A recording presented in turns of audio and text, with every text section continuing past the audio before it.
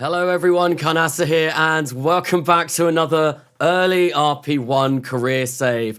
And as these streams go on, my glasses are going to get bigger and bigger. I honestly can't wear these. They're too big. They cover up everything, so they are going away. But hello, and welcome everyone in chat. We have Liftoff. Hello, Jeremy Hill. Hello, Charlie Radstickle. Cohen V, I've seen you in the chat. Bill Kerman. We have Cohen V, and yeah, no, there's been a lot of people in the chat so far. No, keep them on. Keep them on. They are too big. I won't be able to see anything that I'm doing. I will create some sort of weird contraption that is going to end up killing everyone because I'll have forgotten something silly or, you know, just something very basic because the glasses are too big. But the next time I stream, they'll be even bigger. Or so it's going to go. Obviously, I was wearing the pink heart-shaped ones yesterday, and yeah, the big, massive orange ones. Yeah, but you will look cool, though. I suppose for corners points, maybe. I honestly don't think. I think they're far too big. I think, like, I can't... It turns everything blue as well. But what we're going to be doing today, we are in the RP-1 career that I've got going on. And what we shall be doing is working on some sort of Titan derivative to begin with. Because, yes, it is going to be the next series of launch vehicles that I am going to be using in this save. And I finally have succumbed. I have got Katniss's Cape Canaveral, and doesn't it look beautiful? Thank you, Katniss, for putting all of this together. It does look very, very, very nice, and obviously it was in the thumbnail. So, hello, Alicea. It's still so small. What's so small? Hello, Florian. Hello, R4 Gaming. Welcome, welcome. I've found your mum's glasses. Thank you, Alphen. Anyway, so what we're going to do is we're going to jump straight into the vehicle assembly building. I don't think I've got any tech that I really want to wait for at the moment, and we're going to put together some sort of Titan launch vehicle. Oh my god, I just noticed the glass. How can you... They take up like half of the screen. Like, hang on, I gotta get OBS up. They are literally like wider than my face. They're huge, they're ginormous, they're massive. Anyway, so we're in the vehicle assembly, but I honestly can't see with them. They're going off. They're going off. Carnasa looks like an insect with massive bug eyes. Anyway, so yes, Titan-style launch vehicles. So what we're going to do is we're going to spend a lot of money because we've got a lot of money. I've got 720,000, and I want to use as much of that as possible, designing something new, designing something nice. So we're going to straight up buy balloon tanks because they are awesome, and they are very, very good. Dry mass ratio of those is just exceptional. They are kind of like the best tanks. If you've got the money to buy them and you're not requiring high pressure, well, pressure fed engines, then they are very, very, very nice. So that's what we're going to go with. And we are, of course, going to come into here. We're going to buy the LR87, which is another 130,000. And we'll also buy the LR91, which is, on top of that, an additional 20,000. Lots of money being spent already, but we still got 500,000 left. Carnasa haircut? No, I've not had a haircut at all. I've actually just, I don't even know if you can see it, but it's been done up. Alicea did it up in a bun, so it's not quite so hot on my face. It's a little bit nicer, and it means I can actually see what I'm doing rather than my hair flopping in my face the entire time that I do one of these live streams. Anyway, so we are going to be working on a Titan-style launch vehicle. So what I want to do is get one of these conventional structures, and all we're going to do is we are going to fill this up with lead because this shows us exactly how much we will be able to get to low Earth orbit. So if I find the tank UI, I don't know why on this save, on my next Millennia save, tank UI is down here. On this save, it's up here. I think it might be because I've got advanced tweakables on. Anyway, we're going to add some lead ballast into here. And I don't think we're going to be capable of sending up 6.5 tons to low Earth orbit with this. Not quite yet. I reckon we can maybe get away with about 2.5. So that's kind of where I want to aim for with this.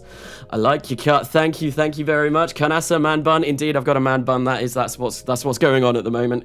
Carnasa looks like a thug from the front. Thank you.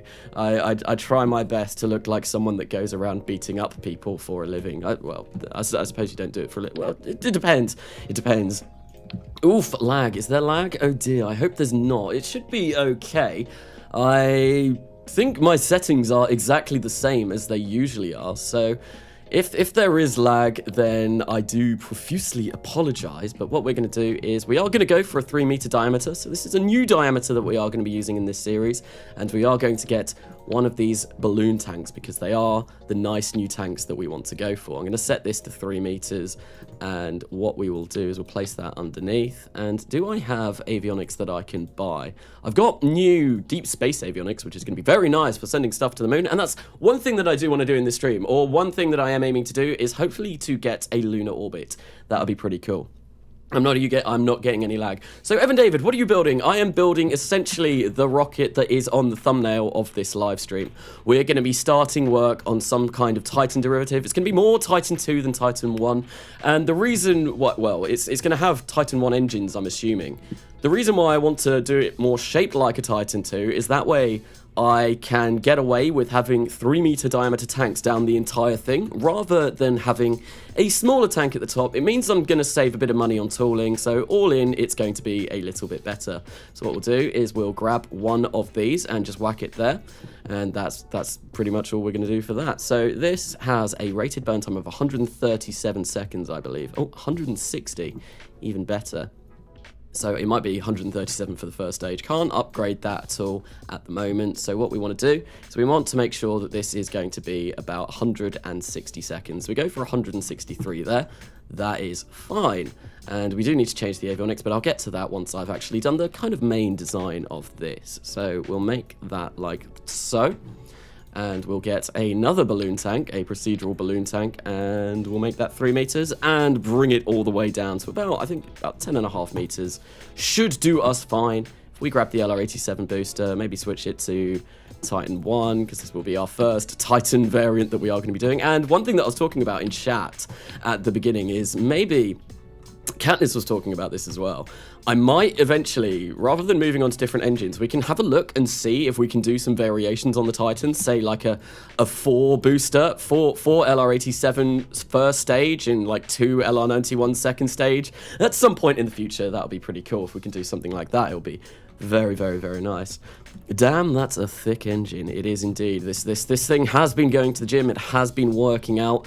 Look at the nozzle on that. It's absolutely glorious. It's got like 310 seconds in vacuum ISP. Yep, there we go. So it's very efficient as well for the engines that we've got at the moment. That's exactly why I wanted to put this together. So we're going to fill this up with Keralox, as that is what we kind of are going to want. And that currently gives us 8,817 meters per second of delta V, which isn't quite enough. But I think there might be a few things that I can do in order to make this a little bit better. So we'll make another set of avionics on here, if it will let me place that there. We'll whack that there like that. We'll grab some of these payload fairings and just tuck this away. Nicely does it like so. That's a little bit too big. Let's get that down a little bit. Let's try and get this exactly where it should be. With the 2 procedural tanks, is there any upsides or downsides to each one? Should you use one over the other, or is it just preference? It's pure preference. The reason why I want to go for these procedural tanks rather than the modular tanks is because if we go here and we get sides, we can actually get the Titan color scheme, which is why I wanted to go for this. And modular tanks, these are better in some ways because you can make them like the shaped cylinder. You can make them cones, or you can make them fillet cylinders. You can make them balls and stuff like that. God, I've been talking about balls on all of my live streams recently. But yeah, modular tanks are very set in the fact they are just going to be a cylinder. They've got nice extra features on them, and they've got like all of these cool different mounts that you can use. But yeah, I like using both of them together usually to make some kind of shape, and that kind of works for me. Anyway, so that is clearly not going to be enough delta V to get this up to low Earth orbit, which is something that I need to look into, something that I need to change, and of course we are going to want to have a payload adapter, a fairing on the top, because, well, there's a reason for that, aerodynamics and all of that. So yeah, there we go. What does that give us? 8,735. Now what I want to do is I want to make sure that this is all going... Oh, game, freeze. This, yeah, I need to make sure that the avionics are configured correctly. And I think what I'm going to do in order to do that is we will take that and we'll see how much this first stage weighs So this is about 80 tons. So if we get this up to 80 tons, something like this, and then what we can also do is we can show where am I? To tank UI. I want to get rid of all of the battery in this because that is frankly ludicrous. We won't need anywhere near that much. 500 is probably going to be enough, and that will massively increase our delta V. And we could also make this probably a little bit thinner. So we need that to be control mass of 80. Come on. 80. I set you to 80 for a reason, so we've got 7,819 as a single stage on here, which isn't bad, but obviously we do need to place a second stage on the top. Is there any battery in that at all? There's a tiny smidgen of electric charge, so I think what we'll do is make that a little bit bigger. And because if we look, that's 3 minutes and 2 seconds that's going to last. That's probably, considering this burns for 137 seconds, yeah, that'll do us fine. So that's the first stage all sorted. Now what we can do is work on the second stage. Hello, moon rocket! Yes, we are going to be sending stuff to the moon with this rocket. I imagine we will be able to get some kind of lunar orbiter with the configuration that I'm going to be using for this, which will be fantastic. Getting a moon orbit is going to be very beneficial to the space agency due to the fact that, well, we will get lots and lots of science from the moon. So I'm going to place that on there like that. We've got a 2.5 ton payload at the moment. This needs to be, if I open up my avionics overlay, we'll go here. So we need about 22 tons from here. So if we do this, 22 tons, that's great. And what we also want to do is, once again, change the tank UI, because at the moment, it is, yeah, we've probably got like loads of electric charge, but once again, we probably only want to go with about 500, maybe not even that. That's going to give us 13 minutes of electric charge to get this up to orbit, which is going to be fabulous. That's going to be great. Don't know if this has been asked already, but my advice on how to get science, currently stuck at 1956, 57 orbital rocketry, and can't really complete the lunar impactor contract. So what I like to do is I like to get to orbit, then I like to do orbital return contracts, because you get, I believe you get some science from that anyway, and it also means you can do the advanced biological capsule, you can leave that in space for a day, you get a load of science from that, and you also get the additional science of returning something from low Earth orbit. That science will then be enough to push you over the limit so that you can start going to the moon and start getting crew up and all kind of stuff like that, and then you'll just get, you won't know what to do with the science that you get after that. You will have so much. Carnasa, are you done with X-Planes? X-Planes are now done in this series. We won't be doing any more X-Planes. The next thing that we will be working on with crew will be sending a crew to low Earth orbit. I imagine, depending on how this works, we could easily fit a Mercury capsule on top. Maybe we could even fit a Mercury capsule on top of the Atlas derivative that I did, the Super Chungoid, in a couple of streams ago. Anyway, so I need to figure out my staging. So that's going to go there. Okay, why? No, that goes there. That goes there. There we go. So we get 9,133 meters per second of delta V for this, for launching 2.5 tons to low Earth orbit. Not quite what I would like. I usually like to go for around 9,400, but I believe that should be enough. And our thrust to weight ratio of the pad is 1.3, so not huge, but it's not terrible either. And our thrust to weight ratio on our upper stage is just insane. We are slightly overburning both stages by about a second each. Well, that one's more 3 seconds, but I feel like that should be okay. You never got humans to space in this save, right? No, I haven't got humans to space yet, so we will hopefully be doing that relatively shortly. What we're going to do is we are going to give this a little bit of a better paint job, though. I think what I'll do is I'll get the detail up on that just a tad, so it looks a little bit nicer. We'll keep the kind of Titan-ish color scheme. I will set this so that it is, no, I don't want to change that. We want to go for, I think Titan is all the way here. We'll go for something like that. And yeah, this is kind of pretty much nigh on identical to what I made in the thumbnail for this live stream. Yes, it's going to be Titan. We're going to be using, this is what we will be using for probably most of this live stream. So I want the sides of, wait, if I open up the recoloring GUI there, oops, I've just closed that, and the sides, I'm going to make them, give those a little bit of detail as well. And that's basically the rocket done. I need to test it, and I will, and I probably want to change these around a little bit so we can maybe make it look a little bit nicer. Maybe if we go for, something like, I know there is a Titan recolor, but that to be honest, that looks a little bit, it just doesn't look nice. I prefer the kind of, oh, what is it, the Saturn one. If I use the Saturn one and maybe changed it completely, can I come in here to white rather than white and black? That might look a little bit nicer. So if we go for something like that, looks a little bit better, a little bit more detail, a little bit more texture, and then this, I think we'll just whack that as maybe the Atlas recolor and do something like that. And there we go. We've got a rocket. We've got a rocket that should hopefully get us 2.5 tons to low Earth orbit. I'm going to put some conformal decals on this because they do look very nice. Grab the, I'll go for the Navy Star because I was looking at pictures. Ooh, I don't know what I did there. I removed symmetry. Oops. We'll pick that up again and we will place it with symmetry. But this is kind of like just what I saw from looking up pictures of early Titans. It kind of looks a little bit like this, and then we get a, if I get the text one, go something like this, and we will set text, and it will have, can I set it down so that it goes down, or do I have to do like this? And it has United States down the side. Hopefully this will look quite nice, I'm hoping. I want this to look good. All the rockets in this series so far have been pretty ugly, so I want something to look at least a little bit nicer. Carnasa, how many satellites have you launched in stock KSP? I would have absolutely no idea. Honestly, no idea.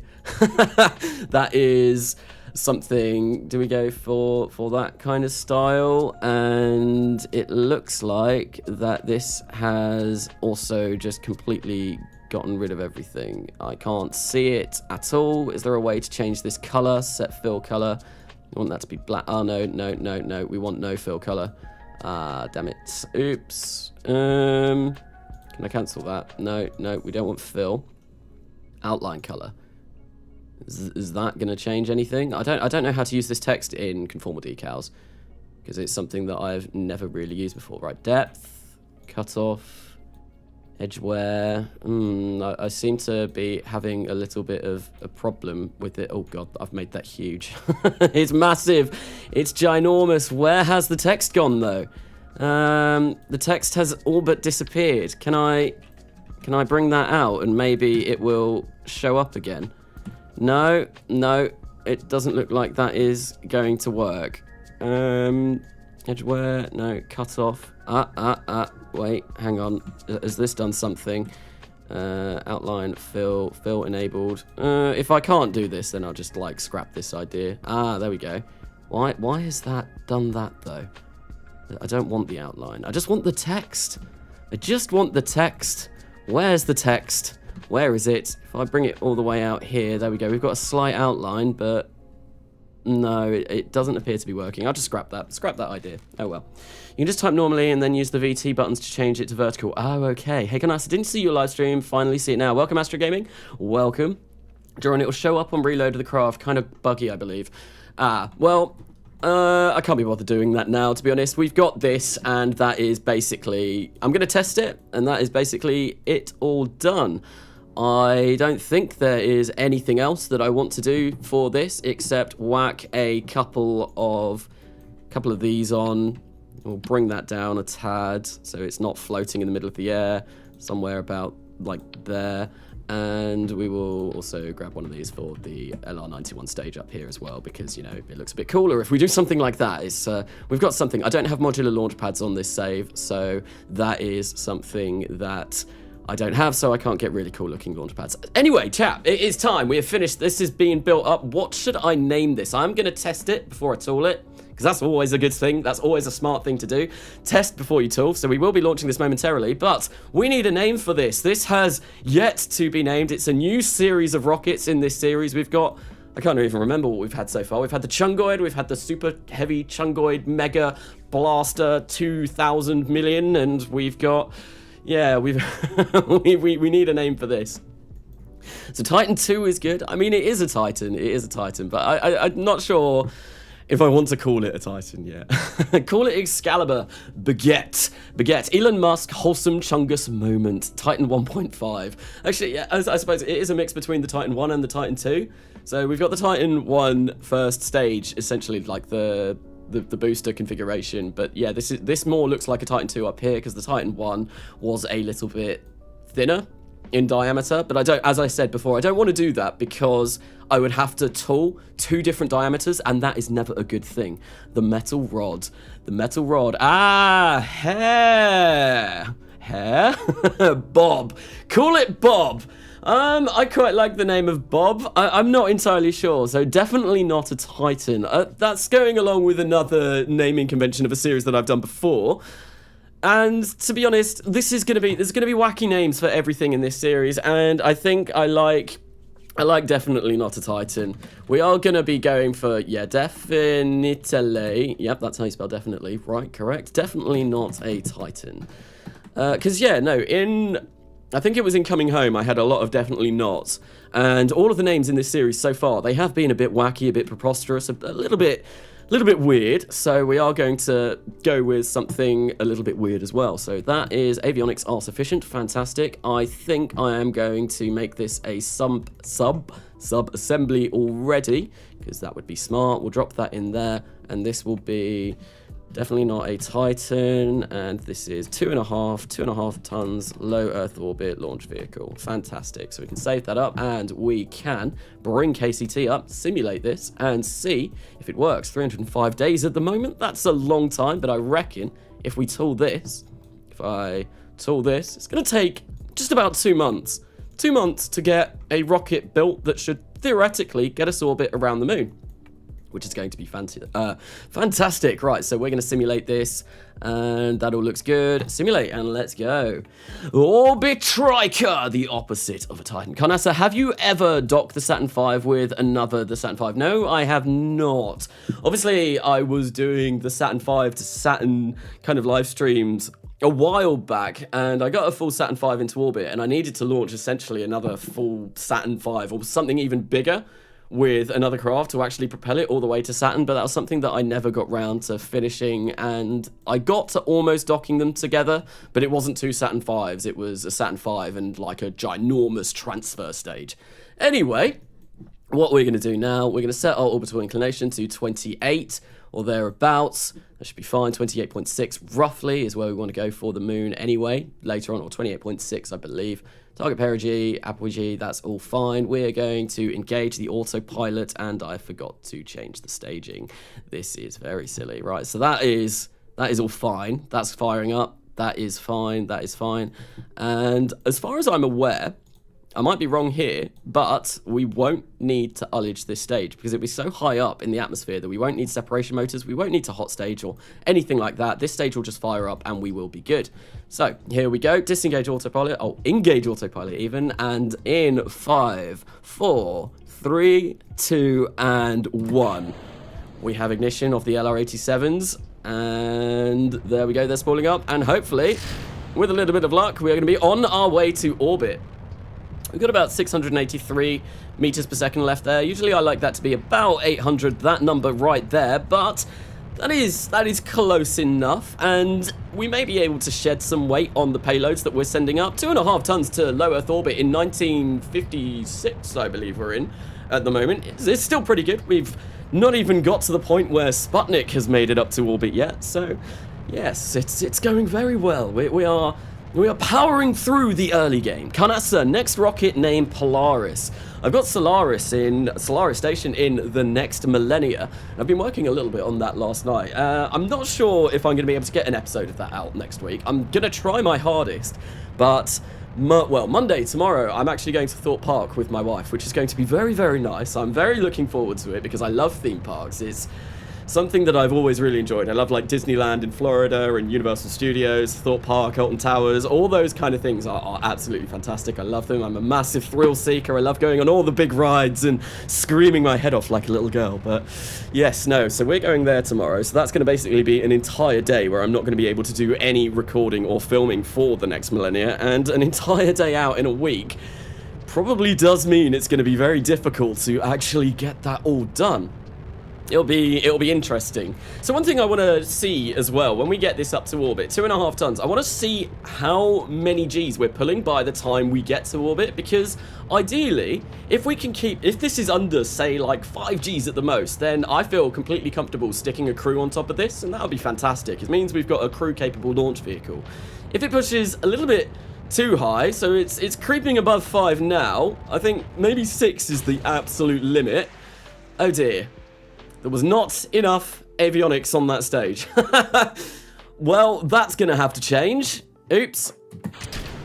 Even if we ditch those, we do not regain avionics. Okay, that is a quick change. We're going to revert back to the vehicle assembly building and maybe add like another half ton. Carnasa doesn't have KK installed. I do have Kerbal Constructs installed. I don't know why it's not working. I do have it in my save, but I'm not launching from... I am not launching from the correct launch sites. I know, I'm just launching from the KSC launcher. Right, so yeah, I tried messing around with it, I think yesterday.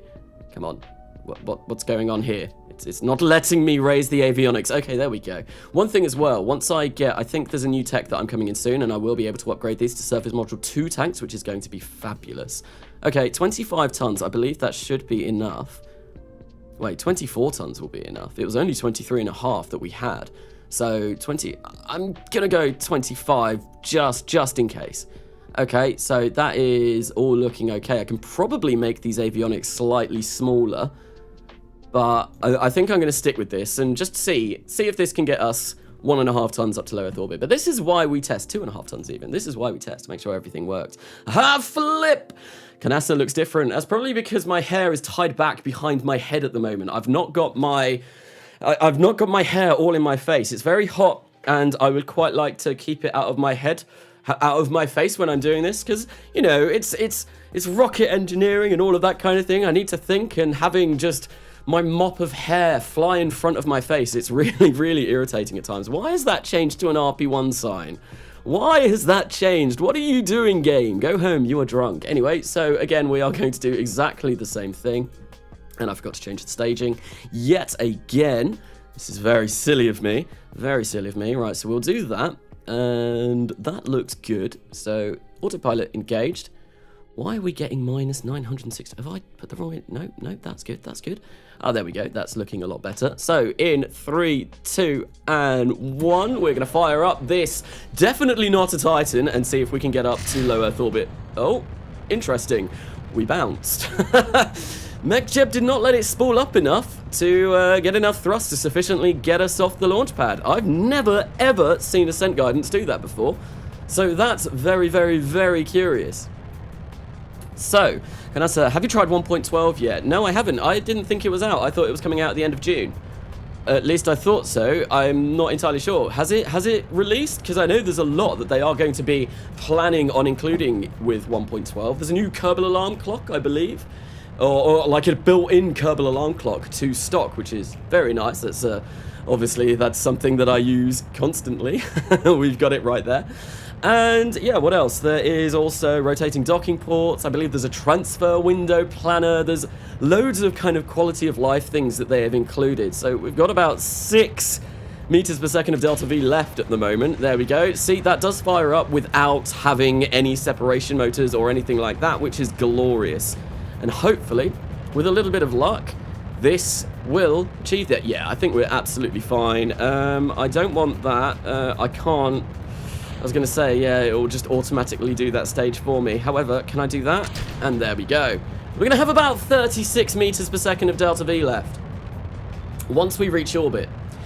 That's great. That means we can lift 2.5 tons to low Earth orbit. That's going to be glorious. That's going to be very useful. I feel like with this launch vehicle, we'll be doing communication satellites, we'll be doing lunar orbits. I do want to set up a communications network, because if you were here for the last live stream, it was very, very, very painful trying to actually get an encounter with the moon. That is something that I do want to set up, because, yeah, getting to the moon and running out of communications, going into communications blackouts was something that happened all the time, which was a bit of a shame. Check your staging. Yes, no, the staging was terrible. That is something that I will have to change. But anyway, yeah, no, this will make it up to orbit. 160 by 160. I mean, we might as well just follow it all the way through. Oh, that is the first probe that we sent. That is not this. We still should have electric charge on this. 24 minutes of it, that's fine. That's more than enough. And any moment now, there we go. 154 by 163. I think the G-forces on that were 9.2. I don't think we're going to be sending crew up on this. No, that is That is a little bit silly. This is a little bit too powerful to be sending crew up if we're pulling G-forces of 9.6. So we're going to go back to the vehicle assembly building, tool this up, and then start thinking about payloads that we're going to want to put on top. Carnasa, do you have lightning visual mods in KSP? No, I do not. I didn't realize there was a lightning visual mod. That is something I did not know about. So we're going to change our staging in here because, well, it would be nice. And I also need to rechange my sub-assembly. There we go. That is all good. And we want those to go there. That is everything done. Definitely not a Titan. Is now ready to be tooled up. So, how much do people reckon this is going to cost? I'm going to say it's going to cost about 110,000, I want to say. There's a couple of 60,000s in there, but that will go down considerably due to the fact that it's both of these. Maybe slightly more, maybe 120,000. Oh, no, I was pretty much bang on. 108,000 to purchase all of the toolings for this, which means we now have 3-meter balloon tanks tooled, which is going to be fabulous. So we can get that. We've got 400,000 funds left as well, but we will be able to get more because I've not picked up some new lunar contracts. There we go. That is definitely not a Titan all built up. What we're going to do is we are going to go into our sub-assemblies and overwrite the definitely not a Titan that I've already got. So we'll delete that. There we go. That's good. And what I'm going to do is I'm going to whack this back on. I'm going to save this, and I like to keep these craft files anyway. We've only got 1 star though. Do I want to change that? Does that change? No. Okay, let's make that double. There we go, that's a little bit better. Okay, let's try this again. 3rd time's the charm. We'll do that, we'll delete that, and we'll save this up, and that is that good. But what I want to do now, before working on some new payloads, and I feel like what I'm going to do is probably look at doing some kind of lunar orbiter, some kind of maybe impactor device, although we do have, if we have a look in our vessels, we have Lunar Impactor 4, which we will be building up in 38 days. But I want to go into mission control, and we want to pick up all of these again. So impactor uncrewed, orbiter uncrewed, and flyby uncrewed. And we've got 1 more contract that we can pick up, and I think what I'm going to go for that will be this, because I am very confident that I can now do this, especially with that new launch vehicle that I have just built. That should be absolutely fine, and then that will unlock us the communication. Oh wow, I've got over 1 million funds. Sorry, that was very distracting. This will unlock the communication satellite, the ComNet satellite contracts, which is something that I do want to do. And there we go, we've maxed out our contracts. Great, that is perfect. So with that being done, I think in order to do a lunar orbiter, what I want to do is I want to wait for 1960 orbital rocketry to be finished, and I might up that a little bit, because that's going to unlock us the Juno, which has 3 ignitions, which is going to be great. And it's also, it's got 3 ignitions, and it's got a fairly decent vacuum-specific impulse, which is going to be awesome. Carnasa, is the mod list in the bio up to date? Yes, I believe the mod list is. I've not changed. Oh, no, the only thing that I've added to this now is Kerbal Constructs and Katniss's Cape Canaveral. That is the only 2 mods that I've changed. So will you ever do a pure stock series? I might do a pure stock series once 1.12 comes out, because it's going to be the last update for KSP, and I feel like I've not played stock in such a long time. Might be nice to go back and do some stock kind of stuff. Why does the KSC look different? It's because we have Katniss's Cape Canaveral. So it looks like Cape Canaveral in Florida. It's very, very, very nice mod. What version of KSP is this? This is 1.10. Anyway, so we got a 1.2 million funds almost. And I think what I want to do is spend a lot of money. So we are going to probably get down to, let's go for that much. We'll upgrade the tracking station. We need digital communications. Okay, so we need to get something a bit better. One thing that I could do as well, I could do that. I could upgrade my vehicle assembly building. I could also upgrade that and get more contracts, but I don't feel like I want to do that for now. I don't really want to upgrade this yet. Gets us better research though, but that is, I suppose, maybe I could go for that. We'll be left with almost 300,000 funds. We've tooled up the rocket already, which is going to be the main expensive thing. And this will increase our research rate quite dramatically. And we'll get a lot of that money back by doing the lunar orbits and the lunar impactors. So I think I will upgrade this to vastly improve my research rate, and then I will spend quite a few upgrade points into the vehicle assembly building so I can build stuff a lot quicker. Carnasa, how heavy was the heaviest payload you ever sent to orbit? I've sent over a kiloton to orbit before. I think I designed... Actually, no, I sent the Saturn V to orbit. That is probably the heaviest thing that I've sent to orbit. That was, what, like 4,000 tons? I think it was fully fueled Saturn V to orbit. So yeah, that was quite heavy. Yeah, no, I'm going to upgrade that, and that means we can obviously get better tech quite quickly as well. And what we'll do is we will put some of these into this, and we should be able to build stuff up a little bit faster as well. That's only going to take a month now, which is very nice. So that'll be that done. Now, with all of those upgrades, if we look at my tech, well, that doesn't look like it's changed an awful lot. It's because research and development hasn't been finished. Yes, I need to do that. And we've got a new launch pad, a 350-ton launch pad coming along as well. And probably at some point soon, we will get a new tracking station. So we want to come into the vehicle assembly building. And whilst we're working on this, I think the first variation of these Titan 2s, what I'm going to do is I'm going to build another lunar impactor, just in case the lunar impactor doesn't work. So we're going to go for that. And I'm also going to build a ComNet. Well, what I'm going to do, yeah, no, I'm losing my words. We're going to make a payload that will fulfill the communications contract. That is what I wanted to say. God, that wasn't hard, was it? No, but apparently it was. Right, so definitely not a Titan is done. Now we're going to be working on some new stuff. So that's going to cost 33,000 if I buy that, and that's, to be honest, quite a lot, but they do look really nice. Oh, do I go for that? I think I will. I think I will, and we'll have a little bit of money left over.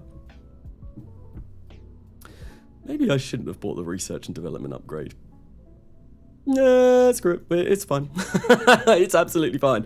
So we're gonna build this, and we're gonna start moving to these procedural probe cores because these look a lot nicer. I like how these look. Right. So what is the requirements for this first communication satellite? So it needs to be above 4.5 million meters in apogee. Perigee has to be above 850,000, inclination above 35, and ComSat payload of at least 80 units. So we're going to do that real quick. So if I get the tank UI up, I believe I should be able to put my, yes, I can, ComSat payload in here. So we're going to remove all that electric charge for now, and we will add, we can only add, that's not a lot.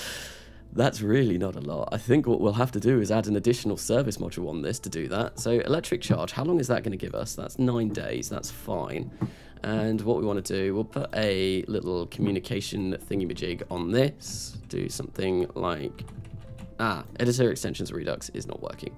Reset that. We'll do this. Maybe get... Yeah. Are you okay, EditorExtensionsRedux? Are you having a bit of a bad time? No, I'll place that on there and just whack that in. I want to change the shape of this.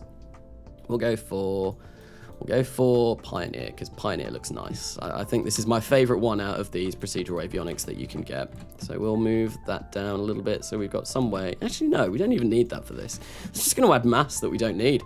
Yeah, no, we won't do that. We will not do that. So I want this service module. We'll place this underneath, and what we will do is we will fill this up with our ComSat payload. If I go to tank UI, somewhere around here, and we can hopefully throw in 80 of this. So we want to make this as small as possible while still having 80 in there. Okay, if I put the diameter to say 1 meter, no, we'll go smaller diameter, something like that. We need that a little bit bigger. Maybe we'll go about there, and that should fulfill the contract quite nicely. I'm going to offset that in ever so slightly, and actually I might tuck that away a little bit more. There we go. So the next thing that I need to do, that is basically all we need for that contract fulfilled. I'll put a couple of solar panels on it as well, just so that, you know, we've got some kind of power generation, which will always be nice. If I put those there. So, oh thanks, he's tall, he's building a Titan-ish rocket. That has been built already. What we're doing now is we are going to be using that Titan-ish rocket to send up a communication satellite. Our first ever communication satellite. It'll give us a little bit of money whilst we are waiting for the technology to unlock to get either a lunar orbiter or a new lunar impactor. To be honest, I can do the lunar impactor already, but you know, this will be good as well. So we'll put that down to there, and I just kind of want to tuck those away in. I think the width needs to go a little bit smaller, and yeah, we'll grab this, make that something like this, and put those in. I've been really looking forward to playing this save again. I've really wanted to do these RP1 career streams, and it's been so difficult not just coming onto this save and just playing it. I might start up a new RP1 career in my own time, but yeah, I've just wanted to do nothing but this save. It's been really fun doing all of this. So we got some kind of solar power, which is nice. That will give us a little bit more electric charge, which is good, I suppose. We do need to give these a bit better avionics. So how much does this weigh at the moment? It weighs 0.4, so I think maybe if we go for like 1.5 tons, that is friggin' heavy. The communications payload is very heavy. That's actually a lot heavier than I was anticipating. That might be harder to get to low Earth orbit than I thought. So what we want to do is we probably want to have some kind of AJ-10 on here. Yeah, that's what we are going to want. We'll go for this and have that high pressure. Yep, that's fine. We want to upgrade this engine. Could buy the AJ-10 101A. What does that give us? Much better specific impulse. Thor and Atlas, used on Able 2. Same burn time with slightly increased thrust. So that's only 1,000 funds. We will get that. That's not a huge amount that we're spending. What's the failure rate on this? Only 3.86%. That's not awful. So I think we will go with that. We'll fill that up with the fuel that we need. That will be more than enough than we want. And how much does this weigh? That weighs 0.8 tons. Yeah, that will be fine. I think maybe... How long is that going to burn for? 25 seconds. I might make this just a tad bigger. Maybe, yeah, we'll go for something like that. 1.2, so we can easily lift this up to low Earth orbit. We'll grab that there. We will get command and control, put 4 of these on, because we are going to need to control this whilst we are in orbit. And if I place 4 of those on like that, we're going to put HTP in there, because that is probably the nicest RCS fuel that I've unlocked at the moment. Ooh, AJ-10, Tesla, it's going to be happy. It's actually, if we look, it's only 3.86% chance of failing, which isn't that bad. I've not had a single AJ-10 fail in this series yet, which is insane. Usually they are renowned for being very faily engines. I couldn't think of a better word than faily. Yeah, but no, they are renowned for failing a lot of the time. So what we're going to do is we'll place a couple of these on here like these, make these fillet cylinders. Bring the diameter down to about something like this, maybe. Bring the length down, bring the fillet up. That's probably still too big. Bring the length down, bring the fillet up. There we go. That's probably also still too big. And we want to fill that up with HTP. That's going to give us 1.3 tons. Hopefully this should be fine. We'll place those in there like that. And that should be all good. No, we want those to be there. Now we'll fill that up with HTP. The 2,500 meters per second of delta V on this stage, which is great. Tool tank. Have I tooled this size of tank before? Would it be better if I made this 1.5 and a bit smaller? I think it might be, because I think I've tooled this. Yeah, no, it's much better if I make it 1.5. Okay, yep, no, that's what I'm going to do. We'll do this, and we should still be able to fit this nice and snugly inside our... In our, our Titan launch vehicle. Alistair, you say hi to everyone but me. Suspect. Hi, Y-Mandarin. Hello, Y-Mandarin. Welcome to the stream. Lunar Impactor. This is not going to be a Lunar Impactor. This is going to be my first communication satellite at the moment. We will be working on new, better Lunar Impactor as well, though, now that I have got much better technology to get over to the moon. But as it stands, this is just going to be a small, cheap and dirty communication satellite that we're going to leave around. I'm not even going to bother decoupling this because that's just going to add additional mass. This is essentially just going to be really, really cheap, really dirty. It's going to fulfill the contract, and we will be happy with this. I want to change this to cryo, though, because I prefer the look of cryo, and I also want to get rid of the tank. I want to get rid of the flag on the tank. Oops. There we go. And I think... Well, I think this would look a lot better if it was like this. But I'm not adverse to using the offset tool to do stuff like this, but I know some people may be, but I feel like that should be okay. 81 seconds a burn. I feel like this is overbuilt for what we want to do anyway. So essentially what I want to do is I want to launch this on the new Titan rocket.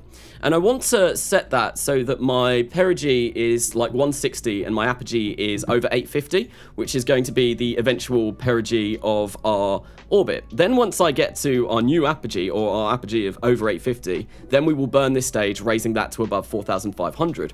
And that is how we are going to complete this contract, or how I hope we are going to complete this contract. This is completely overbuilt for this, and I'm going to have to retool those fairings, aren't I? Is that going to cost me like an arm and a leg? 1,446, that's okay, that's not too bad. Okay, fine, that is good, that should all work, and we want those fairings to go there, there, I said there, and yeah, we've got more than enough delta V to do this. That will go at the same time as that, and that, and that, and I think that should be that done. Oh, hello, no, let's put those back on, please. Okay, they don't ever want to go off. That is cool. That is good. And this will be...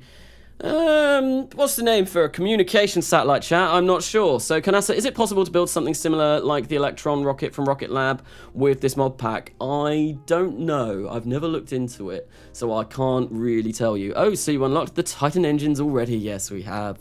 So we've got the LR87 booster, we've got the LR91 upper stage, and it's going to be glorious. So yeah, com satellite. I think maybe we could just call it the space phone or something like that. I don't know.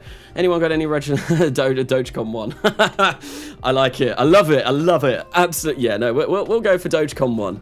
There we go. Elon Musk would be happy. Dogecoin 1. There we go. So that's that all done. We'll save this up, and we are going to test this because I do want to make sure that this does work before tooling it. Tooling it isn't going to be particularly expensive, but and to be honest, no, I think I will tool it. I think tooling it would be a smart idea. So we are going to go for a simulate and make sure that this all works. If we simulate now, there we go. It's perfect, Dogecoin, it's perfect, walkie-talkie one. Yeah, no, just the Dogecoin, I love that. That great. Who was that? So I'm not good at naming things. Well, that's incorrect. An incorrect username, I would say. That was probably, considering you were so fast off the bat as well, and you probably, that was the best name. So yeah, that was very good. Have we got the right stars this time? Yeah, both of the stars are correct. So target perigee, we'll set that to 160. Target apogee, we'll set that to 860. Or maybe we'll go 870, just to be safe. And then current, that is okay. All of this seems to be fine in the last launch. We will engage autopilot. And in 3, 2, and 1, we're going to launch this, and hopefully, with a little bit of luck, if I haven't forgotten anything, this should all work. The kick up from the engines hasn't gone through there. That's a bit of a shame. Oh well. So we're going to physical time warp this because this is just going to take a long time. It's going to take a while to get into orbit. Lol, the Rutherfords are in the really late game in the tech tree. Yes. Oh, is it the Rutherford that the Electron uses? Because they, yeah, I think they're right at the end. I have tried building a rocket out of those, but I've never found a design that is particularly good. It's just, yeah, the Rutherford's kind of an engine I would never use personally, but in the future, it's possible Elon Musk will make something crash in the market and then his Twitter account is deleted. What, because of fixing, like, stock prices and all of that kind of stuff on Dogecoin and stuff? I've not really been following what Elon's been doing with Dogecoin or anything like that. It's all just a bit of a meme, so... yeah, it's not something that I've really paid much interest into, like, stuff like that. I think my module on cryptocurrencies earlier on in this year has kind of really put me off looking up anything to do with cryptocurrencies. The engines are in the mod pack, so yeah, Electron is possible. So it is the Rutherford that you use. Okay, no hair Carnasa is cursed. I do still have my hair, it's just tied up behind the back. I've got it in a man bun because having it in my face it's just a little bit annoying, but like this is probably even more cursed. No hair Carnasa with ginormous sunglasses and bug eyes. Yes, I don't need to see anymore, so I can put these back on. I will need to see momentarily, but every stream, I said at the beginning of the stream, every stream, just the sunglasses that I'm going to wear for these are going to get larger. Eventually, the stream, the webcam, will be just one giant pair of sunglasses. I will disappear, and that's all it will be. There we go. We have made it to 874 by 160. That's pretty nice. So what we can do is decouple this stage and... No! I don't even have ship manifest on the... Or do I? I do have ship manifest on this stage.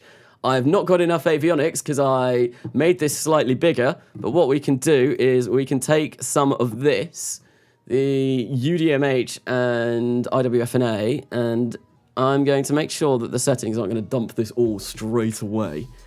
We'll do that at like 16 units a second, and what we want to do is just dump and stop and dump and stop. Come on, give me control. Give me control. There we go, we've got control. And we still have 2,279 meters per second of avionics on this, which is great. If we turn on the RCS, fire that up, that all works. And how quickly are we burning for our HTP? Not very quickly. So what we want to do is when we get to our new apogee, which is... I can't see it. I'm going to have to take these off. Hi, Katniss. Ship manifest. Hella fresh indeed. Okay, so where is my apogee? Is it this? 874. Yes, that is my apogee. Yeah, okay. Why is there a rocket that is exactly the same as us? Same inclination. I don't know, but we're going to do that. We're going to raise that to about there. 1,000 meters per second at delta V. That is going to require to get out to there. That is fine. So that is all I want to do is wait until we get to our apogee. If we get round to here, oh dear, that best not be us. No, we've got 7 days. That's fine. And in 12 minutes, we will burn up the AJ-10 on the back of this. And this will be probably helpful to start doing a communications network as well. So we'll stick to the node. We'll turn around to the node, and then we'll fire up this engine, and then hopefully that should be everything good. Why? Ah, target. Okay. Is the weather also nice in the UK? Yes, the weather is very nice at the moment. It's very hot, and for some reason, I don't know why, the last couple of days, despite it being incredibly sunny, I have spent my entire time filming RP-1. So yes, I've been live streaming, but yeah, no, I like live streaming on the weekends now, and I'm trying to keep my schedule kind of like the same. I'm trying to actually set up a streaming schedule, which is something that I've never really done before. So, except I used to stream on Mondays, but no, I'm going to try doing Saturdays and Sundays, 4 p.m. to 8 p.m. BST, which is my time. And yeah, I'm going to try and stick with that every week. Next week might be a little bit different though. I am considering doing a long stream at some point for, well, in celebration of hitting 5,000 subscribers on my channel, which was very nice. That happened on the last our early RP-1 live stream that I did. There we go. That should fulfill the contract requirements, and I believe it should just say completing orbit. There we go. Have one. Oh, no. Where is it? Come on. There we go. Inclination above 35 degrees. Oops. Okay, that's fine. That can be easily remedied, and I'm fairly sure that this will be able to do that. The launch vehicle will be able to do that. So that is 100% okay. What we're going to do is we're going to revert the flight to the vehicle assembly building. Now that I know that works, change the avionics on that upper stage, because we did run out of avionics ever so slightly, and make sure that I remember to launch that in an inclined orbit. Oops. Glasses. I'm assuming that was about the glasses that I was wearing earlier on. Yes, they were very silly, very large. Very, very, very large glasses. Okay, so we are going to raise the avionics on that to about that. That should be fine, and I think that will give us more than enough. If I come into avionics, we'll check that. 1.9 to 1.621. Yep, that is absolutely A-okay. So we are going to save that up. Tool this up because it currently costs 8,080. I'm so annoyed that I didn't do a correct tooling for this. How much is the tooling for this going to cost? Ooh, it's going to cost over 10,000. Oh dear. Okay, well, we'll tool all. 13,000, purchase all tooling, so that's fine. How long is that going to take to build? 57 days. Just slightly under 2 months. That's okay. Was there anything else I forgot to do? No, it was just the avionics for that. So we are going to save Dogecom #1, and we are going to launch it, and straight away we're going to build something new. We're going to build a new lunar impactor because I am not convinced. I'm not convinced about the old lunar impactor that we had. It was a little bit dodgy. It could have been a lot better. So what we're going to do is we are going to work on this again. And whilst this is building up, hopefully we will unlock the next set of engines, which will be 1960 orbital rocketry. And once those are unlocked, we can build a lunar orbiter, which will, well, that'll be very nice. We'll get loads of science from that. It's going to be great. Right, so we are going to want to make this a science core because we are not going to want to have control over this stage. And we want to ensure that we have enough battery life in this stage as well. And we'll probably put some kind of scientific experiments in here as well. Maybe I will grab some of this. If we have a look, what have I got? I could do an iron mass spectrometer. That will get us a bit of science. Actually, why am I doing that? I can put that in here. So if we configure experiments, we can go for a iron mass spectrometer. So radiation detector, magnetometer, we want the mass spectrometer 1. Yep, that only takes 2 hours to do, so we should hopefully get all of the lunar high kind of situation, which will be really nice. So videos anything over 25 is a heat wave here in the UK. Yes, I think it's been consistently like 27, 28. I think it's supposed to be 29 tomorrow where I live, which is going to be really nice because I spoke about it earlier on the stream, but I'm going to Thorpe Park tomorrow, which is going to be very, very, very fun. I'm so looking forward to that. I'm like a little kid excited to go away for the day because I do love roller coasters. Roller coasters are very, very fun. I'm a bit of a thrill seeker when it comes to them, so yes, I'm looking forward to that. Right, so that's going to last a day. We need more than that. We need much more than that. So is that with that turned on? So that's not a lot of time at all. 1 day and 21 hours. We probably want this being over 7 days. Okay, maybe it's because it's very thin and we've not got an awful lot of electric charge in here. Okay, where is the tank UI? How much electric charge have we got? 4,188. That's full, so we'll make this a little bit bigger. Okay, do I want 6 or do I want, like, say, 5 by 7? That might be a bit better. So that's 7 days. That's enough to get us over to the moon. That's absolutely fine. What we'll do is we'll grab a little one of these, whack it on the top. It looks very silly, but what we'll do as well is make the end. I think we'll make this a little foil thing that we send over to the moon yet again. And I might make this a little bit wider and just a little bit longer. I think this is pretty much identical to what I sent over to the moon before. 6 days, let's get that up to like 7 days, because I think it took about 7 days to get to the moon last time. Usually it doesn't take that long to get to the moon, but my orbit that I took, because I was having a bit of a communications blackout, was pretty poor. It was pretty poor. Really bad. Really, really, really bad. Okay, so that is going to be that stage. Next thing that we're going to do is we're going to grab a ring decoupler, put this underneath. We'll make that diameter the same. Set the force percent down to 0 because we do not want this to go flying off in a direction that we don't want. I've got no solar panels on this due to the fact that solar panels, they're just going to add extra mass, and to be honest, they're so poor at the moment that they're really not going to give me the electric charge that I so desire. Worship the foil, the all-powerful foil, the insulation foil. All hail the multi-layer insulation. Indeed, we are trying to insulate our electric charge on this. Okay, so that's that stage done. What we want to do next is actually build a stage that is going to send us over to the moon, and I think rather than doing that, I'm going to set the force percent on that to 0. We'll make this 2 meters. 2 meters. Yes, 2 meters is good.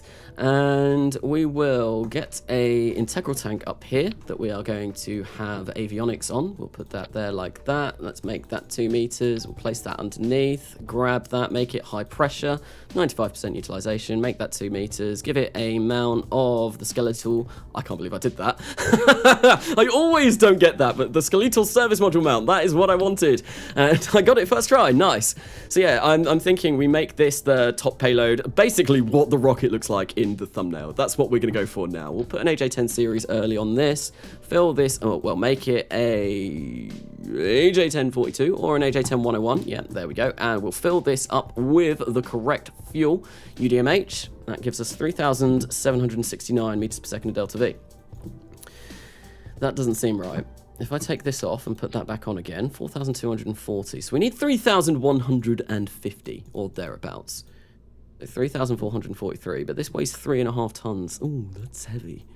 Maybe we can get more if I come into here and make this weigh like about 1.5 tons. I reckon that'll be fine. We'll go up to 2 tons actually. No, that's too big. That's too big. And we'll make this a little bit smaller and not give it anywhere near as much electric charge, because the electric charge in this, 29,000, we don't really need that. We really don't need that. So we're going to set that. If I come up to tank UI, maybe we'll go for about 5,000. That should give us a couple of orbits around the Earth just fine. That now gives us 3,973 meters per second of delta V, which is way more than we are going to need. And I think I'll set this to 1.8. This means I'm going to have to tool up a new size, but, you know, 1.8 is going to be more than sufficient. And yeah, 3,000. I want this under 2.5 tons because that is the tonnage of what we are sending over.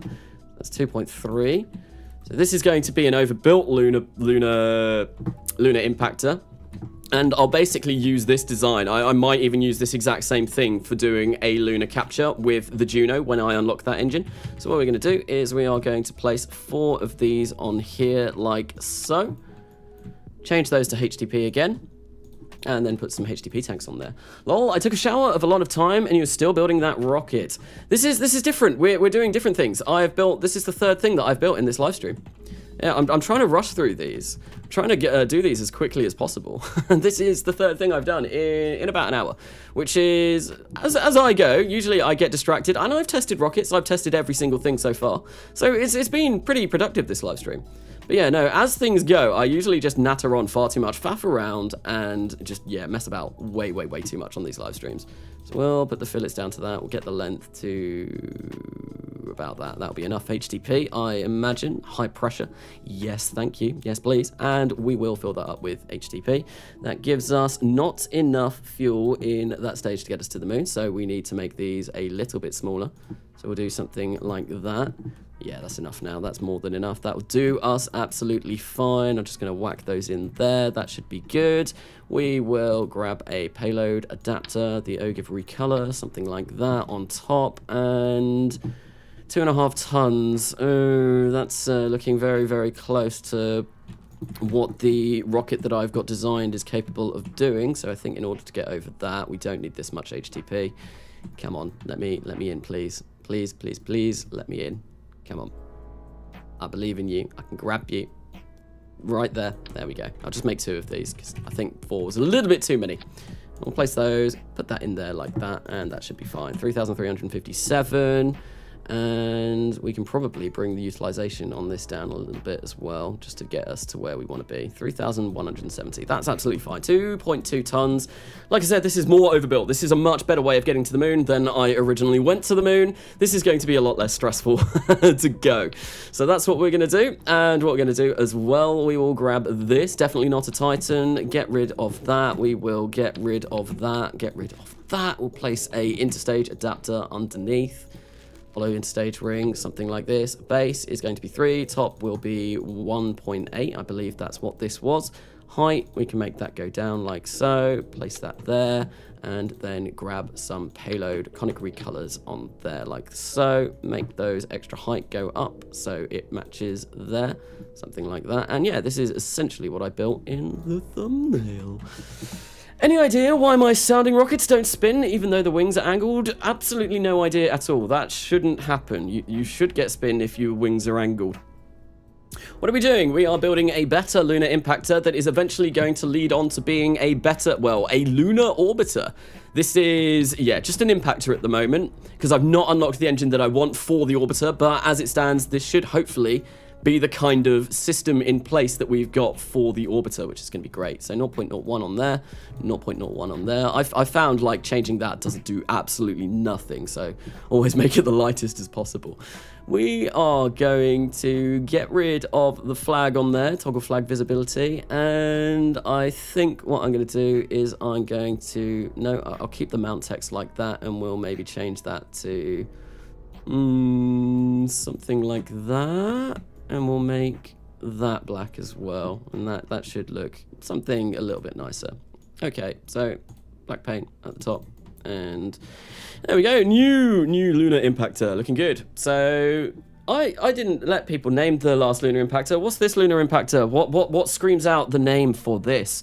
Please don't push the moon out of orbit. We'll try not to. I imagine sending something that only weighs about not even like 100 kilograms probably isn't really gonna do an awful lot to the moon's orbit.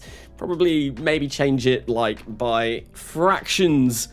It's gonna do nothing. the butter smacker. I like that. The butter smacker. I do like that. Or not even enough. Name it Bobbert. I just saw the butter smacker. Yeah, butter smacker. I like it, butter smacker. We'll go for that, there we go. And I'm going to try and be more decisive doing these kinds of things, like when it comes to naming, because I feel like I faff around with that a lot. Right, so that is that good, that's that fine. We want the 2 payload fairings to go about there. Something like that. Yep, that's fine. That is good. That is good. That is that good? Even? Is that okay? Is that where I want those? Yep, that's fine. We'll get that coming out like that. And I think what I'm going to do is we are, of course, going to test this because it would be nice to know that this works. I'm not going to send it all the way to the moon. I'm just going to get it up to orbit and make sure that every single feature on that payload stage does work. So we're going to simulate this and see what it does. Name Bonk Lunar Smacker 2. Hello, Mr. Press. Welcome to the stream. I'm not sure if I've seen you before, but hello and welcome.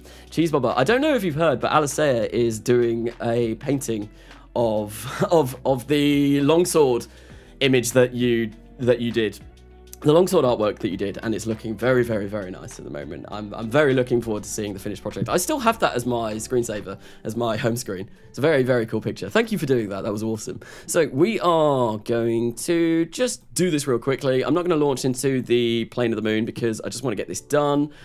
We don't want that. That's crazy, crazy, crazy. So current, yep, engage autopilot, and in 3, 2, and 1, we are going to be on our way to orbit, hopefully.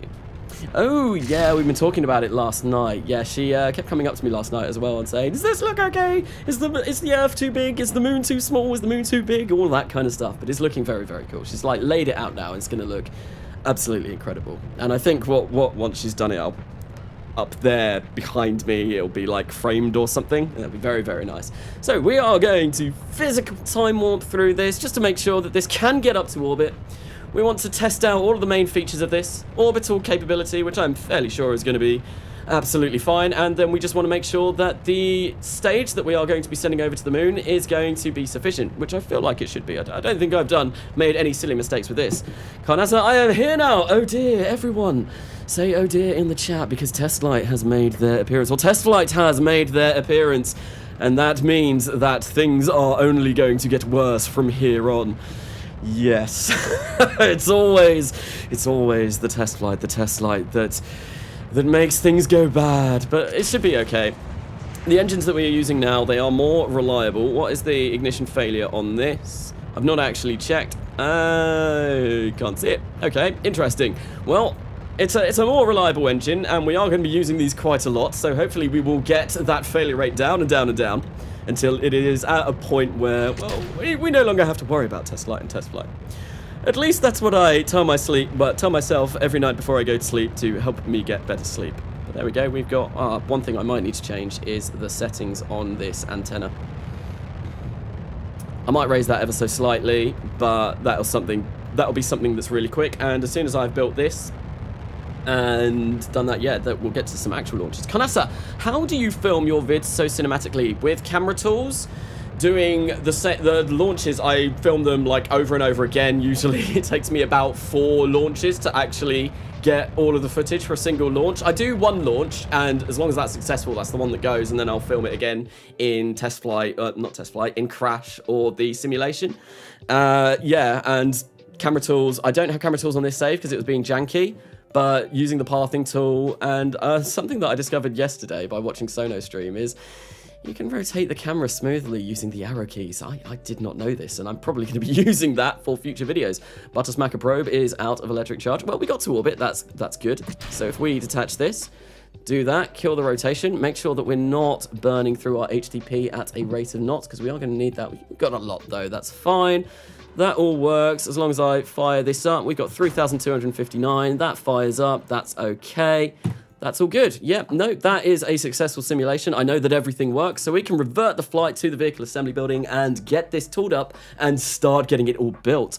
So, Neptune, hi, hello, welcome, hello, hi, Alistair. There's a lots of welcomes in this stream at the moment. I've just noticed. Gone up to 133 concurrent viewers, so welcome everyone into this stream. Thank you for coming along to see me play early game RP1. It's, there's going to be a lot of faffing. We've got the butter smacker all ready to go. We will tool this up. I think, yeah, one thing I do want to do is just slightly adjust the power on this. We'll raise that up to about 35. I feel like that will be more than enough to get us to the moon and get some nice stuff over at the moon. So that's all we need to do there. And yeah, this is all good. 12,000 funds this is going to cost at the moment. So we are going to have to tool this up a little bit, which is a little bit of a shame. But how much is this going to cost? It'll take 52 days all in. 32,000 thuns, but it's going to take yeah, I'm going to buy that because I feel like the costly thing is this bit, and I will be using that for my Juno engine when I get round to attempting to go for lunar orbit. So I think we'll get Butter Orbiter or something like that. So we will save that. And I believe, did I build up the other one, the Dogecoin one? Yes, I did. So we'll save this and we will launch this. Butter Smacker has been added to the build list. Great. So we can leave and we can start launching things for realsies this time. Thanks for the advice on camera arrow stuff. Yeah, no, I never knew about that. That is something that I had never ever heard of. So that was really interesting finding that out from someone else's stream yesterday. And I'm probably going to be using that in future videos. So yes, it's something that I've never done before, and I forget with Katniss's Cape Canaveral. Yes, we have to zoom out in order to see where we are going. So Lunar Impactor 4, great, that will be done in 31 days. And I think maybe I will duplicate that as well. And we will also duplicate that as well. So we've got options in case of test light, but we are going to warp to complete now, and we will launch this. And this is Lunar Impactor 4, so we might as well roll that out and send this as soon as possible. Because we are going to need to launch into the plane of the moon, so it doesn't really matter. We are in December 1956, so there is a very good chance, well no, we are going to be having a nighttime launch for this, unfortunately. What textures am I using? So for the launch site and all of that, I am using Katniss's Cape Canaveral, Katniss, the Katniss that is in chat at the moment. It makes the launch site at Florida look like Cape Canaveral. It's really nice. I'm only using 8K textures rather than the 16K textures at the moment due to the fact that, oh, remember this ugly boy? Yes, the new rocket that we have developed is a lot nicer than this one. This looks hideous in comparison. But yeah, no. What was I going to say? I've forgotten. But yeah, no, 8K textures rather than 16, just so that the game runs smoothly. Like, I'm green clocking at the moment, which is something that never happens in the next Millennia streams. So we're going to set the moon as the target. This is how we launch to the moon. We will launch into the plane of the target. So in 19 hours and 19 minutes, we should be on our way. Then all we need to do is come away here, hit engage autopilot. I'll keep smart ASS up for now. We'll move that all the way over there, though, and that can go there, and that can, we'll kind of, like, hide that way, tuck that way there. No one knows, I think. Right, so we'll engage autopilot and we will start zooming ahead to the launch of this. And everything is looking like it is in the right order. I know this looks strange, but this does work. I've launched one of these already and it did work. So I don't know why the Delta V readouts are a little bit odd. I think it might be because my root part is, well, it's not the correct root part. So I think what I'm going to do is I will set this to be controlled from here, because I do want that to be where we are going to be going from. And yeah, there we go, control from here. And that doesn't change anything about our Delta V, but it's fine. Does the 16K texture has a high impact on the performance rather than 8K? Yes, 16K is a lot more impactful on the performance. So Kerbal Gets Real, the next millennia, uses 16K, and I mean, I've got a lot more mods. This is a very bare bones install. I didn't want to install Katniss's Cape Canaveral because, like I said, it is very bare bones, but I thought, you know what, it looks so nice, it can't hurt my frames that much, and it really doesn't. I'm still green clocking, everything is looking a lot better, so I did decide to bite the bullet and go for that eventually. But 16K, it's like 4 times the size of 8K. I'm not sure how it works. It's like a lot bigger than the 8K textures though. Someone correct me in the chat, because that's probably wrong, but yeah, it slows the game down considerably, and it's not fun. It's great for filming, because everything looks super good, and when I film the next millennia and I edit it, I always speed it up to 4 times, so you don't get like stuttery frames and that kind of stuff. But yeah, no, it's not the best for playing. So I mentioned before, I am much preferring doing these live streams at the moment, because it's actually fun to play the game. Playing the next millennia is fun, and some of the stuff that I'm doing on that is really cool.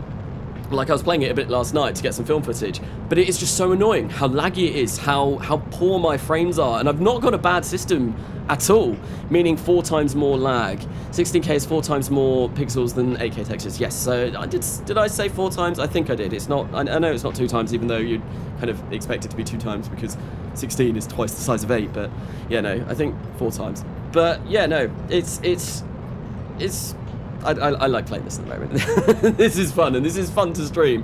This is really fun to stream. Will you install video work on a laptop? Depends on the stats, the specifications of a laptop. I'm sure if you've got a good laptop, it'll be absolutely fine. I think this is from my install video, and you could probably get away, it might not run great, but you could probably get away with doing this kind of install on, maybe with, if you went for the 4K textures, 8 gig of RAM. If you went for the 2K textures, probably 8 gig of RAM. If you wanted to go for 16, or 8 or 16K textures, I'd recommend having at least 32 gigabytes of RAM in order to run that. I've got 64, and I only have that because I wanted to run RO in Real Solar System. So that's the only reason why I got 64 gigabytes of RAM. But yes, no, not December. Ooh, scary. Oh, is it December? Oh, it is December. We're launching in December, so that means Tesla is going to have a field day with this rocket. Never launching in December. I'm putting on my safety glasses, yeah, because this is going to end up badly. So safety glasses are coming on. There we go. We are prepared. I can't see a thing. We're launching at night time, and it is just pure black. I can't see anything with this launch, but hopefully, everything's gone well so far. We're not getting a mean time between failure countdown at the moment, so this is looking very promising indeed. And I think what I will do is I will physical time walk through this so we can start getting towards the moon. So, hey, would you rather see nothing or hope it works? Hope it works, definitely. I can't see anything, but luckily I've got my trusty autopilot working for me. MechJeb is sending us up to space today. So, yes, it's fine wearing the glasses. Carnasa, I can't even reach out. I have 16 gig of RAM and use 32K. It runs fine. Really? I had 16 gig. It might be because I was streaming stuff, but yeah, 16 gig of RAM was not enough for me to run the 16K textures fine. I do want to get Evo for the next millennia, but I feel like that is probably on a save that is already really kind of a bit janky. Getting something like that is going to really hurt my frames. Because Evo does look very nice. It does look very, very nice indeed. And it is something that I'm definitely missing from that. Lol, big glasses, sandbox spot guy. Yes, they are the safety glasses. Test light doesn't like this rocket, but it looks like we're going to make it to orbit. Once again, now all we have to do is ensure that test light doesn't enjoy this AJ10 too much. So there we go, we made it to orbit. I can take these off. Everything is good. Everything is gravy. Carnasa, are you a big football fan? Not particularly. I was, before I started up the live stream today, I did ensure that I had BBC Sport up and I was checking the England score, because it's about the only football that I really follow is when England play, because obviously it's my country and, you know, patriotism and all of that. But no, I was obviously happy that England won today. But I don't really follow football. I used to support Hull City, the football team, when I went to uni in Hull. But yeah, no, it's kind of, we don't talk about it these days. They've not done very well. They've really not done very well. So with that being up into orbit, we will decouple this. And yeah, that's why the Delta V thing is all janky, I think. So we got 3,523 meters per second on this, or 533. If we do a little bit like this, and what we can do is we can plot our course for the moon, and hopefully we should, we probably want to go there over, well, we might be able to use the communications network, or the communications point in Madagascar to be able to get us over to the moon, because I feel like this is probably where we want to start our burn. Or thereabouts, just by eyeballing it. I might be wrong. Oh, yeah, no, perfect. So let's get this to there. Perfect. There we go. 3,150 meters per second of Delta V. Fine. That will be good. And that's going to take us... I could probably do that a little bit better because we're actually swinging around it there. So if I bring it down to 3144, I think that's usually the best kind of encounter that you can get. And that is 36. Yeah, we're missing the moon by quite a way there. If I bring it round to about there, that's like going to be our best encounter, I think. But unfortunately, yeah, look, we've got no communication there whatsoever. So I feel like if we do it from here, it's going to be better. Yes, this is the way we will go. It's going to take us 6 days and 23 hours to get there. Oh, I've not got enough electric charge. This is what happened last time, but it ended up me having something like 28 days once I decoupled. So, you know, I'm gonna kind of like hope and pray that it does work, and we'll go for this. Yeah, it's a long transfer over to the moon. It's never usually that long. I'm not sure what's going on here, but well, it's just what we're going with, I guess. And yeah, we'll go for that, and that'll be good. So in 26 minutes, we are going to start our burn. We're going to time warp ahead to that whilst I have a look and see what's going on over in chat at the moment. Phew. For some reason, Real Solar System does not work on my laptop because it crashes at the end of a loading screen when I have that mod installed. Real Solar System, obviously I've got my install video. There is also the install guide on GitHub. If you follow those, you should get it working, but there is also a chance that you might not have a machine that's powerful enough to run Real Solar System, because it is a very, very heavy mod. So, look at the sunrise, looking very beautiful. Oh, Lunar Impactor Pro batteries are running out. That's not us. No, we are good. Yes, sunrise looking very nice. But yeah, no, it is a very, very, very, very heavy mod pack that, yeah, it's just, you need a fairly decent system to be able to run it. Carnasa, I guess you can't wait to get Deep Space Avionics right. Lol, that saved a lot of my lunar missions by shutting off the probe. I've got Deep Space Avionics already. It's just I have to buy them, and I don't want to buy them until I need them for when I want to achieve lunar orbit. So, and to be honest, like, if this works again, that's going to be great. We're going to get so much for this. So if I start burn in 6 seconds, we will extend that antenna, and we will stick ourselves to the node. And we will burn this, and we're using up a lot of our RCS fuel for this, and I've started the burn slightly too late, but oh well. And we are going to burn this. Can we go? There we go. And hopefully, ooh, almost went flying straight into our orbiter stage. Hopefully this doesn't take too long that we're going to run out of communications with this stage and I'm unable to turn off the engine, because that would be a real shame. That would be a real shame. And once again, I'm not using MechJeb to do this, and that probably would have been a smart idea, because MechJeb is much better at doing these kind of burns than I am going to be. Hello, so not the hero type, welcome. Did my hair fall out? No, my hair did not fall out, okay? I'm not balding yet. I'm basically, I can't even see. It's like, it's done up in a bun, like there. Alisea did it for me. Means it keeps it out of my face. And it's just a lot nicer to play Kerbal Space Program when it's out of my face, which is great. I'm gonna grab a new can. How long did it take you to hit 1K subs? It took me 3 months, I think. I started in June. Last year, and I hit, well, no, June last year, and I hit 1K at, oh, I've way overburnt it. Yeah, no, I hit 1K in October, I believe. If you want to check, like, how my channel's progressed, I think there's a website called Social Blade where you can look. I way overshot that. Hopefully we've got enough RCS to bring ourselves back down, but that does not look promising. Oh, this is why you get MacJeb to do it for you. Oops. HTTP is going down rather quickly, but we are also getting this down. That's fine. Hopefully, we are going to be able to do this. There we go. There we go. And what we will see is this coming closer and closer and closer to the moon until eventually we smack it. We smack it, and we go. I think we'll go for about there. If I aim for about there and then I decouple, that should be fine. Okay, we're looking good. We're looking good. We're on our way to the moon. This decoupler has been set to 0, so all we need to do is decouple now. We've got no avionics, but that's fine. And we should have 201 days of electric charge. There's loads. I don't understand. Why did it say I had 7 days? It might be with this antenna running fully. Had to take off some bandages. I'm currently trying to destroy the VAB. You got any tips? I don't know. Maybe send a ginormous rocket towards it or something like that. But yeah, this will now hit the moon. Yep, there we go. Our course is still set for the moon.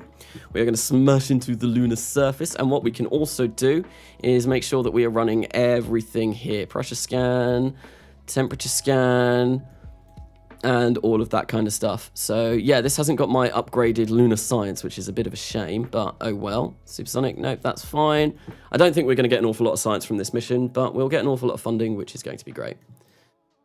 So we are just going to time warp ahead. We are currently floating through that stage, which is not good. Oh dear. And yeah, we'll just see this through to its completion. Hopefully we will get that lunar impact. Oh, I don't care about the batteries on that stage before running low. Can you stop? Like, seriously, please. Because you're going to probably change my course every time you do that. So, Carnasa, will you make a space shuttle in the next millennia? I worked a little bit on a space shuttle in the live stream that I did yesterday. On a space shuttle that was going to go to the moon. And it cannot quite get to orbit yet. There's a few changes that I'm going to have to do, and I'm going to experiment on that in my own time. But yes, a lunar space shuttle, as ludicrous and crazy as that is, but I mean, it's cool, isn't it? So yeah, we will be hopefully sending that to the moon. There is a whole system of infrastructure that I need to put into place in order to get that back from the moon, but it will be something that I'll be working on, and that's why I kind of like the lunar base is doing what it can do. It'll be very cool once we get that all done. Hey, For All Mankind did it, I know, and that's I'm not going to go the route that For All Mankind did and refuel it in low Earth orbit. I'm going to refuel it in low lunar orbit. That's where I want to refuel my space shuttle. But unfortunately, because there are no lunar rated wings in Realism Overhaul, what I'm going to have to do is I am going to have to get back to low Earth orbit. I'm going to have to capture at Earth once I come back, which is why lunar space shuttles aren't really the best of ideas, because you're not really getting anything from it, and it's just really expensive and a bit of a waste of funding and time and all of that and hydrolocks. But I mean, it'll be cool anyway. It'll be awesome. So we are coming down now to the moon. I'm going to need to drink this Coke rather quickly. Give me 1 sec whilst I just absolutely demolish this can.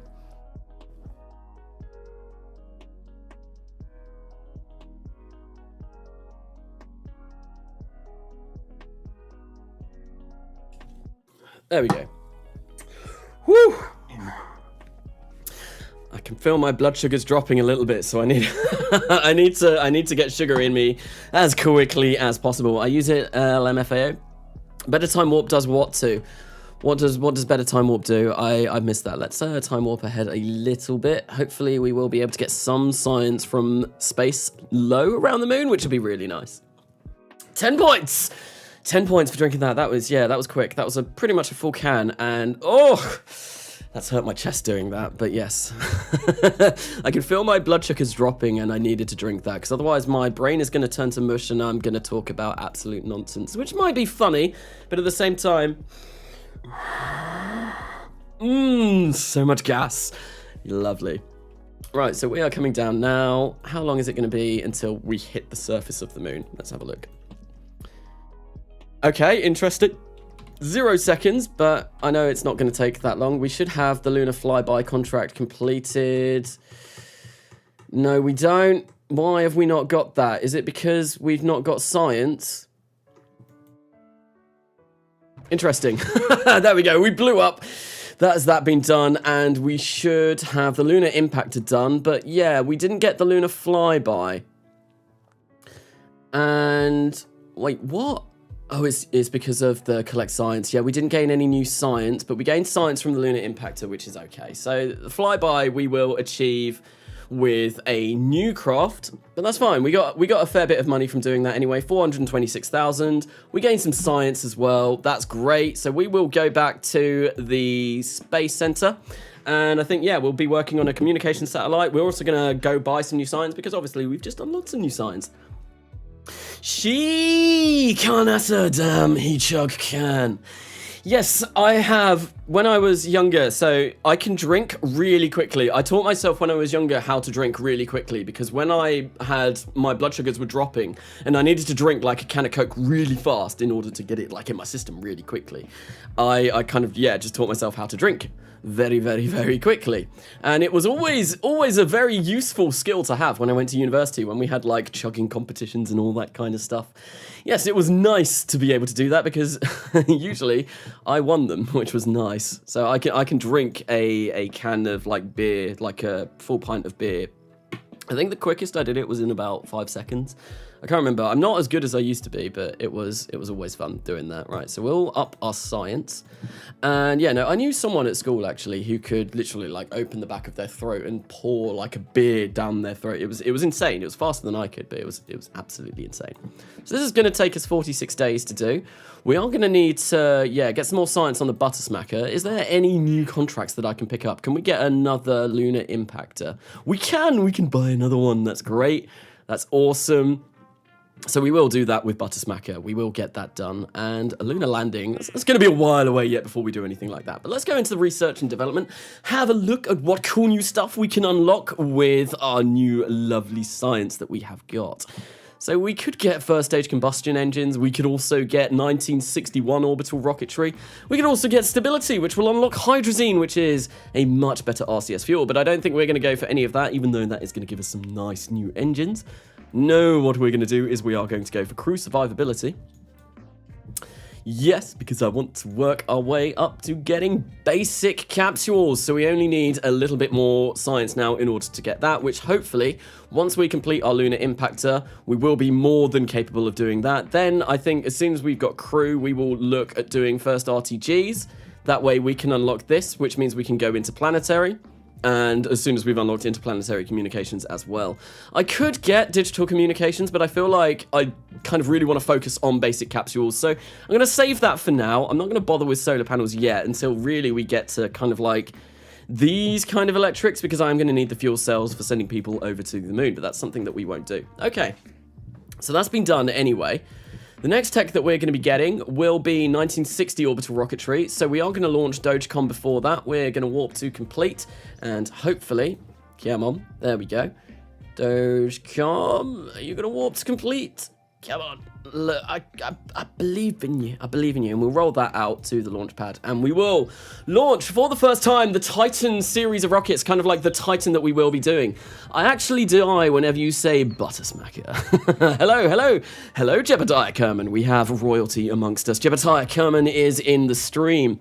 What is the mod you are using for science? Kerbalism. Kerbalism is the science mod that I am using. It is just, I love it. It means that you You have to do experiments over a course of time. Science isn't done instantly. It's just a really, really nice kind of mod to gain science. It's something that I really, really enjoy, and it is my go-to science mod forever now. It's also a life support mod. I've done a tutorial video on Kerbalism talking about all the different things it adds and kind of things that you can do with it.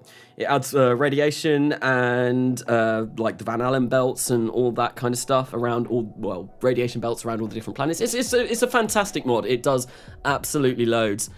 I mean, this might be a nice time to launch. It is. The sun is setting in the distance, but I mean, we will be launching into the night, which isn't ideal, but I like the sunset launch, and it means we can go straight away. So what are the failure rate on this? 15%. That's a lot. But it's a launch failure, so that should be fine. What's the failure rate on this? 5%. So that's quite a high chance of failure. We've not had a failure on this stream yet. So well, this isn't looking the best, but we need to set this to 160, 870, and our orbital inclination. What we're going to do is we are going to set that to, I think we'll go for 40, and that should be fine, because I needed this to be an inclination above 35, I believe, so maybe we'll go for 45. 45, it makes me feel a little bit more comfortable. Yeah, 160 by 870, we'll engage the autopilot. And we're good to go. December. Are we launching in December again? Is this another December? Oh no, it's the 29th of January 1957, so we are now in the first year of orbital rocketry in real life, and we are launching a Titan, so this is going to be fun. Okay, so in 3, 2, and 1...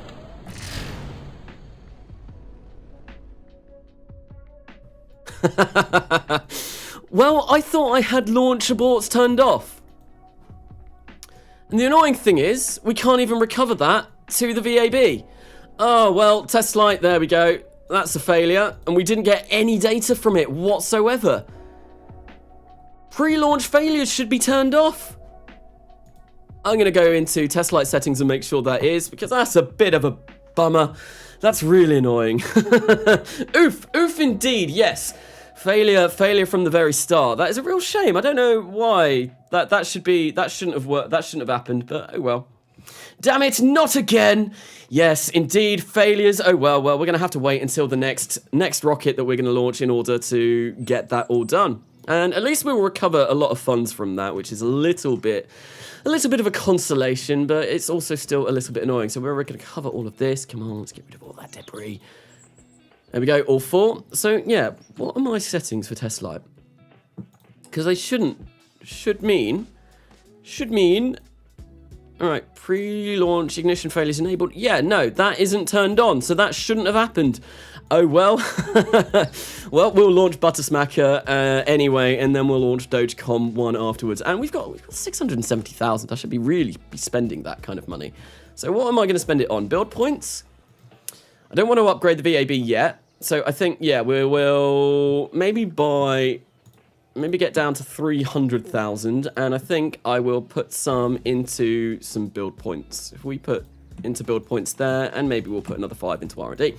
Okay, that's good. And before we launch the next rocket, we will unlock the next series of engines, which is going to be great, and that means we can achieve lunar orbit, which is going to be something very nice, and probably saving a little bit of money for that is going to be useful. So we will warp to complete, and we'll warp to complete until we unlock the next thing, and then we will, then we'll start working on a lunar orbiter. Carnasa, do you have a bit about pre-launch failure?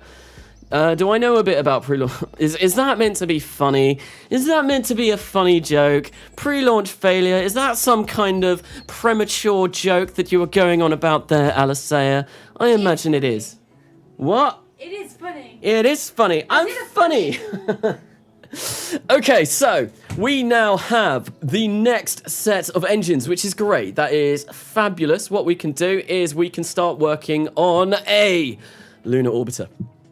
And I'm sure with the technology that we have got, we are more than capable of getting a lunar orbiter. And we will basically be working on the Buttersmacker, changing it around ever so slightly, buying the Juno engine, and that should be pretty much what we want to do. And we will be able to go to the moon with that and hopefully get an orbit around it. As long as we can get everything... Why have we gone for Dogecoin? That's a bit. Oh, it's because it's the last rocket that I launched. So we want to grab Buttersmacker, wherever that may be. Buttersmacker, yes. That is what we want to do, and we're going to make a few edits to this, and hopefully with those edits we will be able to go to the moon and stay there. So if we get rid of this, I want to keep this stage, essentially. We'll get that. Ooh, didn't mean to do that. We'll get rid of that. That avionics can go. And to be honest, I think what I'm going to do, we're just going to get rid of that. And we'll create a new procedural probe core. Where's that gone? Where are you? Probe core? Are you tucked away inside here? And I can't see it. Ah, there we go. So yeah, no, we need to have deep space avionics on this. So we are going to have to buy those. Switch to basic avionics. Wait, have I bought those already? Oh, maybe I unlocked those when I bought this probe core. Oh, okay, so that was what the 33,000 was for. Oh, that's fabulous. I do have deep space avionics. So, hey, Carnasa, 100 minutes of streaming. Has it been 100 minutes already? 1 hour and 41 minutes. Yes, we've been streaming for 1 hour and 40 minutes so far. Usually I like to stream for about 4-ish hours, but we'll see how that goes today. So we are going to grab one of these again, the Pioneer, because I really like this Pioneer model. I think it looks very, very, very nice. And what we're going to do is we'll place one of these on, because we are going to need one of these. And we will set the power on this to be about, to be honest, I built this for something else. It wasn't the Buttersmacker. It was the... We're not going to save this. It was the other one, the Dogecom. Yes, I'm going to grab the top part of Dogecom and use that. So if I get rid of this, I said if I get rid of this, get rid of that, get rid of that, and unfortunately, oh, you know what I can do? I can grab this. Place this underneath, and then I can set this as the new root part. There we go, much better. I'll grab that and place that on. Okay, yeah, no, lunar orbiter. We are starting working on a lunar orbiter. Send a literal Dogecoin to the literal moon. I'm not sure if I could create a Dogecoin in Kerbal Space Program. I'm not sure how easy that would be. I've created Mario, created pixel art Mario, but a Dogecoin is going to be slightly more difficult due to the fact that it's, well, yeah, pixel art is much easier. Much easier. And I don't think I've shown anyone that. Oh, it was on the Discord. It was on the Discord. So we're going to send this to the moon. What we're going to do is we are going to get a integral structure tank and make that high pressure. Diameter, we probably don't want that to be huge. Why is there a gap? Look at that. There's a gap. You don't want that. Unless... No. I'm going about this all wrong. I am going about this completely wrong. We want this. This is going to be our stage. And we want this underneath, like that. There we go. We'll put that underneath like that. And what we'll do is we'll come to the AJ10. No, it's the Juno engine, which I should now have unlocked. 10,000. That's really not an awful lot of funding. Fantastic. So, come on. We'll build that, and we'll place that underneath. And we will remove all of the fuel from here, which is removal tanks, and we'll fill it up with hydrazine and NTO. And that's going to give us 2,642 meters per second of delta V at the moment. That's 2.5 tons, 3,072. That's not even enough to get us to the moon. Okay. There is a way around this. There is definitely a way around the 3,072. Is that really all I get?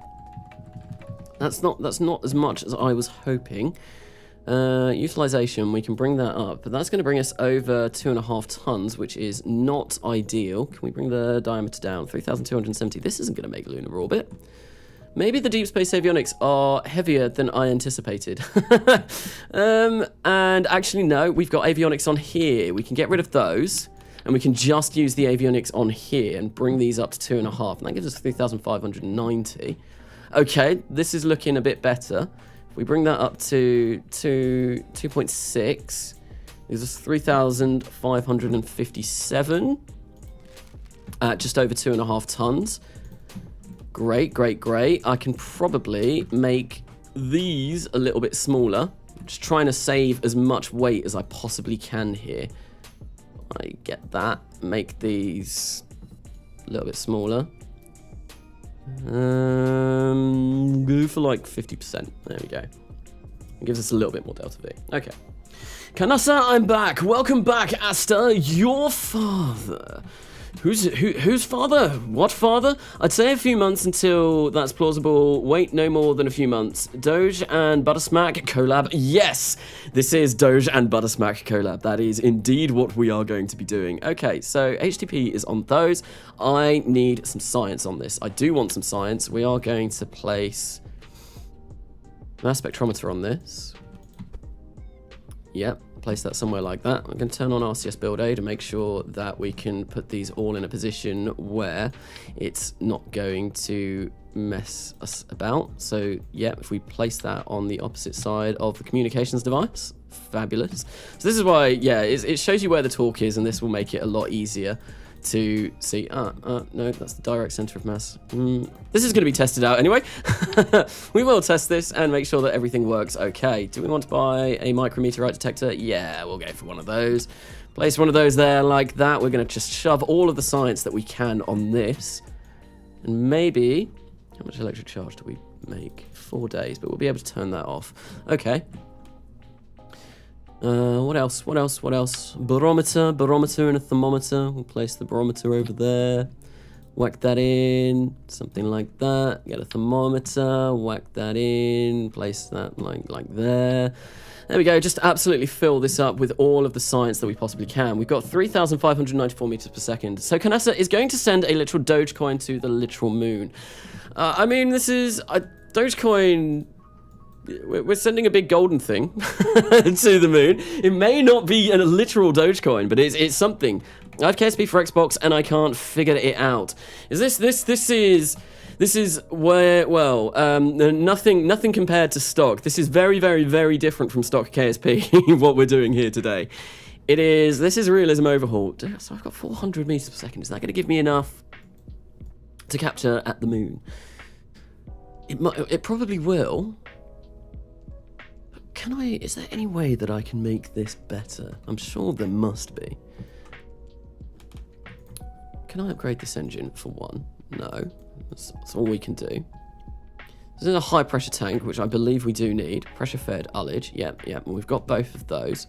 It would be much nicer if I could unlock hydrazine, because this tank uses hydrazine. So if I had hydrazine RCS, I could use those. Length. That's probably... See, 3,600. You need 800 to capture in a low lunar orbit, and you need 3,150 to get there, so 3,950 in total. So we're 350 short of that, but I don't necessarily need a low lunar circular orbit, which means this might be okay. I'm just wondering if there's any way that I can save on... So we've got 50,000 electric charge in there. That's insane. I don't need that much. It'd be nice to have a lot, but I don't think I need that much. So if I reckon if I come in here and we go over to the thingy, tank UI, 31,000, probably get away with 10,000. That might give us a little bit more delta V. That gives us 3,888, which is more than enough, and we weigh less than 2.5 tons.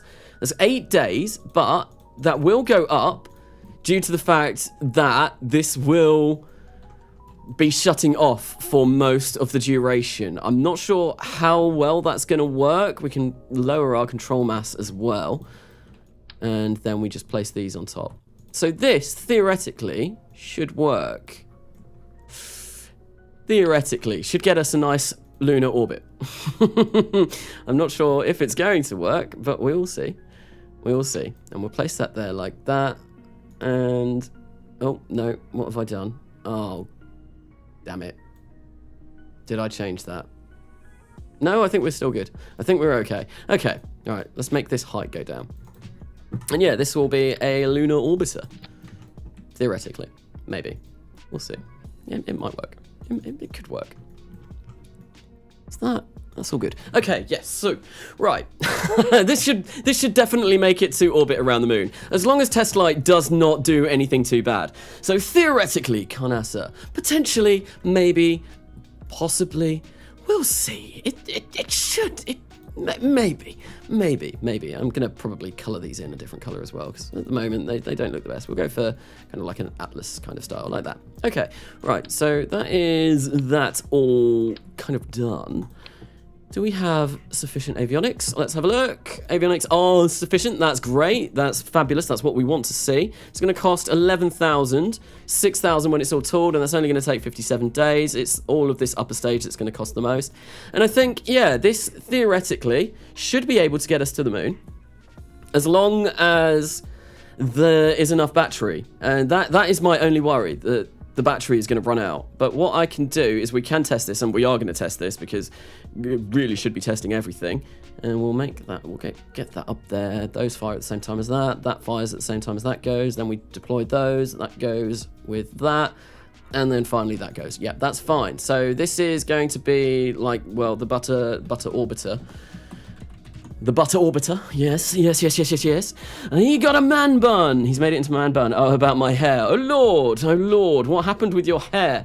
Yeah, no, it's tied up at the back of my head at the moment, so it's not consistently in my face and trying to get in the way, which was very annoying. I probably, depending on the stream, I might like get rid of it, but we'll see. Butter orbiter. Okay. That's all done. I think I'm just trying to stall for time here, thinking, is there anything else I need to do? We've got a high pressure tank, which is burning. Oh, is it? We're not overburning this, are we? 450 seconds.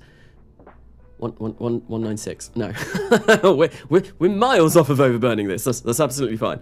Okay, so yeah, this is good. I am going to test this out, and what we're going to do is we are going to we'll simulate this, and I'm going to leave this in orbit for maybe 10 days, and we'll see if the electric charge runs out. I'll time warp it. I'll put it into a nice high orbit, and we'll see what happens.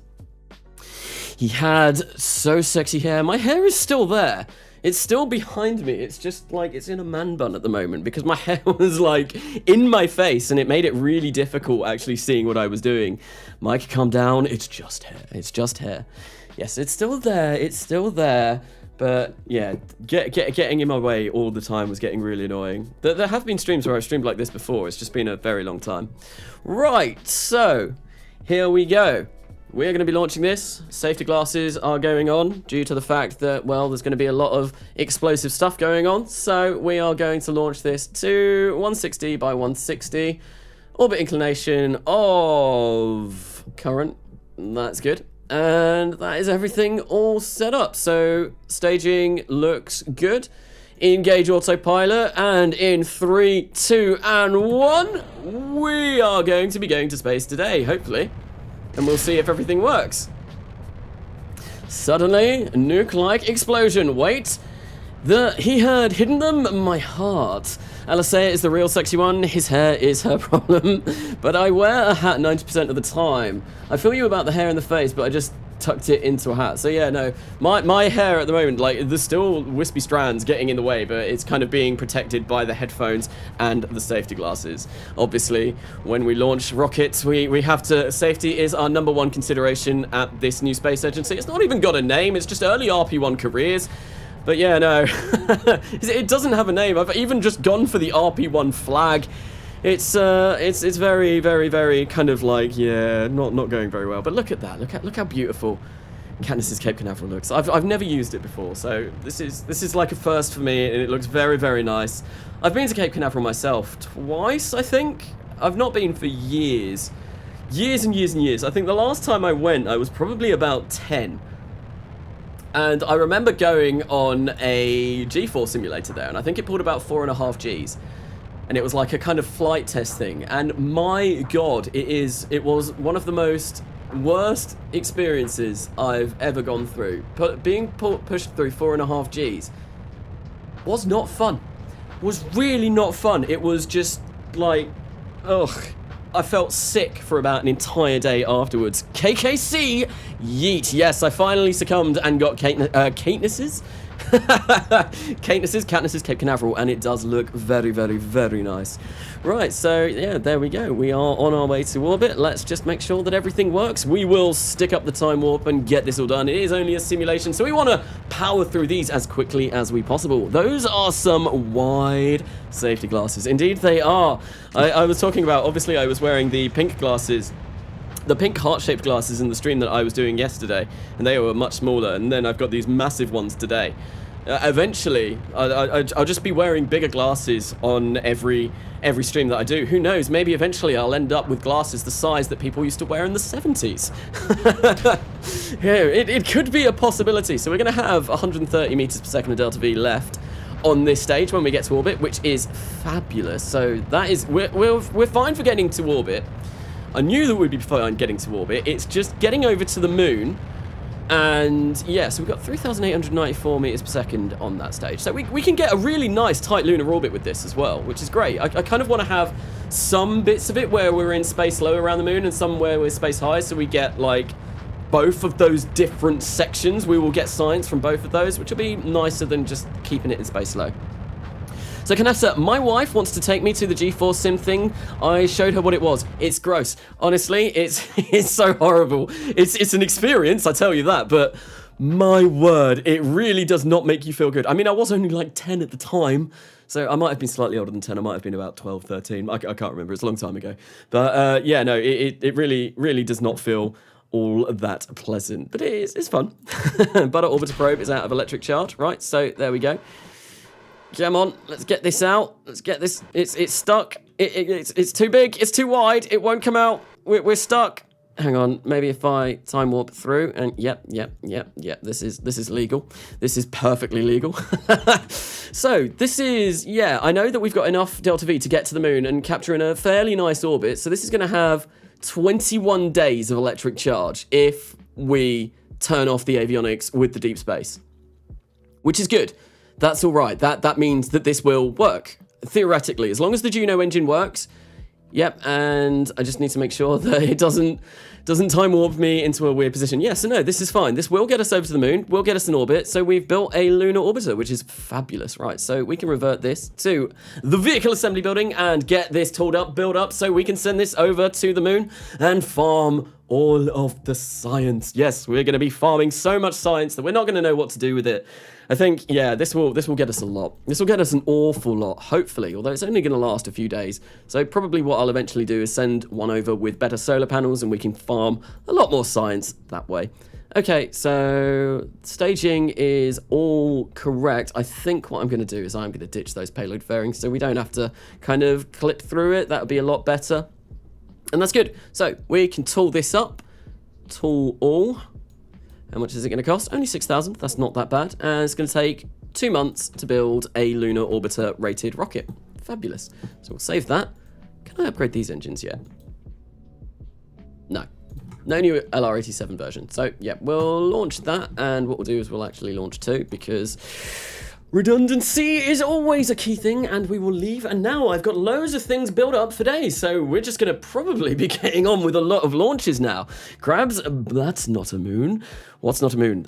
Is it a space station? I got to go up with the Blue Angels, and I can say it was the best anniversary present ever. Totally the best thing I have ever done. The Blue Angel, is that like the red arrows? Like, is that an equivalent of the red arrows for another country? Because I know the Red Arrows are like the UK Air Force's flight stunt team. So can I say, hey, what's up?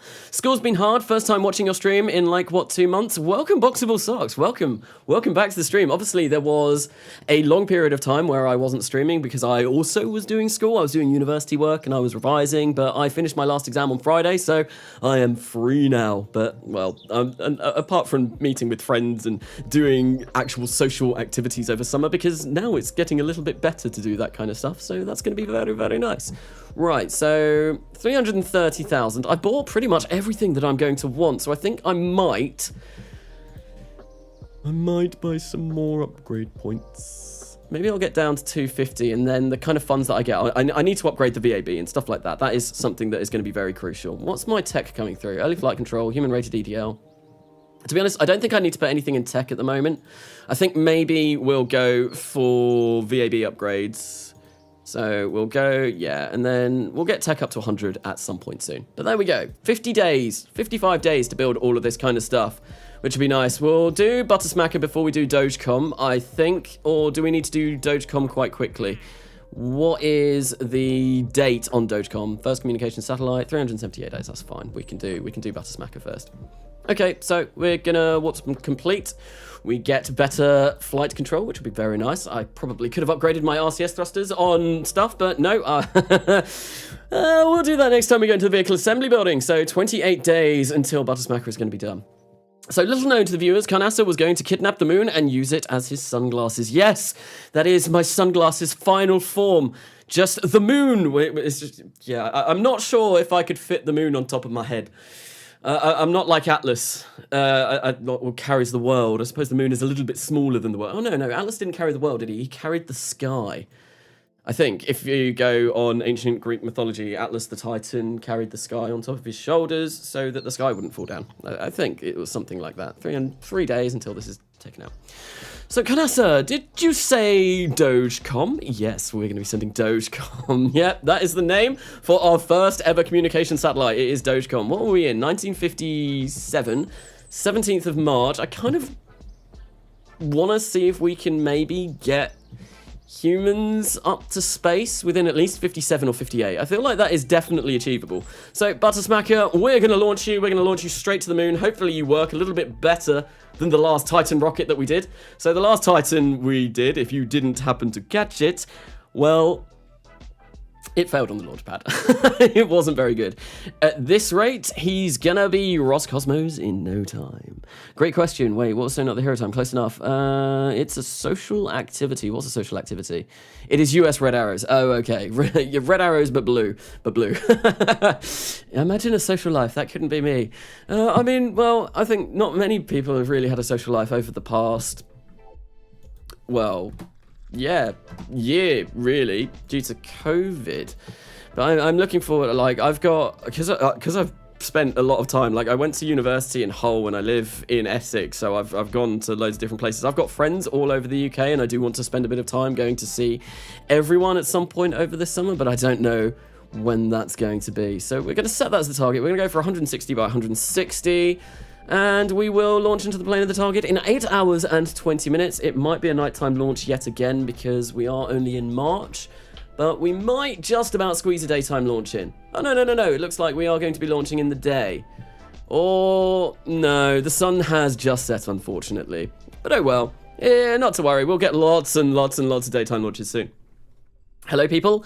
Hello, Robert Vissers. Welcome to the stream. Welcome to Early RP1. What we're going to be doing now is attempting to send BahaSP to the moon. We're going to send it and hopefully gain an awful lot of science from it. That would be the ideal premise. So there we go. The LR-87s have fired up. No ignition failure this time.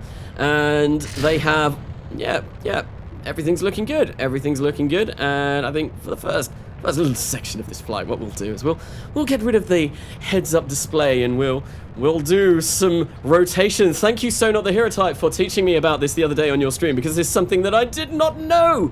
Yeah, this was I can't believe I didn't know this. And boom, no. So hello, Carnasa. How is the Titan moon rocket? Well, this is the Titan moon rocket. This is the Titan moon rocket impactor. The next thing, we've designed a orbital lunar rocket as well that will hopefully achieve first lunar orbit, but it's going to take a few days to build up. Well, we've got a Dogecoin to launch as our com network first, and we've also got this to launch BahaSP, and then we'll be doing a lunar orbiter. But it's going well. This Titan is going a lot better than the last time we sent up a Titan, due to the fact that, well, this one has actually gone more than 5 meters above the launch pad. So I love Katniss's Cape Canaveral now. I don't know why I've never had this mod before. Obviously, I don't play from Cape Canaveral on the next millennia, and I wanted this to be bare bones, and I didn't know about it when I was doing Kerbal Gets Real, but look at it. It's just so nice. It really adds kind of like a nice realism aspect to the game. It just makes it really brings everything out. So Katniss did an absolutely fantastic job on this. So hello, Christian Urbanek. Is that how that is said? Maybe. So far, so good, Charlie Radstickle. Yes, we are. We have had pretty much a successful launch with this at the moment. I mean, I have had the HUD up, or away even, so I don't know if anything has gone bad. We're going to have 245 meters per second of Delta V left if everything goes according to plan. Uh-oh, that needs to not go there. I need to change this real quick. There we go. Much better. Got that done in the just in time, but we had an ignition on the LR91 as well. We had main engine cutoff, and we are now on our way to space. As long as this completes its full burn, we will be on our way to space, and then we are going to be using the AJ-10 to propel us over to the moon. Great thing about this is, yeah, it's only 3.6 failure rate. I have not had an AJ-10 fail on me yet in this live stream series, which is quite frankly ludicrous. That never ever happens. I have come to fulfill the prophecy. The prophecy, hello Carnasa, hello Lacutis. I'm not sure if I'm saying that right. Maybe not. The LR91 is my favorite engine. It is a very nice early upper stage engine. Obviously the upper stage of the Titan series rockets. It's great. All you have to do is believe in the AJ-10. Yes. And I have put my faith in the AJ-10 for this series, and it has really repaid me very well. It's not failed a single time yet, which is just insane. It's absolutely insane. So we're going to be sending this over to the moon. We're going to get a little bit more science from this because we got mass spectrometry and all of that kind of cool stuff on here, which is going to be great. So Carnasa, any LH2 burning engine is extremely good most of the time. Yes, Hydrolox engines, as soon as I unlock Hydrolox engines, my word, I'm going to be incredibly happy. I can't wait for that. And I usually do try and rush Hydrolox. So we are going to stage this, I believe. Yep, there we go. And what we want to do, now that that has been staged, is we want to plot a course for the moon. And I feel like we probably want to, maybe we'll go for Johannesburg there. We might get communication there. And this should hopefully put us on a nice course for the moon. I might be wrong. Once again, I've just eyeballed this. So if we get out to there, nope, that was way off. That was way off. That was very, very far off. There we go. We've got a lunar encounter there, but that's not looking particularly good at the moment. Can we... Oh, no. We're in a communications blackout zone. We might be able to get Ascension from there, or Kano over there might be a better shout. If we go for that there, and let's have a look. Can I get a lunar impact from here? Yes, we can. I feel like we should be able to be in range of Kano from there. If not, then, oh dear. AJ-10 is one of the first upper stages, but it is still legendary. It is legendarily bad. No. It's good. I've used it a lot in this series, but it is widely renowned for having a very high failure rate. It's 3.6% at the moment, I believe. Yeah, 3.6, and I've gained quite a lot of data on it, but it's just always fails. It always fails. So, but oh well. It's good for early upper stages. Definitely good for early upper stages. So in 5 minutes, 4 minutes, 3 minutes, I think what I might do is I'll get MechJeb to do this. I've not actually. Oh no. I'm out of communications at the moment. I can't even turn my RCS on. 1 minute and 3 seconds is our burn. Are we really not gonna have any communications? No, we've lost it. Damn it. Come on, give me probe control, please. Because this is, there we go. So 3 minutes after I should have done. That's not ideal. Can I grab that maneuver node and see what I can do if I do it from about here? Are we going to miss the moon? No, we're not going to miss the moon, but we're not also... Come on. I believe in you. There we go. Yeah, no. We will be able to hit the moon, but that's going to be very, very, very tight. Very, very tight. 1338. Yeah, we're burning a lot more than I would like here as well. So we're going to do that, and what we'll do is we will get MechJeb to perform this for us because it's better at doing these kind of burns. So Carnasa, will live streams start earlier than they used to be? So I'm doing these live streams on the weekend 4 till 8 just because it's a nicer time for me, because it means that after I finish my stream, I can actually chill out and relax rather than thinking, oh, I've got to go to bed now. And usually when I finish a stream, I'm very energized, excited, and all of that kind of stuff. So it's a lot nicer for me if I finish my live stream and have a bit of time to chill out afterwards. And I feel like if I am doing them on Saturdays and Sundays as well, it means that more people will be able to view them, because obviously I have to stream later on the weekdays because people have a work day, and I know a lot of my viewers come from America, so unless I'm streaming, like starting streaming at like 10, there will be a lot of people at work. So I felt like that's why I've decided to start doing them on weekends and a little bit earlier than I used to. Right, so we are going to do that, and yeah, we will get MechJeb to plot out this, or not plot it out, we'll get MechJeb to do it, and hopefully it'll do a better job than I can. So we're going to execute the next node. Main engines, yes, but the orbital maneuver engines were a type of AJ10, but a far advanced version. What are you talking about? Execute, just use node planner, Xcube. Execute. MechJeb doesn't need comms. Oh no, it doesn't, does it? Yeah, but that feels a little bit cheaty.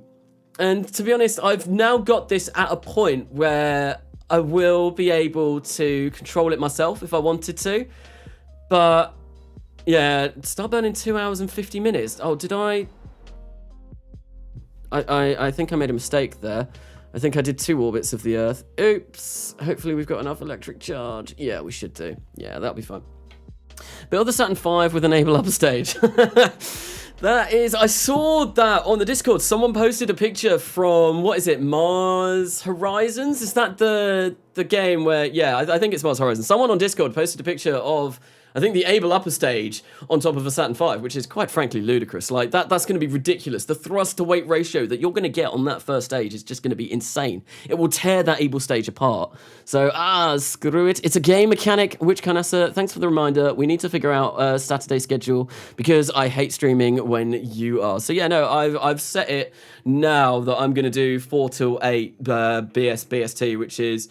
And I did that last week and this week and next week. I think if I'm filling up to it and seeing if I can sort things out, I might do a bit of a longer stream to, you know, celebrate hitting 5K, which actually I think I'm on like 5.3 or 5.29 when I started the stream. We had an ignition on the AJ10. That's always nice. But yeah, no.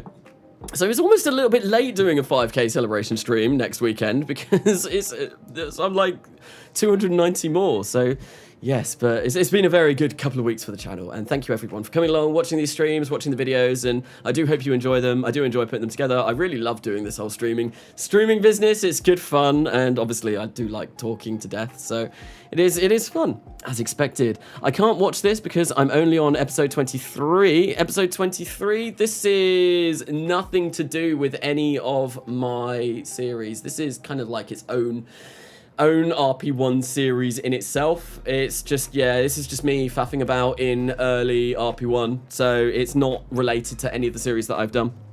Chat indeed, Amogus. Most of us throw a dummy probe and map out several transfer windows. Is that how to do transfer window planners? I do need to put a transfer window planner, or I need to go and have a look and see what kind of transfer windows that I've got for this series, because I've not done that yet, and I do want to probably start thinking about going into planetary soon. Yeah, it would be nice going into planetary. The sun. Sizzle. Yes. Shall we land on the sun in this series? I have no idea. Maybe that is something that we will do, because it's always a destination that everyone wants to go to, although we do have to go at night. A series goal should be a Titan colony. I think maybe series-wise, the next millennia, that might be something that is achievable. For this, definitely not. With Kerbalism, that's just not going to be feasible. In fact, even with the next millennia, it's not going to be feasible due to the fact that stress and radiation will kill people before you can do that. But I might go in and change the config files of those, maybe edit them just so it makes it a little bit more feasible to send astronauts out that far without them dying or going insane. And I feel like if I want to do it for something like, yeah, Titan colony or something like that, that would be kind of like a cool way of doing it. Right. Oh, no. Cannot delete maneuver. Node knocked. Look, this is not good. Oh dear. Are we going to hit the moon? Are we going Can we not? MechJeb, abort node execution, right, so that's going to take us 7 days and 15 hours to get there, and unfortunately, right, there we go, let's go prograde and see if we can connect ourselves to the moon. There we go. We will just, like, you know, like, fighting with MechJeb kill rotation, turn that off, and there we go. We're going smack bang into the moon. That's fine. What we can do now is decouple this next stage. Fabulous. And we are on our way to the moon yet again with only 6 days of electric charge. Oh dear. Ah. Well, this had way more electric charge before. Maybe I've not even got my experiments turned on. Why is this so much worse than it was before? That's not good. That's really not good. Why have we got no connection?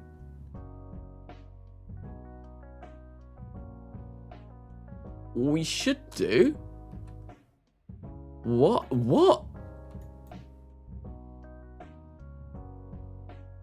Okay, this should be able to connect to the... Oh, we've got connection again. Do we have... We've only got 6 days of electric charge, though, and I think we're going to run out before we hit the moon, which is a shame. Oh, well, Buttersmacker will be a bit of a failure, I imagine, because... Oh, no, we're like... Oh, yeah, no, it's going to be 5 days until we get there. Oh, dear, and I do kind of want to run some experiments when we get to the moon as well. Oops! Need more charge. The thing is, I had 200 meters per second left on the probe as well, on the stage that sent us over to the moon. So I could have easily had more battery power on this. It's just I didn't for some reason. Come on, let's just time warp ahead. See if we run out of power. We've got 3 days and 19 hours left. That's we might just make it. But if I start turning on experiments, no, we've only got 1 hour, we've only got 1 day. Oh well, that's a bit of a failure. How long is it going to take us to get here? Come on. Yeah, 12 hours. We're going to hit that in 7 hours, and I don't think we're going to... there we go. We've got 56 minutes left. We are in the moon sphere of influence. Let's see if we can get a little bit of science out of this first. We can turn on the mass spectrometry, get a couple of hours of that, maybe. No, we'll get 24 minutes of that. It's better than nothing. We'll get a little bit of science from the moon. And batteries are dead. Oh, that's a bummer. That's a real bummer. That's a real shame. I don't know why that happened, because I think when I tested this before, yeah, we had like 200 or so days. Oh well. RIP. I love CG. I don't know about you lot. Is CG? CG? Is that my old kind of like channel name? I was Carnasa Games when I started this, but yeah, I changed that because I thought Carnasa just sounded a little bit nicer. Oh, there we go. Boom. Do we achieve anything for that? I don't think we do, because I don't think we had the power. Lunar impactor, must have power, yes. Craft electric charge, at least 1 unit. Yeah, we didn't get anything. And the moon has been all pixelated. If I do a quick map screen, that will fix that. Oh, that's a shame. That's a real shame. So we're going to go to the Space Center, and I think what we're going to do, I think either make another one of those, edit it ever so slightly, so that we can get a little bit more electric charge. Because I know we can get a bit more electric charge out of that. Carnasa Games, yes. Yeah, that was my old channel name when I first started. I think when I was doing all of my RimWorld videos, I think it was RimWorld, I was always Carnasa Games. And then I started Kerbal Gets Real, and that was always just Carnasa. I think for the first 2 episodes of Kerbal Gets Real, I introduced it as, hello everyone, Carnasa Games here, because that's how I spoke back then. It is funny going back to my older videos and seeing how much more shy and kind of like awkward I was filming stuff. I've never really been a shy or awkward person as per se, but I feel like it's something completely new, completely different, so it's a little bit different. And now, obviously, when I get onto webcam and like chat, I just chat absolute nonsense and faff around for a really long time. So, Buttersmacker, you have failed me. We are going to edit you and give you more power. Unlimited power. Yes, that's what we want. We want more power. So imagine if Matt and Carnasa swapped channels. What do you mean? Matt Lown? What, as in what? We swapped channels as in he did RO, RSS, and I did SSTOs, or that kind of stuff. Yeah, you gotta push the fuel to the bottom. That is what ullage is, yes. Ullage, yeah, I just saw that. So let's make a few slight edits. So that says we've got 3,250. Fabulous. That's okay. And how much does this weigh? 2.24 tons. So we can make this even bigger. We can make this, or make the length go up a little bit, and yeah, we want more battery power. More electric charge. So if I open up the tank UI, 20,000 at the moment. 2 days, 1 hour. That's 9 days and 11 hours. Let's try and get this a little bit more. 3195. Can I make this a diameter of 5? That's going to make this really heavy though, isn't it? Yeah, so we've now only got 3044, which is not enough to get us over to the moon. But that's 15 days of electric charge, which is fine, because I do want to run the experiments on there quite a lot, and that's only going to be 2.317 tons, which we can raise this, because we can get almost 2.5 tons to low Earth orbit with this. So that will get us to the moon. That will all be good and done, and oh, we're going to have to pay for more tooling on that. Damn it. Oh, that was silly. Oh, well, that's absolutely fine. So I think we'll make the height of that a little bit bigger, and I think I'm just going to make this a little bit smaller. We should still have enough electric charge, hopefully. That is 15 days. Yeah, 15 days, 15 days. It's going to be 3,210 over to the moon. And that is 2.492 tons. With this on top, that will be a grand total of 2.5 tons. So this should be the one that does it. This should hopefully be a little bit better. I need to make this smaller. We'll bring that all the way down there. Do that like so. Change these to the Atlas recolor because I think it looks nicer. And we'll also do that as well. There we go. Good. The engine starts fine. It kills itself whilst running. So you can use the H button, I believe. Yeah, the H is if you want to propel your craft forwards, use H, and that will start ullaging. That is at least how I do it anyway. Right, so we are going to bring those up there. What is the failure rate on these now? It is 8.7, so the full burn that we got from the last mission was a little bit better. It means we're less likely to fail on this stage, and I think this will be Butter Smacker 2, won't it? Okay, so this should work a little bit better. We are a little bit tight, and this is utilizing the full capability of this launch vehicle, which does worry me a little bit. But I think... Oh, I'm not going to bother testing it because it should be fine. There shouldn't need to tool anything. Oh, I need to tool the payload fairings. To be honest, that's barely anything, and it will probably get the build time down a bit. It gets it down by 2 days. That's not the best. Right, so we are going to save the edits, and we'll start building this up. Mid-burn, I don't think I have either. It's because when you're burning, it's literally pushing all of the fuel to the back. So you shouldn't have that whilst you are mid-burn. That's a little bit odd if that is happening. Right, so I think... Oh, do we go for Butter Smacker 2 before Dogecom, or Dogecom first? Yeah, no, I think we'll go for Dogecom first, then we'll go for Butter Smacker 2, then we'll go for the Butter Orbiters. Lots of butter. Buttery goodness. Buttery goodness. Okay, so Launchpad 4, which is 350 tons, is going to be done in 7 days. It's going to be great. We'll be able to do a lot with that. And we'll get some new tech fairly soon, in 50 days. Ideally, I want Butter Smacker to go, because that will get us more science. So I think, yeah, no, I think we will do this first, then we'll do the Dogecom. Yeah, and then we can spend the new science that we get, and then hopefully, within not very long, we will be able to send crew up to space. Research and development, oh, brilliant, that's going to be great. That means we're going to get faster technology times. These are going to come down from like 103 to 86. That's a whole 2 weeks that we've killed off. And we're getting human-rated EDL. That gives us some landing legs, I believe. And there we go. Well, I have to go now. It's been great joining you all. All good luck, Carnasa. Thank you, Charlie Radstickle. Thank you for coming along to the stream. Enjoy the rest of your Sunday. And yeah, no, thank you for coming along. So, Butter Smacker 2, come on, let's get this done. Bye, everyone. Can't I stream it on the Discord to you? Got to time it right. You can. I think you can stream on the Discord if you go over to the Discord. Yeah, there's a voice chat section, and that, yeah, people can stream on there. I've seen people streaming on there before. So we are going to, come on, let's just get this done. Let's get this done. I want this to go to the moon. We want to go to the moon, and we want to smack it with our buttery rocket. Okay, so there we go. Let's get this out. I feel like I've been spending ages on this screen. Right, so we will launch that, and then in 34 days, recover, fly, and proceed. That's fine. Au revoir.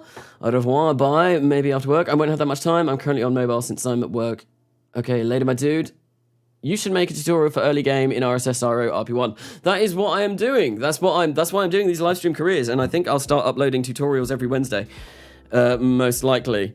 Probably. I've not decided when I'm going to do those yet, but that is definitely something that I do want to be doing. That is why I'm doing these early game stuff, so I know what I'm talking about, and I can do a tutorial video, because it's been a while since I've done any of this, so I just want to make sure that it works and that I know what I'm talking about. Right, so it is the 17th of May 1957, so we will be getting a daytime launch if we want to launch into the inclination of the moon, which is exactly what we want to do.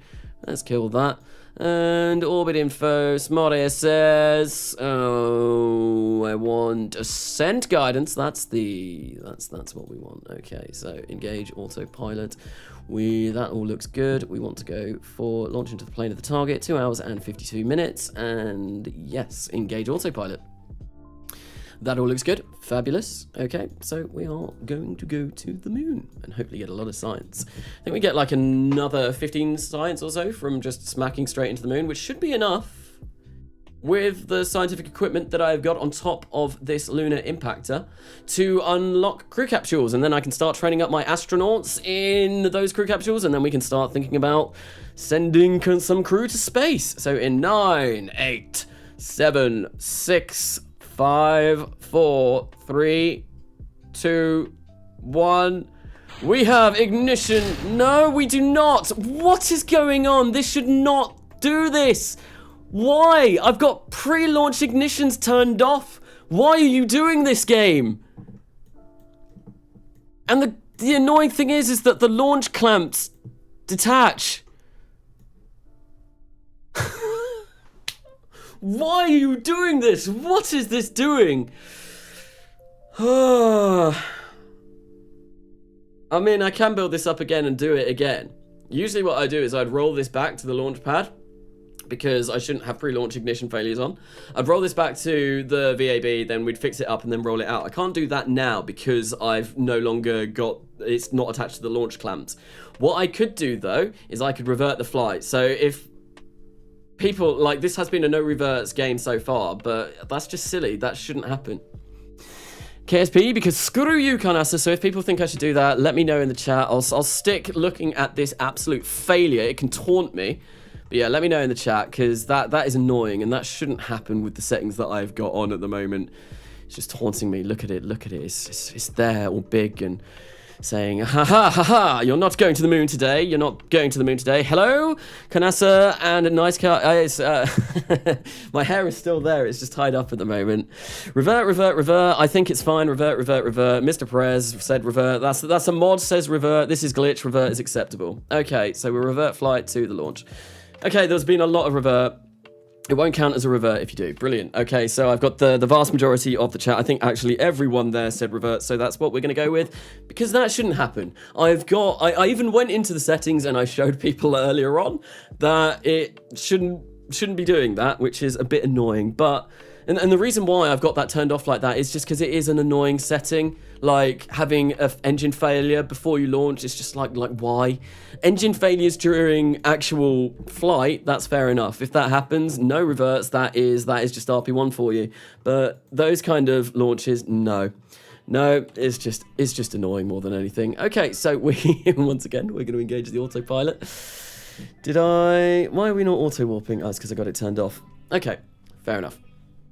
Likely a Kerbalism setting, I agree. Kraken attacks allow reverse. Yeah, it should just be test flight, which is the weird thing. It shouldn't be Kerbalism, because Kerbalism in RO and RP1 isn't actually turned on. It just gives you science, it gives you radiation, stress, and food, water, and oxygen, those kind of things. It doesn't come with its own breakdown stuff in RO and RP1. That is turned off by the default RO Kerbalism thing. Yeah, setting. But in 3, 2, and 1, we are going to go, and no ignition failure this time, and we are off. And this is where, like, I can almost guarantee it, because I didn't have the ignition failure on the launch, that something will fail on this, I imagine, because it's always the case. Something always fails. Whenever I've had to revert or roll back something, something else will go wrong. So expect that. Expect to see that at some point in this launch, that something will go wrong. But it is turned off. Did you get a haircut? No, Siren001, I did not get a haircut. It is in a man bun at the moment. It's just tucked away behind my head so I don't get hair in my face whilst I'm designing all of these important, crucial rockets for an early RP1 career. So I think I think that's probably like the 8th time someone's asked me that. Ooh, he does have a man bun. So not the hero type. It didn't until my fins died.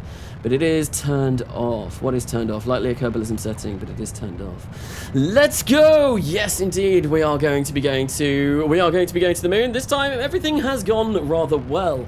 But yeah, no, something else that's new, Siren001, that I've never used before, is we are playing with Katniss's Cape Canaveral. Finally, I've got that mod, and my word, it does look beautiful. It makes everything look absolutely stunning.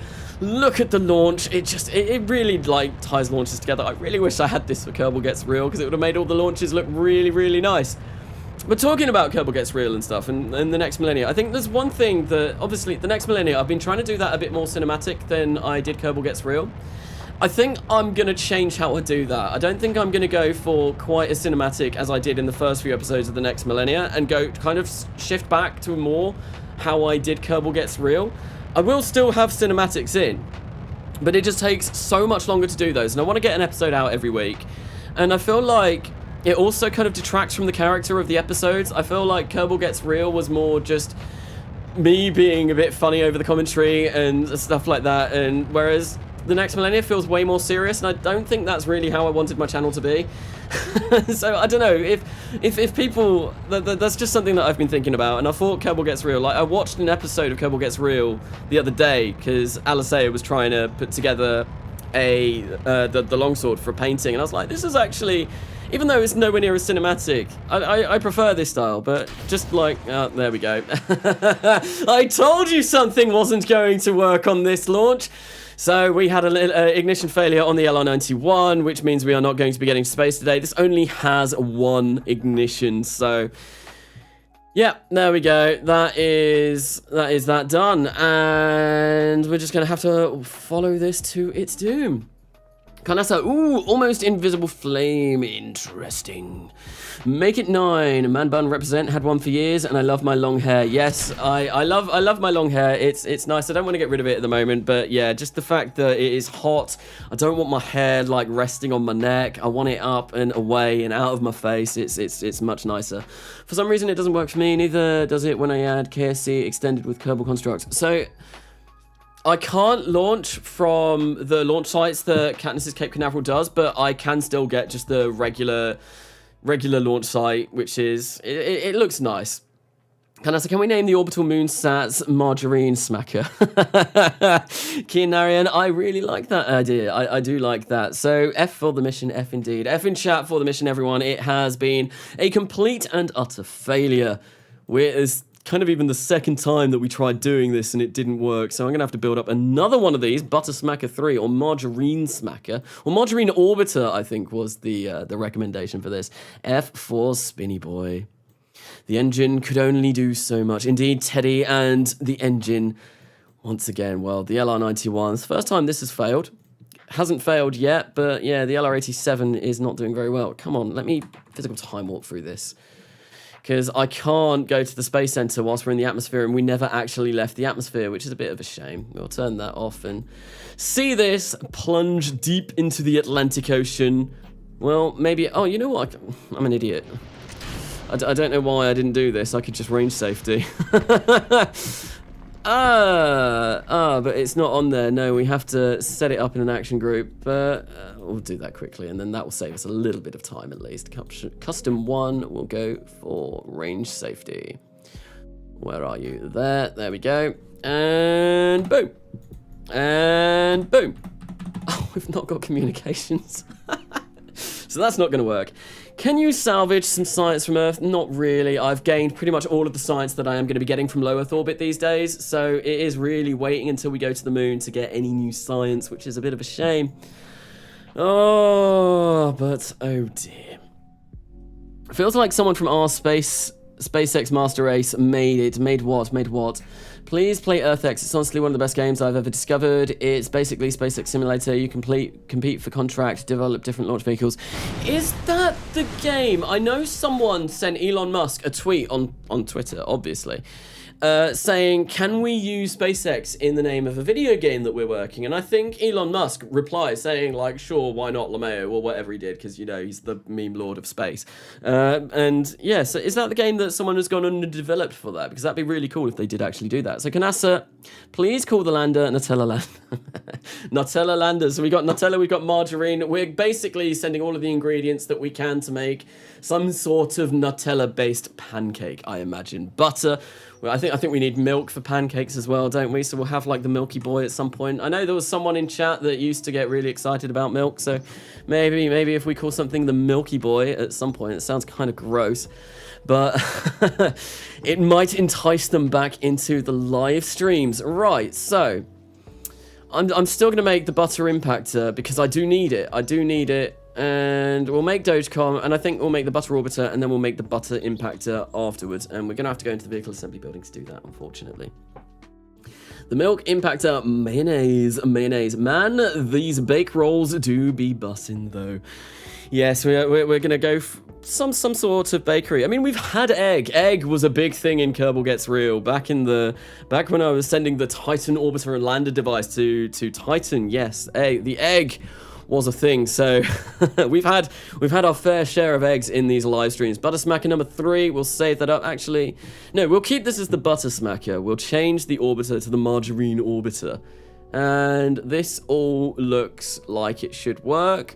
What is our failure rate on these now? 5.91%. Hopefully we get a lower failure rate on this. 3.53%, so that's gone down dramatically. And I think the AJ10 on top should be about 3.6, 3.2. So it's not, considering we've got 3 engines to get us to the moon, there's not a very high rate of failure, really. So we're going to save this. Don't need to tool it because it should all be tooled. We'll launch this, and what we will do is we will fit that in between our 2 orbiters. Carnasa, what about pancake or bread lunar base? I'm not sure if I am going to be going as far as making a lunar base in this series. I'll do a lunar landing, but that is probably kind of getting beyond the cope of what I wanted this RP1 streams to be. Maybe I will. I don't know. I've not really decided where I'm going to finish this yet. So why is that reconditioning twice? Why? Why reconditioning twice? That shouldn't be happening. That shouldn't be happening. Right, come on, let's get this done. I want to get a lunar orbit by the end of the stream today, and we've been streaming for 2 hours and 37 minutes, so I don't actually have an awful long time left, but I would, yeah, lunar orbiter would be nice. Let's get Dogecoin out. And I did kind of also want to start working on human space flight, but that doesn't that doesn't look like that's going to happen anytime soon. Maybe we won't get it in 1956 or 57, 58 probably though. Dogecoin 1. Come on, let's warp this to complete. There we go. Let's roll you out and get this done. Right, I'm honestly turning off all of this. Can we stop? Right, I don't care. Don't tell me about the battery on that. Don't tell me about anything. Changod 5, don't tell me about the battery on that. Yeah, let's just go, please, and hopefully that should stop this from annoying me. Please. So Carnasa, man, they do be bussing. KK, my time rocket is working as long as I keep throttle at 33%.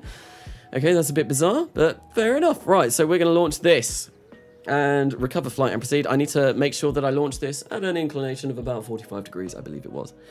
Kinda need smacker science before orbiter. I can do the orbiter though. And it's not going to take really any different amount of time to build, and that will gain us more science, but I do want the smacker science as well. That'd be nice.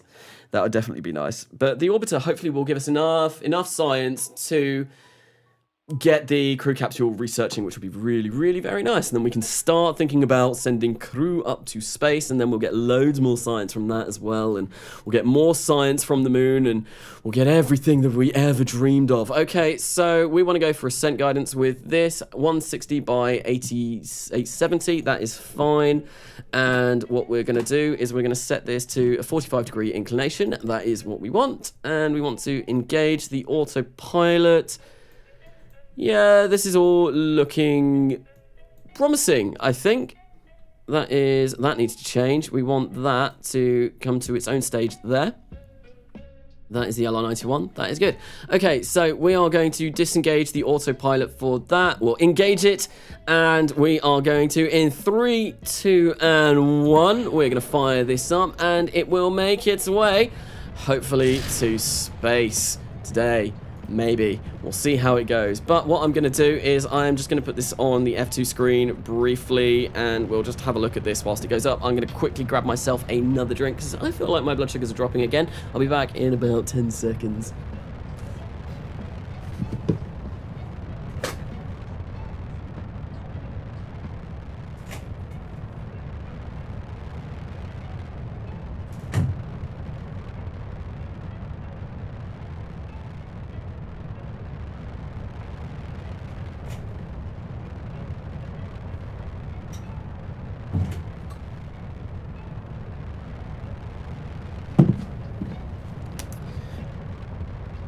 And we are back, and my word, I went outside for like 10 seconds, and it's so much cooler out there.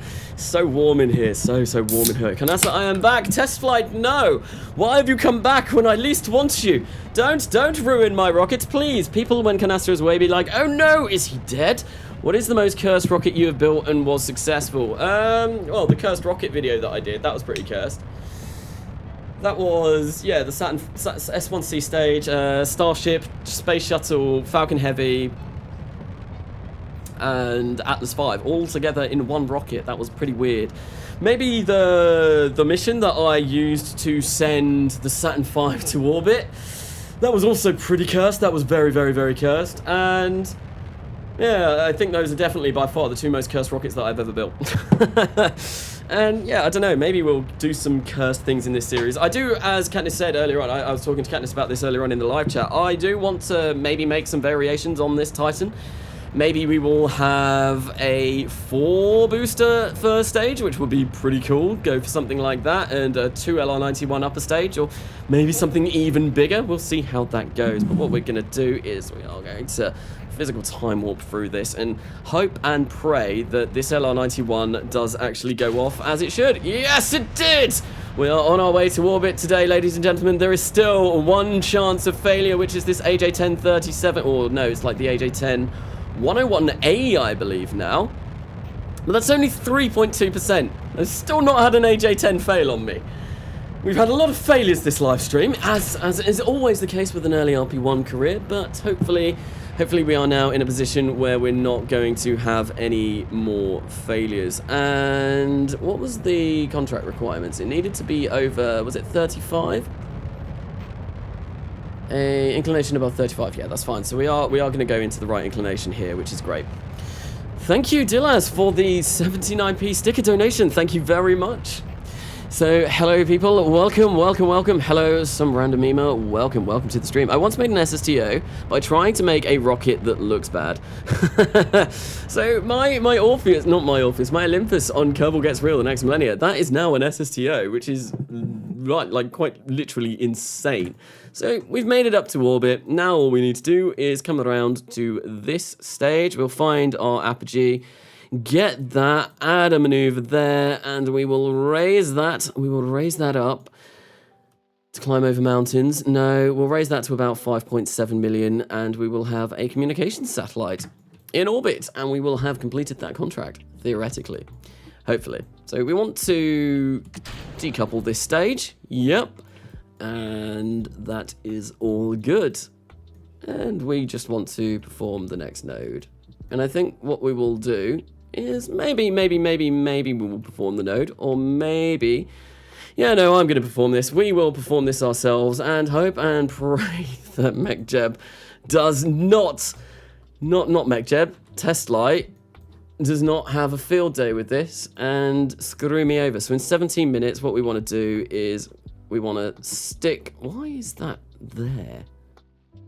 Surely that shouldn't be there. Yeah, we just want to stick prograde and burn this as far as possible. See how far out we can get. We're going to go prograde now. Turn the RCS on. Turn the... Oh no. Oh no. Oh no. Oh no, we're out of communications yet again. Come on, come on, come on. Give me communications. There we go. Fabulous. Oh, with 1 minute and 10 to spare. And what, yeah, all we're going to do is we're going to stick prograde and we're going to burn this until it is empty. And we should actually get quite far out. We should almost make it to the moon. We might even be able to run a little bit of science on this.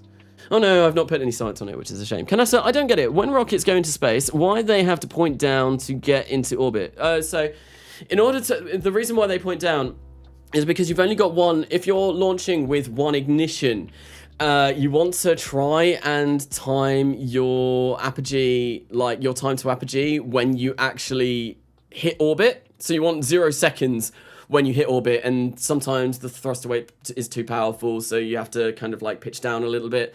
That's why, yeah, you want that to be roughly 0 when you are hitting orbit, and that way it will be a nice orbit. And that's why, yeah, why you pitch down, in order to try and get that as close as possible. So our apogee is in 33 seconds. I'm just going to go on that.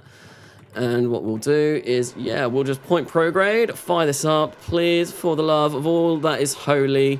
AJ10, don't fail on me now. Yes. Woo! We are going to complete this contract. That's fine. As long as it doesn't have, like, a mid-burn failure. Which, to be honest, it very well could do. 45 minutes between failures for this. It's a very, very, very high chance that that may happen. Moneypog space. Yes, indeed, Moneypog. Thank you once again for the donation. So yes, we are going to space. We are going to space, and hopefully we will complete this. Well, no, we're already in space. I need to drink this Coke. My blood sugars, I can feel them dropping, and it makes my brain basically melt and do all kinds of weird things. I'm not going to drink it as fast as I did the last one, though, because... And that's just crazy. That's just crazy. Right, so checking for stable orbit 148. Yeah, no, this is all good. We have got our wait, what? Oh, it's still checking the stable orbit. That's fine. I mean, I could just burn this all the way to its completion, or I could kill it. I don't know what I want to do. Probably not any point. Maybe we'll go all the way out to geostationary and see if we could also do a geostationary orbit with this design. I feel like that's more than sufficient, but we'd have to make it, yeah, we'll get to geostationary with this. But we'll cut that there, that's fine. We'll get the orbit contract achieved. Okay, contract complete, that's all done. And I'm just gonna quickly go back to the Space Center now, because there's things I want to be doing. I want to be going to the moon. The moon is where the science is, and we want to be getting as much science as we possibly can. That should not be working. Like, why is this working? I don't know. The AJ10s on this series have been very nice to me. They've been very nice. I've never had a failure from an AJ10 yet, which is insane. Oh my god, it went past the camera line, or how... Common line, or how it's called. We are way past the common line. We've been way past the common line for quite some time. Common line is only 100,000 meters. Or are you talking about what you are doing? Okay, I keep forgetting, yeah, Katniss's Cape Canaveral, you have to zoom out every time you come to it. So, we are going to go for the Buster Orbiter in 50 days. That doesn't give us a lot of time. We might actually run out of science to research, which is never good. But with that being done, we might be able to pick up our first... No? When do we unlock... Or do we have to do that? Okay, early contract. When do we unlock the communications network contracts? When is that? Because I really kind of want that, because I do want a communications network. So, advanced satellite contracts. Is it under here? Not Molnia, not geostationary. No, I don't really care about those. What we want is flyby. No, we don't want those. Lunar exploration. Is there a communications section that I am looking for? Atmospheric probe, uncrewed orbit, rover, sample return, space station. It's not sounding rocket, it's not X-planes. Is it under here? Even though, well, no, we don't want GPS. It won't be a weather early satellite. Ah, here we go. What do I need for this? Complete communications test satellite contract at least 2 times. Okay, so I am going to have to do that, and that is available. What do I need in order to complete this? Apogee, perigee, inclination above 50. That's fine. That's fine. We can complete that with what we've pretty much got. So you get barely any money for something that is so expensive. That's crazy. But we will pick that up and we will make a new one of those. And in order to do that, I'll go to the vehicle assembly building and quickly change a few requirements around with this. Carnasa, do you have any other games other than KSP? Yes, I have a lot of games other than KSP. I've got RimWorld as a series on this channel. I've also played Space Engineers, I have played Minecraft on this, I've got Stellaris, I've got Rome Total War, Rome 2, Rome Total War Remastered, lots of the Total War games, all of the Warhammer ones. I've got lots of games I do enjoy games. There's a lot of games that I do enjoy. So, yeah, no. Not just KSP. What we're going to do is we are going to come in here, make this ever so slightly bigger, because I think we needed this to go up to 92. So if we go to the resources, concept payload, no, we need a little bit more than that. We need more than that. We need more. And I think I can get service module 2 now as well, but I'm not going to get that quite yet. Okay, 94, that's fine. Let me just check the contract. I believe that should be okay. If we go for the communications, 92 units of ComSat payload, and we will be more than capable of being able to achieve that as well, so that's fine. We'll tuck that away like that, and that will complete that contract for us. If we grab this, like so, that's fine. We shouldn't even really need to tool anything. We need to tool something. What's that going to do? That's going to give us like 20 funds difference, so I'm not going to bother doing that. We will Dogecom number 2, and we will launch this up. That'll get some more funds, and we will leave. We won't save that. That's fine. Carnasa, what's the difference between Apogee and AppleApp? So Apogee is the term to use when you're around Earth. So AppleApps and Apogee are interchangeable when you're around Earth. But you can't use, say, Apogee when you're around the moon because it has its own name, which is something like Apocene or Apolloon. I can't remember what it is exactly. Every planet has their own name, which you can just use AppleApps for. But, like, Apogee, I just prefer the sound of Apogee.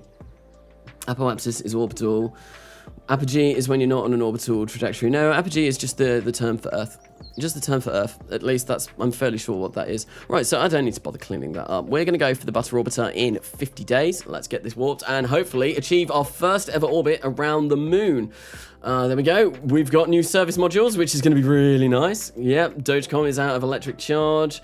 That will regain electric charge because it does have solar panels. So I think what I want to do is I want to change the config on this so it doesn't tell me about it because I don't care. Honestly, I don't care. What else? Well, the Chungoid, I think, is giving me a bit of grief. Yeah, this one. So if we turn that off as well, and then won't get any grief from that. Butter Orbiter, we're going to go for a lunar orbit in 1957. Probably a bit slower than I'd have liked, but oh well, we're going to do this. Oh, I suppose. First orbit. Yeah, this is not too bad. Right, we'll roll this out to the launch pad and get this all done. Cool. Well, you must have a powerful PC, because when I try to load Realism Overhaul, it takes me 10 minutes before it loads in, and when I load it in, there's a 50-50 chance that my game is going to crash or it will not. Is that in relation to someone else? So, yeah, my PC is not too bad. It's not too bad. I've got 64 gig of RAM, which really, really, really helps with loading all of this in. So, Butter Orbiter, we're going to launch this. Recover, flight, proceed. Let's orbit the moon. Let's orbit the moon today, ladies and gentlemen. Please, let's get a lunar orbit. It will be very nice. We'll get a lot of science. Everything will be great. So I have an entry-level PC, 501K, and I can run Realism Overhaul fine with graphics turned down. So, and using a low-quality real solar system pack. 501K, £1,000 is, I'd say that's more than an entry-level PC. I only spent not that much more than 1,000 on mine, but I built it, and obviously when you build a PC, it does cost a lot less than when you buy one pre-made. So yeah. Okay, right, so orbit inclination, that doesn't matter. What we want to do is we want to go to the moon. We want to go to the moon and we want to orbit this. Orbit this. We've got a new type of engine. We've got the Juno 4K on this, which will be great for orbiting the moon, hopefully. That is all good. We want to launch into the plane of the target. What date is it? It's August, so we will have a daytime launch. In 19 hours and 45 minutes, we will be launching this. So, yeah, we just want to hit engage autopilot and wait for this to go. Let's get that out of the way. And I don't need orbit info up anymore. We'll keep smart ASS up though. My PC is 13 or something and it still works. I've got a 12-year-old PC under my desk that I never use, but I have a really good feeling that that will still work if I try and load that up, which is nice. It was when I first started playing Realism Overhaul on before I got my new PC, before I started my YouTube channel. Okay, so in 6, 5, 4, 3, 2, and 1, and we are going to be launching. Hopefully everything goes well, because it would be nice to go to the moon. It's been a while since we've been there. It's been a while since we've had a successful mission over to the moon, and I feel like this should work. And to be honest, looks like we're going to be good. Looks like we're going to be fine. Yeah, I think this should be okay. As long as Testlight doesn't come along and ruin everything. Ruin everything. Testlight does have a habit of doing that quite a lot of the time, so hopefully nothing goes wrong this time. Okay, so we are pitching over now with the LR87. That has lit up successfully, which it doesn't always do. What is the mean time between failure on this? We're burning that for where it should be. Yeah, this looks fine. I feel like this will be okay. So Carnasa, you should put a capture card into the old PC and use a HDMI splitter on the new PC so you can stream on the old PC and play KSP on the new one to allow for better graphics. Potentially, that might be something I do. Those are all big words for me at the moment that I can't really think about because my blood sugars are dropping and I need to drink this. But, I don't know. I don't even think my old PC has a HDMI port on it. It might do. It's got VGA, or VGB, or whatever it is. I can't remember the name of the kind of how to plug it into your computer. I think if my blood sugars keep going like this, once I make lunar orbit, I might actually have to call the stream there because I can't think properly at the moment. And it's making it really hard to talk. But I do want to get to orbit. I want to get to a lunar orbit. I really, really, really do. So, oh, god damn it. No, I pressed space instead of Alt. Yeah, no, I'm not having a good time at the moment. I'm really not having a good time. I think I'm going to revert this because this is me being medically ill. And what I'm going to do is I'm going to go away for 5 minutes until I'm a little bit better. So, yeah, I'm going to go away until my blood sugars are all sorted out, and then I'll be back momentarily. So, thank you for watching this. I need to sort myself out. I'll be back momentarily in a bit.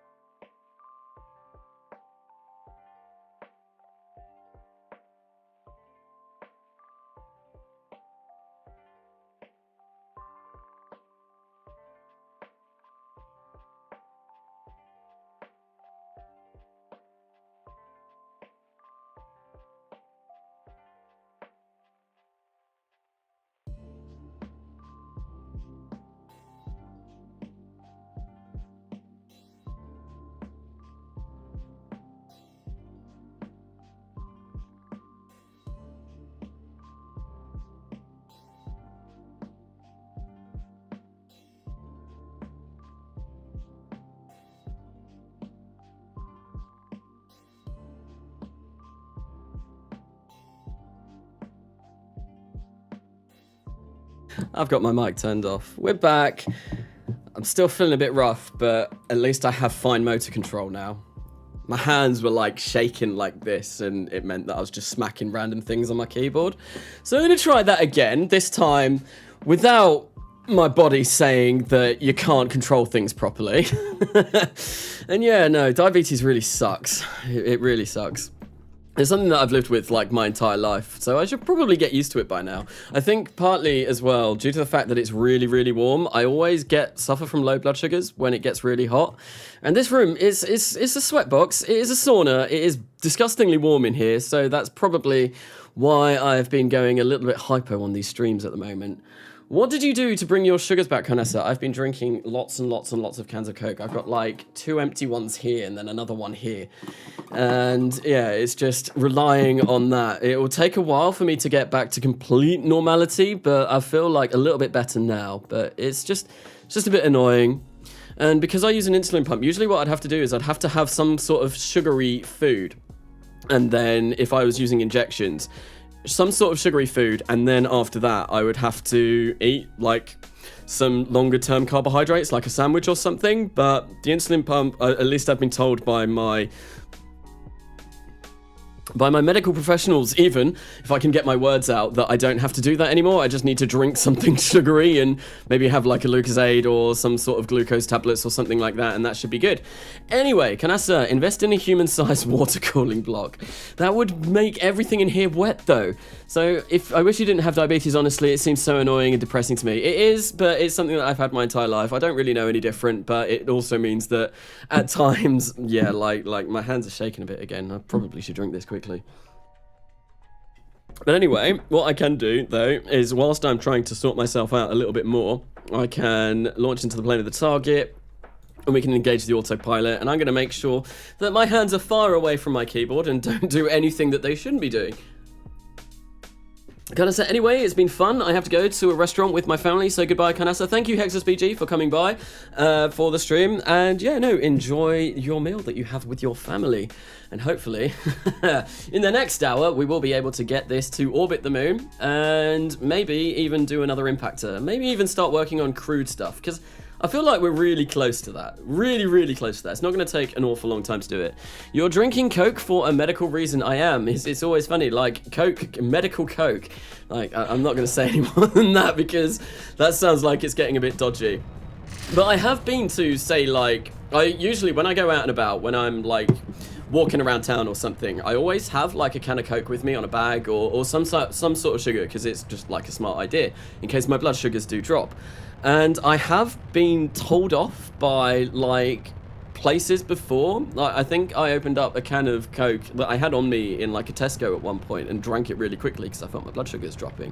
And I've had, like, people that work in the shop come up to me and say, no, you can't do that. And, like, I'm there, like, flopping on the floor like this, like, look, I need it. It's keeping me alive. It's keeping me alive, like, seriously. Please let me just have it. But people I've also had really funny looks as well. I don't use injections anymore because I'm on an insulin pump, so it's kind of like more tucked away, more hidden. But I've had, when I was growing up, when I was injecting myself, I've had people like give me really awkward looks, and like I've had people stare at me and tut, like when I've injected myself in public, and I'm like, dude, like, I'm gonna die if I don't take this medication. Can you, like, leave your condescending tone away whilst I'm trying to keep myself alive? But yeah, no, there have been some really awful experiences being diabetic growing up. But usually now, these days, people are a lot better. But yeah, it's usually like, I don't know, you go to a restaurant and there's like an old woman in the corner, sees you whip out an insulin pen, stab it in your arm, and she's just there like giving you the dirtiest look. And you're like, well, calm down, Margaret. I need it to stay alive. Shooting up the drugs. Exactly. That's what people think. But why on earth would like a 12-year-old boy be shooting up drugs? I suppose you probably could in some places, but yeah, like it's just ludicrous, and people always think the worst. But I'm ranting on about this now anyway. I think I am in a safe enough position to auto time warp this. There we go. So that's much better. I managed to do that without hitting spacebar this time. Don't forget that, can you not inject in front of me because it makes me uncomfortable? Yes, I'm sorry if it makes you uncomfortable. It makes me die if I don't.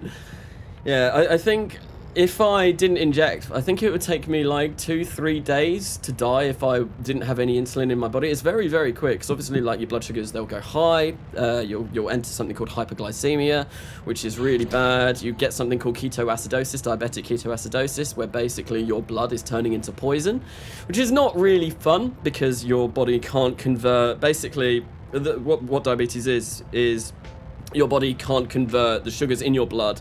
It can't break them down using insulin, which your body naturally produces. My body doesn't produce that because when I was younger, my pancreas decided to say, no, you're not going to do that. I'm going to attack myself and I'm going to break you. And yeah, so that's why I have to inject insulin. I have to have like synthetic insulin in order to basically be able to eat anything. So it also means that I know a lot about carbohydrates in food, and roughly, like, I can look at a piece of food and say, yep, that has about 20 grams of carbohydrate in it, because I've had to learn that whilst I've been growing up and figure out how many carbohydrates I'm actually eating.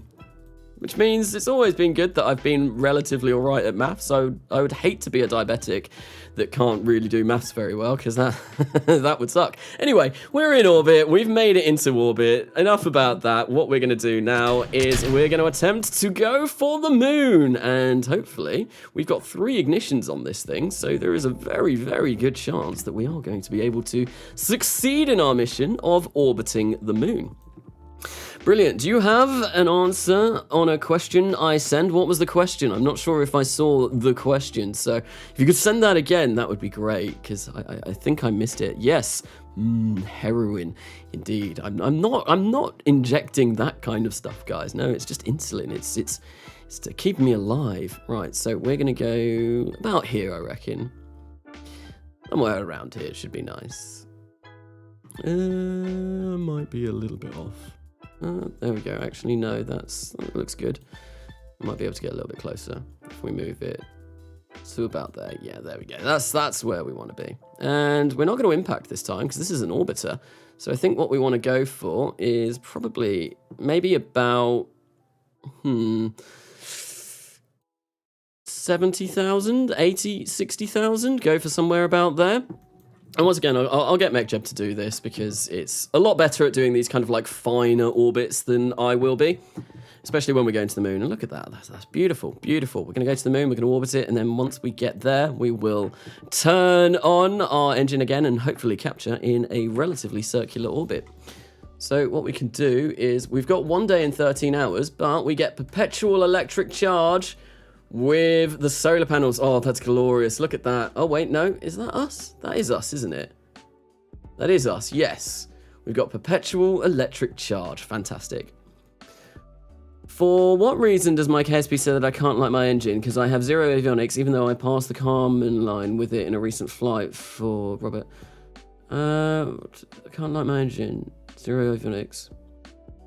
Might be because you're running out of battery. You still need like a telemetry unit or something along those lines in order to actually control the rocket. Even if it doesn't have avionics, you still need some kind of telemetry unit on it just so that you have control. Like, but not like advanced control where you can actually move it around. So yeah, that might be what's going on. I'm not sure though. How much are we gonna have enough HCP? Yeah, we got loads.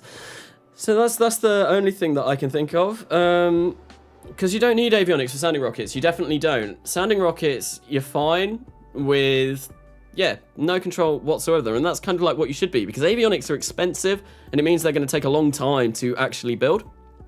So I don't know. I'm not entirely sure what's going on there. Then that does seem to be a little bit bizarre. Maybe try reinstalling RO engines or something like that. I'm honestly not sure. This is only 3,139 meters per second of burn.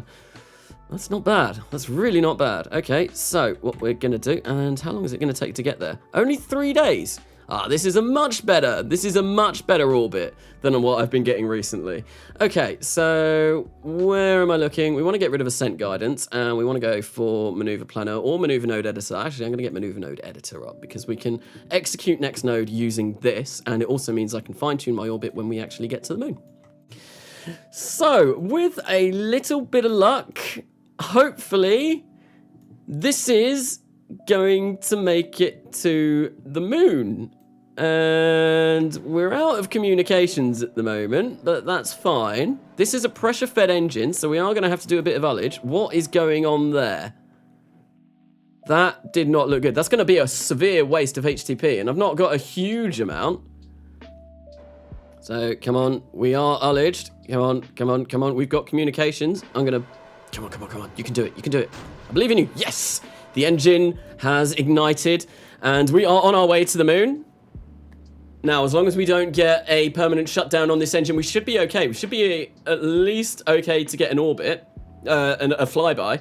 But maybe an orbit would be nice. Obviously, I do want to go for the orbit because that is the contract that I am trying to fulfill.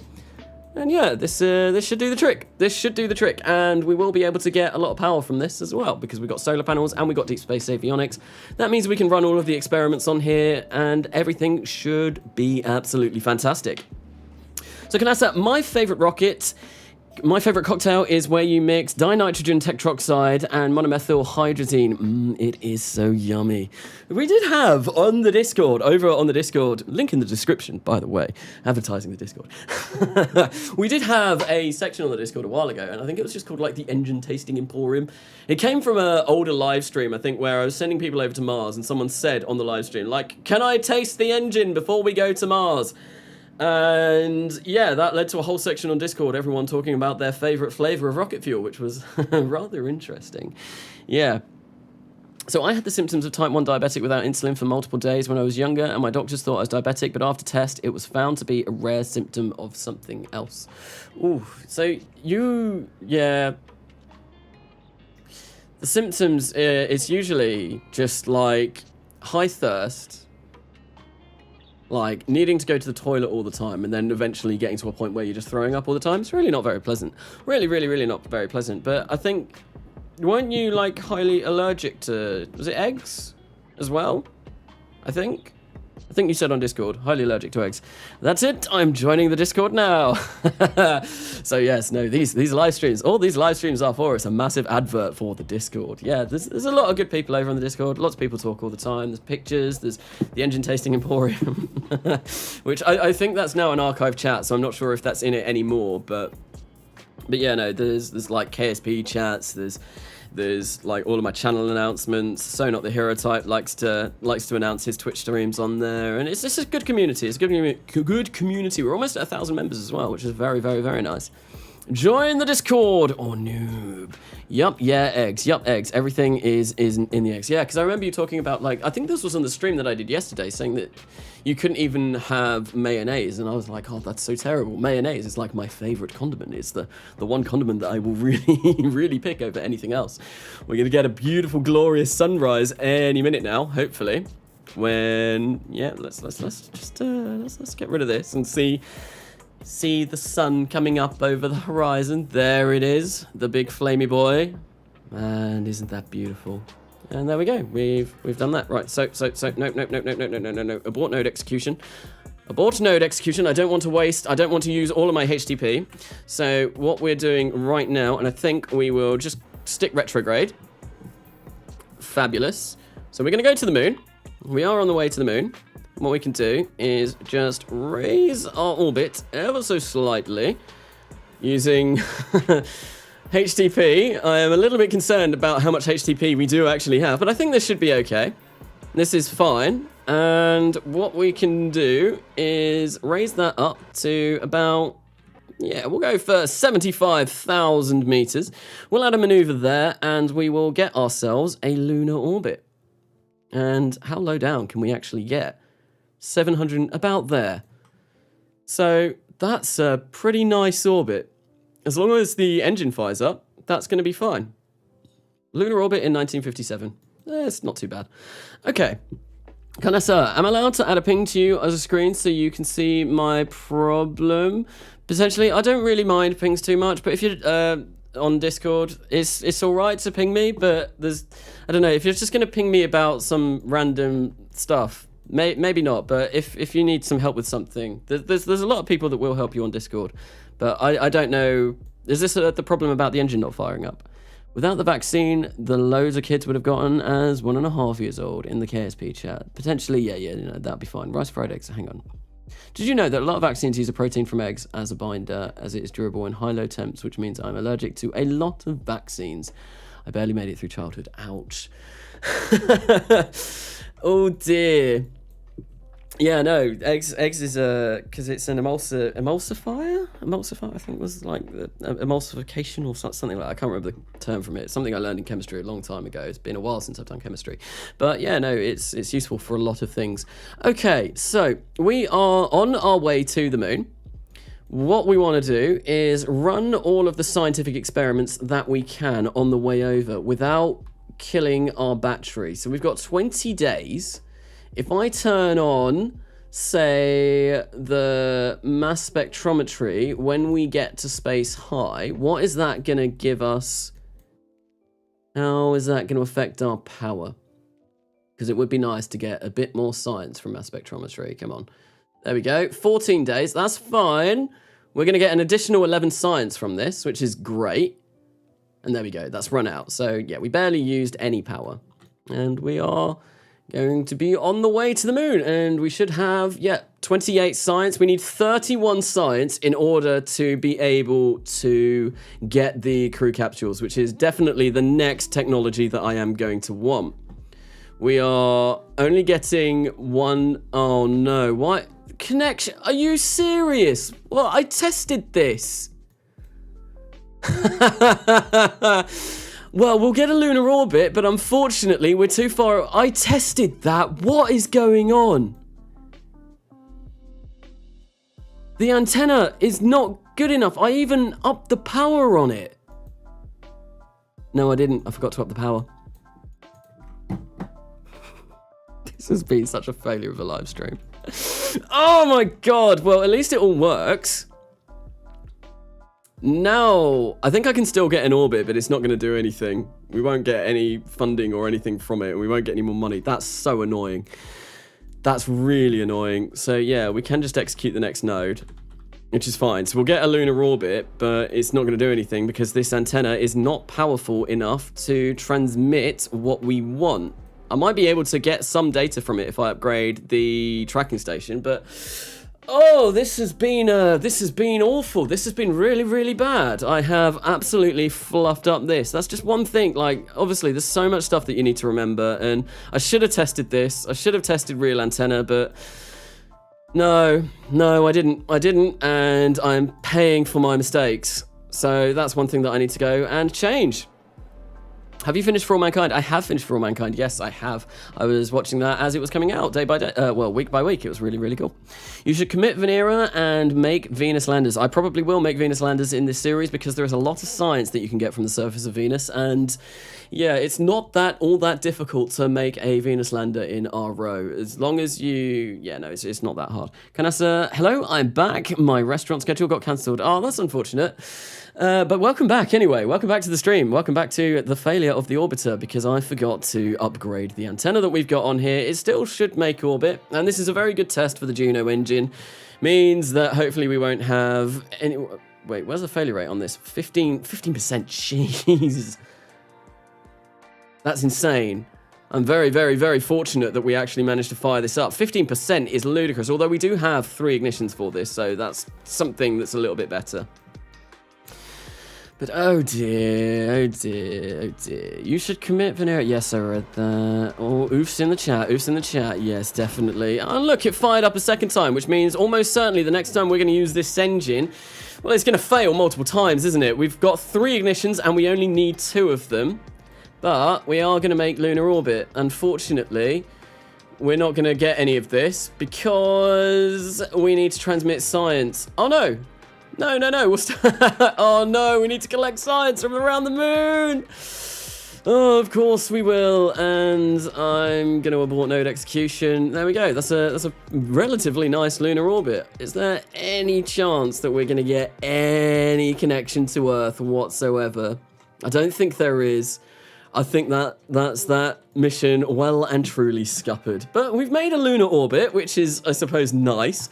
Now what I need to do is make a lunar orbit that's actually worthwhile. 15% failure rate is bad, laughs in AJ10. Yes, the AJ10 is obviously a very, very bad engine, a very, very naughty engine, and likes to fail all of the time, but yeah, it has its uses. It's very good at this. It's very good at the same time. Obviously, the AJ10 is great as an early upper stage engine. You use it all the time. It's fantastic. It does the job that it does very, very well.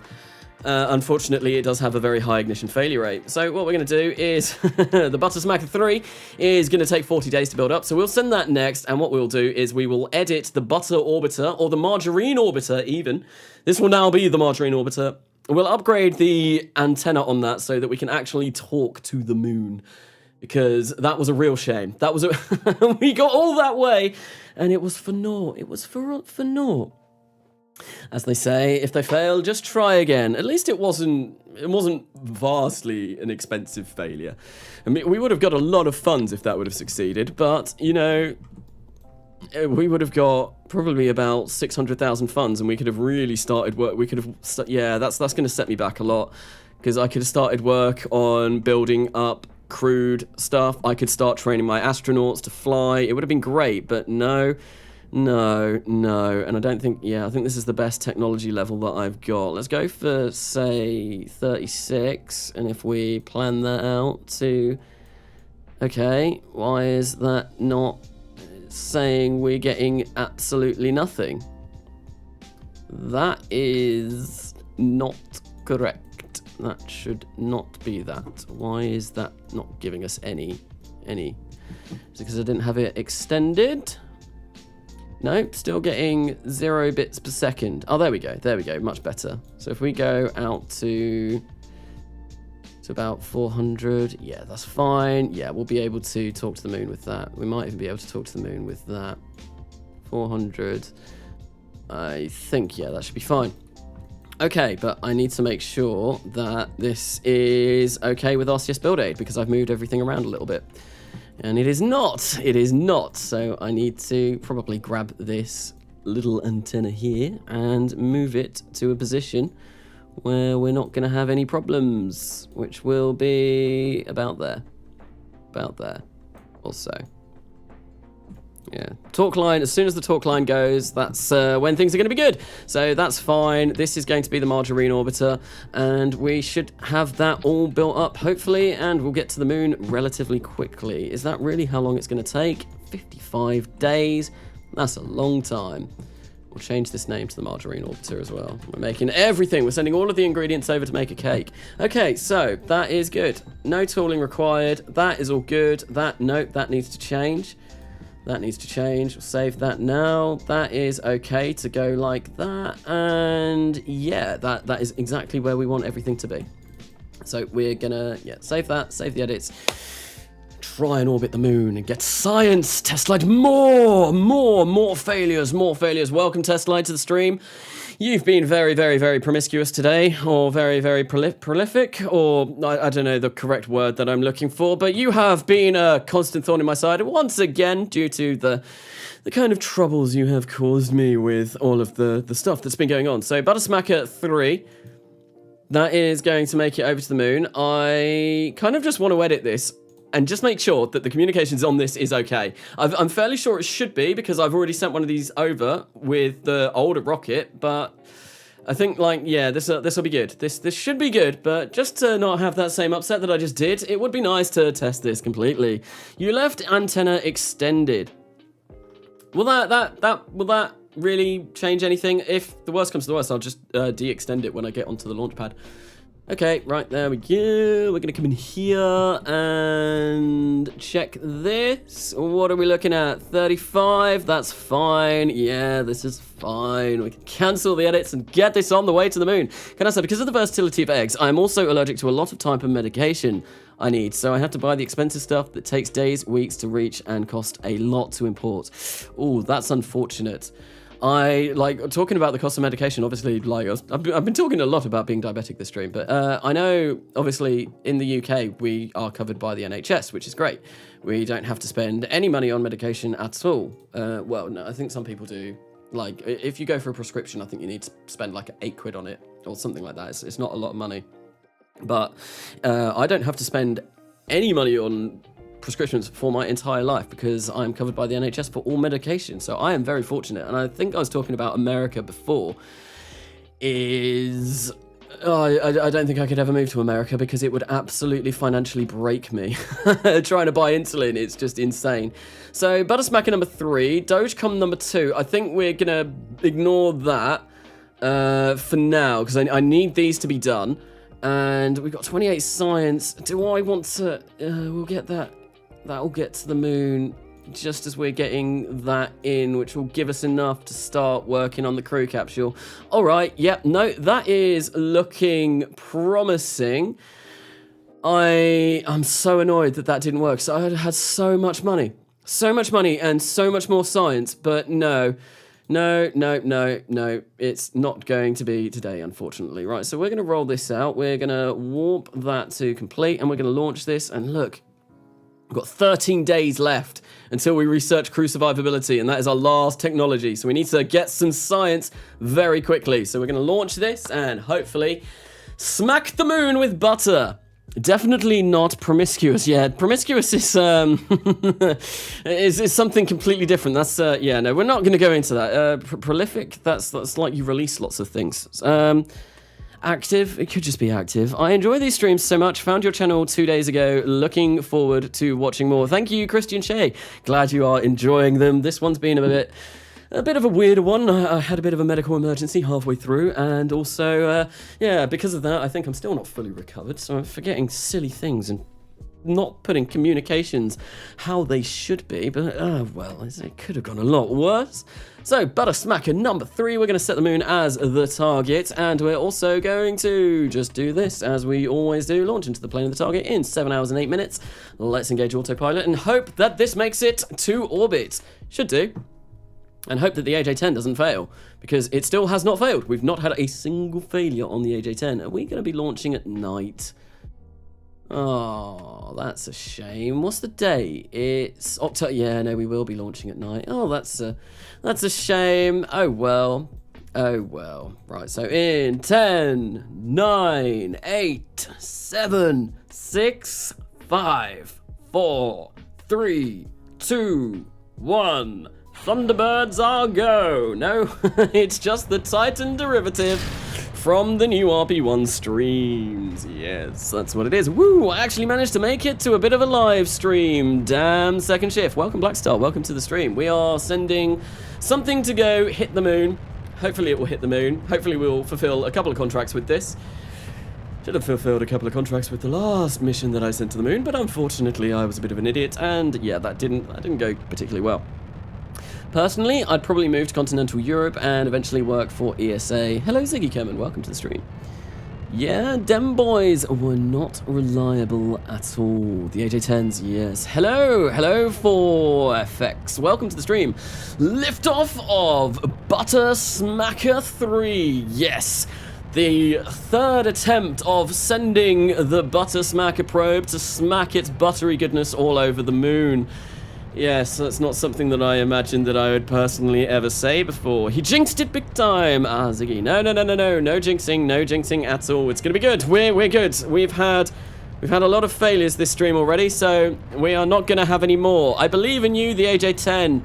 I believe in you. I have faith. You've not failed me yet. You are the best engine in the game. Sweet, sweet little AJ-10. There is nothing you can do wrong. Well, there is a lot that it can do wrong, but I think if we try and convince it that it's in a good position, then hopefully it won't fail on me. Wait, weren't you stuck on Lathe? It wasn't Lathe. There we go. The LR-81 has fired up, so we are on our way to orbit. It wasn't Lathe. It was Hydrus. The planet in Beyond Home, and I rescued him from Hydrus. There was a whole, like, 2-part mini-series of rescuing Ziggy Kerman from Hydrus.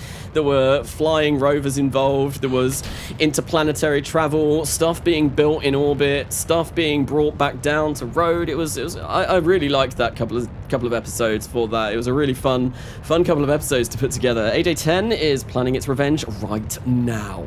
Well, I hope it's not. We're going to have 71 meters per second of delta V remaining when we get up to orbit, or 70 is going up. That number never goes up. I don't know what's happening here, but I think we should be okay.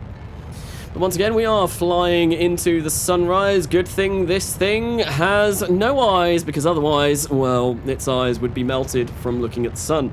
Talking of, yeah, let's get some eye protection on. We're looking straight at the sun, so best get these on. I've lost one of the glass. What? I'm missing a lens. I've only got one lens. No, that's not good. Well, it's kind of done something. Right, so, anyway, sun protection on. Sun protection on. What we're going to do is we are going to plot out our maneuver node and go to the moon. And I think probably if we start about here, that should be where we want to be. The lens has fallen off. I don't know what's happened. Oh, God. That's a bit far. Don't want to be going that far. Yeah, there we go. This is looking promising. That is a direct impact to the moon, all done already, and that's going to be in not many days, I don't think. I can't see what I'm doing when I'm planning this out here. I need to change that.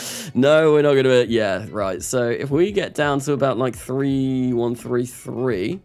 And just wiggle this around a little bit, see if we can get a bit of a better encounter. There we go. Let's raise this up a little bit. It's going to take 4 days to get to the moon.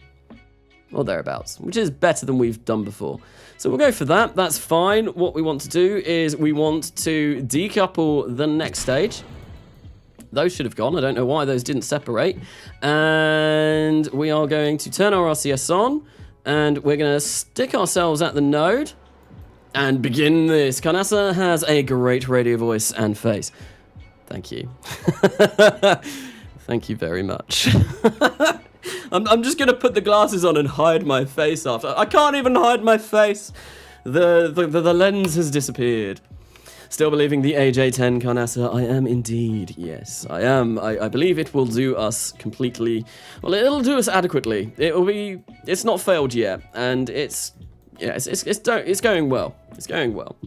Do you have a Katniss Cape Canaveral tutorial? Because I don't know how to install it. No, this is actually the first time today that I have ever used Katniss's Cape Canaveral.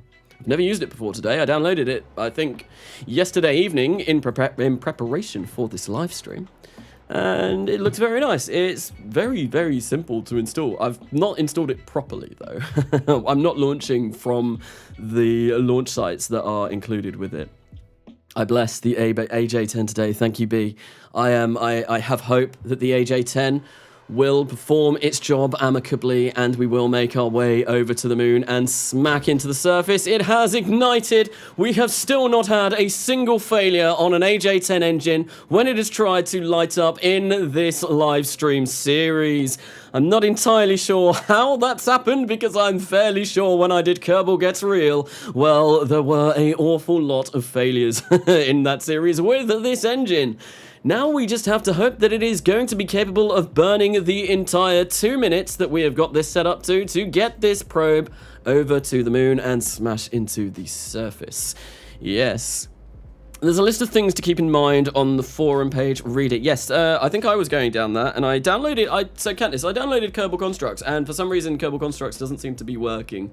So, Not the Hero Type was talking about this on his stream yesterday as well, and that doesn't seem to be working either. To be honest, I've never used Kerbal Constructs, so I don't actually know how the mod works itself. Carnasa, I did make a backstory for Private Ziggy. You did. There was something, I can't remember, you tagged me in it in Discord. And I was going to go into that again when I started up coming home. I really need to start coming home up again. Unfortunately, like, doing all of the Next Millennia stuff at the moment is taking more of my time than I would like, which is why I mentioned it earlier on in the stream. I might kind of go back a little bit more to how I did Kerbal Gets Real, because it didn't take me anywhere near as long to produce the episodes when it's slightly less cinematic. There will still be cinematics within it. It just won't be like full-on cinematics the entire time. And it'll be more kind of me, just kind of like how I did Kerbal Gets Real, because there were cinematics in that, but it was more just a bit lighthearted, and I feel like the Next Millennia seems way more serious than I ever wanted it to be, and I feel like that is because it's all cinematic and stuff. So I don't know. I'll see how it goes, but that would give me more time to also start focusing on doing Coming Home again, which would be nice, because I do miss that series. There's a lot that I need to go in and kind of figure out where I was and explore it, but it's something that I do want to get back into. So, Carnasa, would you play RO, but instead of real solar system, it's stock KSP planets just set to the size of their real solar system counterparts, KSP stocked? That would actually be quite funny. That would be something quite cool. If like Kerbin and all of that was the same size as like Earth and all of that, that would be something very, very, very cool to try out. Right, are we hitting the moon? Are we gonna smack the moon? We are gonna smack the moon. Yes, fabulous. That is very nice. I want to smack the moon a little bit harder, though. We want to really, really, really hammer this probe home. Which way are we coming in from? We're coming in from this way. So if we just use our RCS as much as possible to just basically do that. Land somewhere in the Oceanus Procularum. Or, no, I think that's not the Oceanus Procularum. It's one of the mares, the seas of the moon. Right, so that's all that done. So now what we can do is we can decouple this. I hope. Yes, yeah, we can decouple that. That's fine. We have 14 days of battery power on this, which is great. We've got this antenna stuck out as it should be. We should also have a bit of science. We've got mass spectrometry and a magnetic scan, which we can perform on our way over to the moon. Magnetic scans, I'm not sure if I want to activate those yet, due to the fact that they take an awful lot of battery. And I mean, it would be nice getting that on the way to the moon, but I'm gonna have to see. Let's get rid of that. I'm gonna have to see how reliable this is. Right, come on, let's make it over to the moon, please. Please, that would be very, very nice. Okay, so we'll turn that on anyway. What does that give our battery? 11 days. That's fine. Yeah, no, we can do that. Only 9 days now that we've turned this on. But we are going to reach the moon in 3 days from now, so we should be fine. 8 days and 1 hour, and if the worst comes to the worst, I will turn off some of that. I think I might turn off the magnetic scan when I actually... Oh, yeah, let's turn that off. Yeah, that's 4 days and 18 hours. I suppose that's because we're using now the main antenna that we've got on. Okay, but this will make it over to the moon. Let me pull up a map of the moon. Carnasa, how do I get my RCS to work? RCS, they are staged, so all you need to do is stage the RCS, make sure that you've got the correct fuel configuration within them, and yeah, so correct fuel, usually high pressure tanks, although I don't think all kinds of RCS need high pressure tanks, and that should basically do you. There can be funny moments where RCS won't work unless you put the RCS on the tank that the RCS fuel is, which is, yeah, it's a little bit bizarre sometimes. Right, so we are running this. We've gained, hopefully, oh no, I already did the mass spectrometry. No, we're not going to get any science from that. Oh dear, that's not good. But we will get science from smacking this into the moon, which will get us enough. I fried the egg. Oh dear, the egg has been fried. Oh dear. But anyway, yeah, we'll get science for smacking this into the moon, which is going to be something, as long as we have electric charge by the time we get back down. Yes, which we should do. And might even, if we turn on telemetry analysis, we might even be able to get moon space low telemetry analysis. Because I think we go to space low once we're below 150,000. Yep, we do. So we'll be getting some vital telemetry data, which will be great. Yeah, there we go. Our science is going up. Now we're going to watch this gracefully fall as it smashes down into the surface of the moon. What's your KCT build and research rates? It is... I can't tell from this screen. I'll have a look when we get back to the Space Center, but I think I've got about 120 points into the build queue and about 80 into research and development at the moment. Gracefully smashes. Oh yes, we need eye protection, shrapnel. No, shrapnel going everywhere. Let's... Oh, the lens is still off. Oh dear. This is not the best. Oh well, but we're going to gain a lot of science. We've already got enough to get, there we go, 51 science.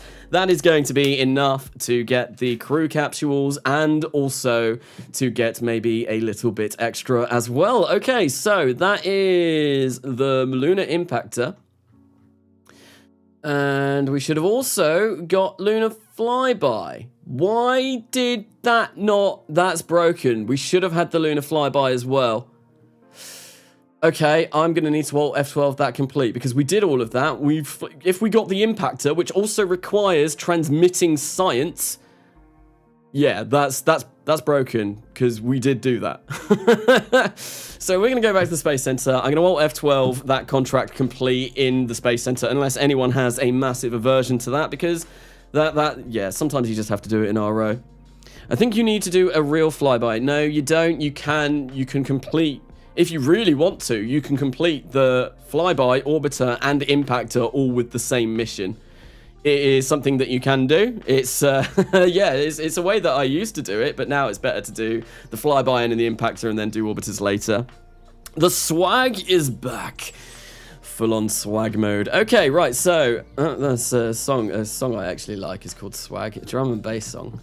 Okay, right, crew survivability, we got 8 days. We managed to do it with 8 days to spare, and we can go for basic capsules.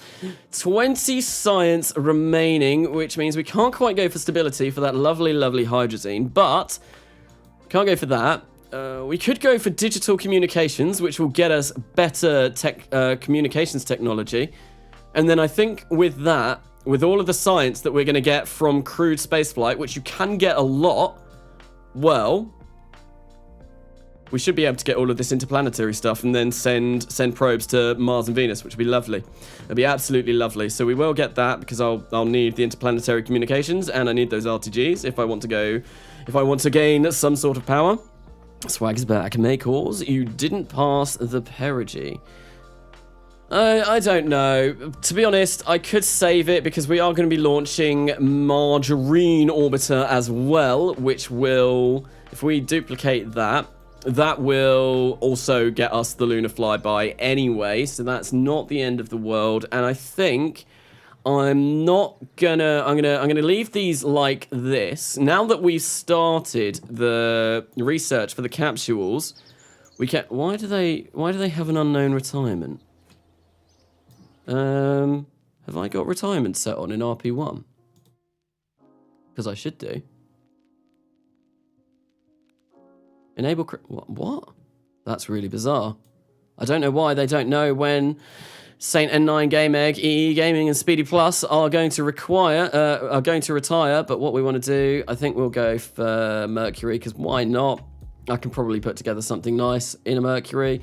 We'll start the course, and I also, at the same time, we could go for Vostok with another set of crew, but I think that's fine. Right, okay, yeah, we're doing Mercury for them. Apply, accept. But yeah, I don't know why they've got no retirement date. That's really bizarre. That's really bizarre. Can you check your KCT upgrade points? Yes. So we have 117 in the vehicle assembly building and 91 in research and development at the moment.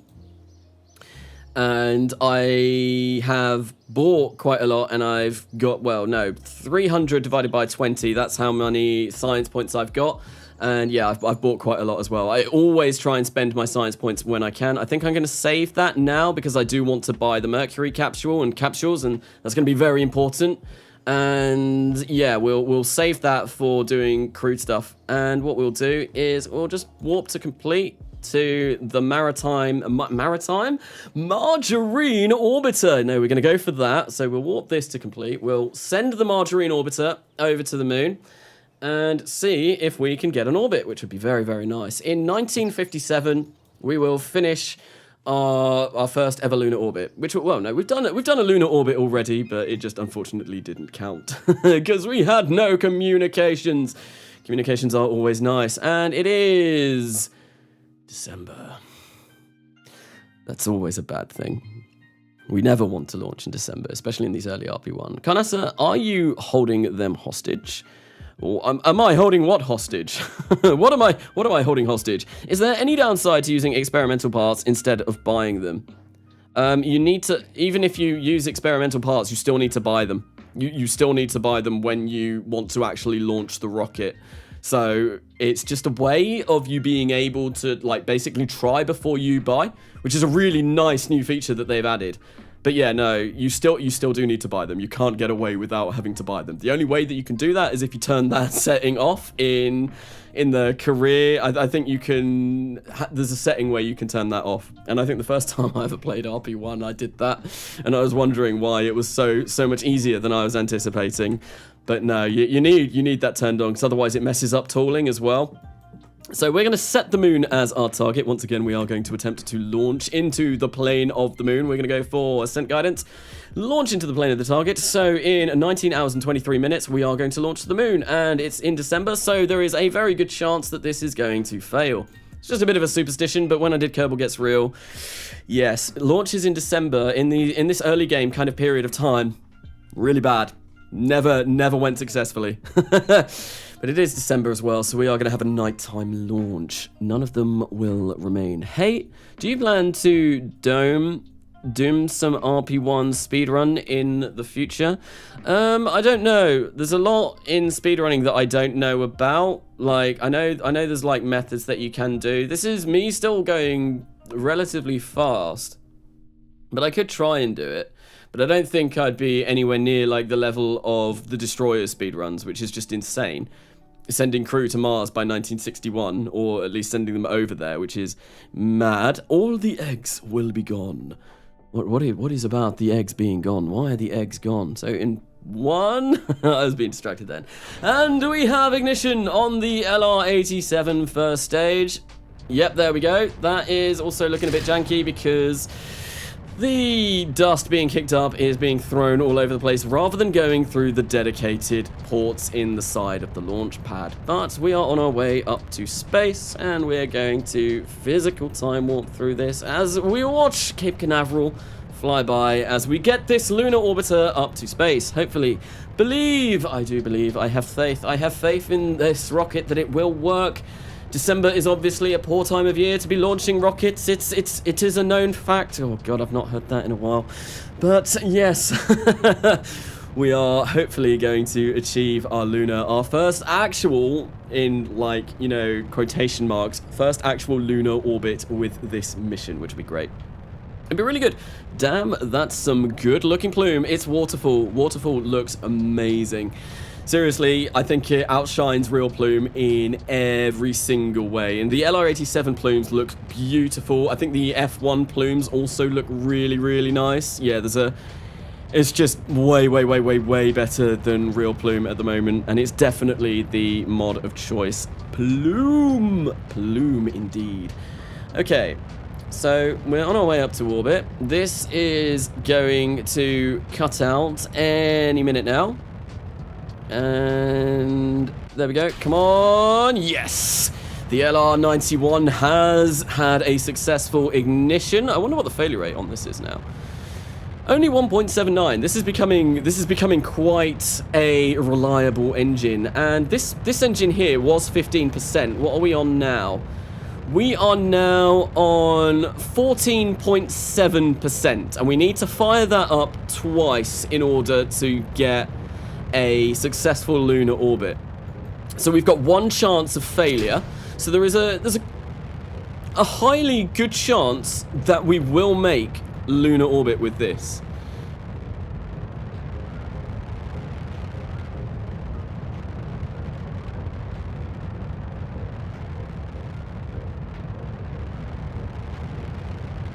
Is that broken?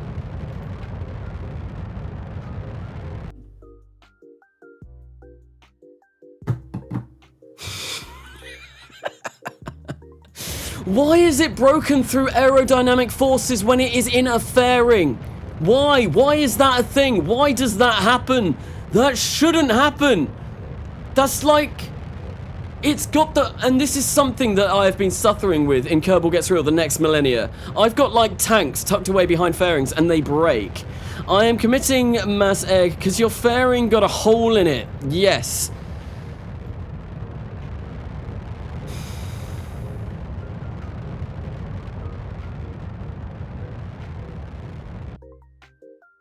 Well, we made it to orbit, at least. When it ain't me, it's the fairing. No, that doesn't even happen in stock. I want to get into our RP-1 and RSS, but my good PC is broken, and Tech support will have to reset my computer and they won't tell me why. Oh dear. Descender is getting more and more creative with its failures. I'm going to revert this because that is stupid. That is really, really stupid. Like, that shouldn't break. It's tucked behind a payload fairing. That shouldn't break. I'm just going to... Yeah, even if it's extended, it still should be safe because nothing's going to get inside there. So we're going to revert that. That's just ludicrous. Revert to launch. I won't, I don't do reverts if it's like test light or anything like that. But when it's something that shouldn't happen, that's just broken. The Kraken has been pretty active. The Kraken has been active this stream, actually, to be fair. It's only like a broken or loose wire, I think. Have you got some dodgy content on your computer that they are investigating? Maybe that's why they won't give it back. Maybe they found like something that they're interested in and they just want to keep it for themselves. I don't know. No, I'm sure you've not got anything dodgy on your PC. But yeah, I think we'll make sure that this is retracted anyway, because that might make things a little bit better. But the fact that it was completely within the payload fairing shouldn't have made a difference. That's just annoying. And what are the odds, right? So I'm going to have to redo this launch. What are the odds that, because I'm redoing this, something fails where it didn't before? I can guarantee it's going to happen. It is going to happen. Like, if it doesn't, I will be absolutely shocked. This has still got 4% failure, and that's got about 1%. So, failure rates on these are pretty low. Did my man Carnasa get a haircut? Hello, Calvin McClure. No, I've got it up in a man bun at the moment, and it's actually kind of falling apart now. It's been 4 hours of streaming. My hair is starting to fall apart, but Alicea, my wife, she did put it up at the beginning of the stream because it's warm and I want to be able to see what I am doing without having my hair just flopping into my face and getting in the way. So in 5, 4, 3, 2, 1, and we have ignition, and any moment now, liftoff of the definitely not a Titan, which is sending Margarine Orbiter number 2 to hopefully orbit the moon. Yes, definitely not a Titan. I love the Titan design. It's such a great design. Seeing things is useful. Indeed it is. Indeed it is. 99.58%. Is that the chance of failure for this? At this point, I won't be surprised if it fails because it came in and stole the rocket. Yes.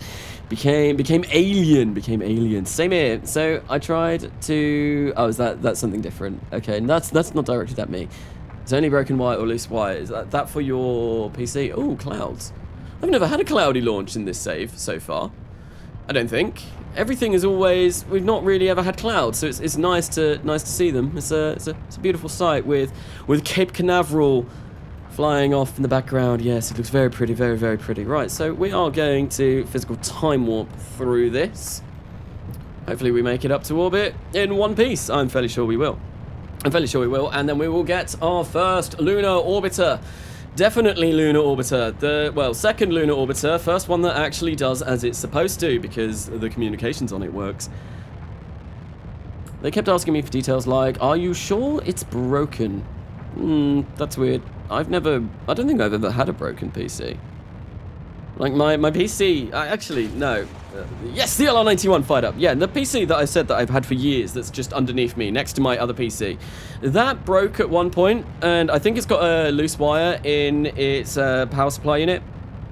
But if I kick it every now and then, it just seems to work fine. So it's, when in doubt, kick it.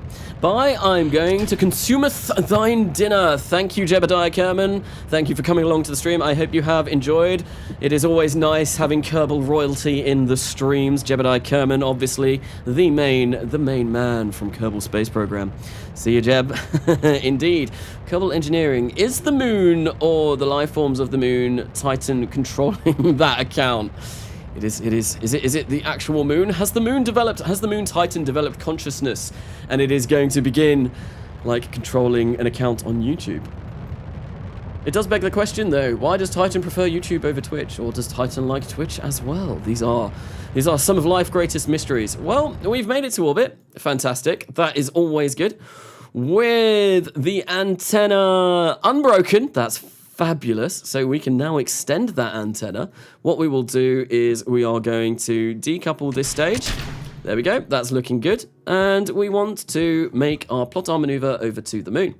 Margarine orbiter probe is out of battery, out of electric charge. That shouldn't be the one that we're using now. No, we got a day and an hour. That's fine. And we're going to set the moon as the target and add a maneuver here. That's not the best of places to go for a maneuver. I feel like that's probably the better location. I like YouTube more than Twitch. I obviously stream on YouTube because I've never really had a Twitch account, so it's why I stream on YouTube rather than Twitch. I am thinking of starting a Twitch account though and streaming stuff that isn't KSP over on Twitch at some point. I don't know when. Some point soon, I think. And like it'll just be games that aren't KSP because I got a lot of games that aren't KSP that I do really enjoy. I do really enjoy. But I feel like my channel has definitely 100% become a KSP channel, so I want to kind of stick with KSP or Space Engineers. Space Engineers is probably the only other game that I will upload to YouTube now. Or some other stuff. I don't know if people are interested in other stuff. I'm never adverse to uploading some other games. There's a lot of games that I do enjoy. Right, so that's going to take us 4 days and 13 hours to get there. That's fine. We can perform that maneuver just fine. We are going to turn on the RCS. What we're going to do is we're going to get MacJab to perform the next node and make our way to the moon and hopefully get a good orbit. Ammo1. No, I haven't changed any loading screen. Yes, and it is very annoying. Wait, Katniss changed my loading screen. I saw Cape Canaveral in a pic there. Was it always there? RP-1 recently have changed their loading screens. They did a kind of like thing over on their Discord where they were asking people to send in images. I think a lot of them are now the destroyers with all of the new loading screens for RP-1. I don't have that yet because my version of RP-1 hasn't been updated, but I know that was fairly recently that they did that. I'm not exactly sure. I'm not entirely sure when, but it was quite recently. Wait, we're not out of battery, are we? No, we've got 20 days left. That's fine. I like it a lot, anyways. So yeah, no, Katniss, your Cape Canaveral does look incredibly nice. So Carnasa, the only time my PC broke was because my mum used it for her college work and used Docker. I'm a bit. Come on. Ullage is good. Fire up that engine. There we go, and we've had a successful ignition. Fantastic. So yes, and use Docker. Somehow my GPU devices got uninstalled, so I had to download them via USB and BIOS. Oh dear, that doesn't sound very good. That doesn't sound very good. I had to mess around with BIOS on my PC not that long ago because actually it was January when I upgraded my RAM, it wasn't recognizing it, so I had to go around and fiddle around with that. And I've never really been very good with doing all of those ins and outs. Even though I study computer science, all that kind of hardware stuff is above me. I don't really do anything like hardware modules in my course. It's all like software development. Well, software development was one of my modules that I did this year.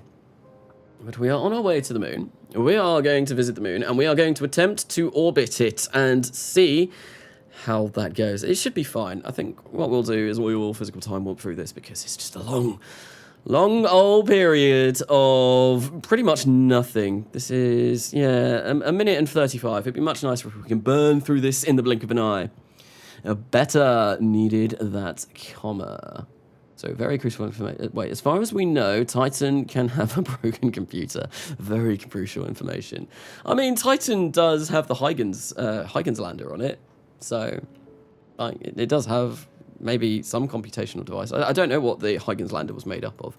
I'd have to look into it. I'm assuming it had some sort of computational device on it to be able to control all of the functions on it. But yeah, so Titan probably does have a broken computer on there. We have to believe. We have to believe. Well, this has worked once. It only needs to work one more time. So we can abort the node execution here. What we are going to do is see where that has given us. Can't do that. So can I remove all nodes? I think I need to get maneuver planner out in order to do that. Remove all nodes. Well, this is going a little bit crazy. And what we need to do is wait until we've actually got communication. Would be very nice. There we go. And we can fine tune our orbit when we get to the moon. Once again, I think I'm going to go for about 70,000 meters. 70,000 meters seems to be a kind of good place. Look at that orbiter. That's a fantastic orbit. Unfortunately, not quite the orbit required in order to successfully fulfill this contract. So we're going to go, yeah, we'll go for like 80,000 meters. We'll add the maneuver there. We will snap that to periaps. So it is exactly on our periaps around the moon. And we're just going to burn this for as much as we can and see how low we can get our orbit. We've got 750 meters per second of delta V left, so we can get to about there. 290, that's not a bad orbit in the slightest. That's pretty nice. And now, hopefully, with the upgraded antenna that we've got on here, it is the upgraded antenna, isn't it? Yes, it is. We should have communication all the way over to the moon as well, which is going to be fabulous. It's going to be glorious. It's going to be so nice. We should get a fair whack of science from this, I imagine, with the micrometeorite detector and maybe some other things. Although the fact that we don't really have an awful lot of power, we've only got 20 days, but I might be able to gain a little bit more power when we flip this. We'll flip this before we finish the mission so that one of these sides is always going to be facing the sun, and hopefully we should be able to get this up to perpetual electric charge, which would be very nice. But we've got absolutely everything that we're ever going to want on here. Oh, I've not got a TV camera. That would have gained us a lot of science. That would have gained us loads of science. Well, I think when we make Margarine Orbiter number 3 or whatever it is, we will stick a TV camera on there so we can get lots and lots and lots of science. But we've got a lot on here. We've got an awful lot on here. But let's just time warp ahead to get over to the moon and see what we can do. Micrometeorite detector. We could maybe start recording that whilst we're on our way. It's like 90 days though, so we're barely going to get any science from that. Pressure scan and mass spectrometry. Well, we'll get a pressure scan and all of this. We'll get that from low lunar orbit, which will be very, very nice. Might as well turn everything on. That's not going to kill our electric charge, is it? No, it is not. We've still got communication all this way out, which is great, even though we're really, we're really not that far out at the moment. But here we go. In 3 days, we are going to have to perform our maneuver. So not the hero type, just keep spinning. Indeed, we are a spinny boy that is on its way to the moon. As long as this engine fires up for the last time, we should have a successful lunar orbit. The ignition failure on this is 14.7%, which is quite a lot, but I believe in the engine. I believe it can perform its job amicably, as long as we have sufficient communications by the time we reach the moon, which we should do. And it also looks like our burn is going to be on the side of the moon where we're going to be able to talk to Earth, so we can fire up that engine twice if we so desire, which will be very nice. Here we go. In 8 hours, we are going to attempt to do this. I'm going to get MechJeb to do this for me, just because, why not? I've done a lot of my own manual flying today. It's nice to get MechJeb to do this every now and then. So we're going to make sure that we snap that node to the perigee or periapse, because we are at the moon. It's not the perigee at the moon. We're going to execute the next node, get that HTP to turn us around. We might even be able to get a lower orbit by using the remaining HTP that I have in this stage. Oh no, my pet cat fell off table while it was sleeping. I've got a new kitten. I need to get my new kitten out on a live stream at some point. It's, a very, very, very small cat. It's he's about 3 months old at the moment, and he's very, very, very cute. And I probably will get him on a live stream at some point. Why aren't we warping? Ah, there we go. Ah, look at it. Hello, moon. Hello, moon. It's nice to see you. Yeah, there we go. We get perpetual electric charge around here in the sun, which is fantastic. This should be very nice. As long as this engine now ignites, I'm going to try and knowledge this.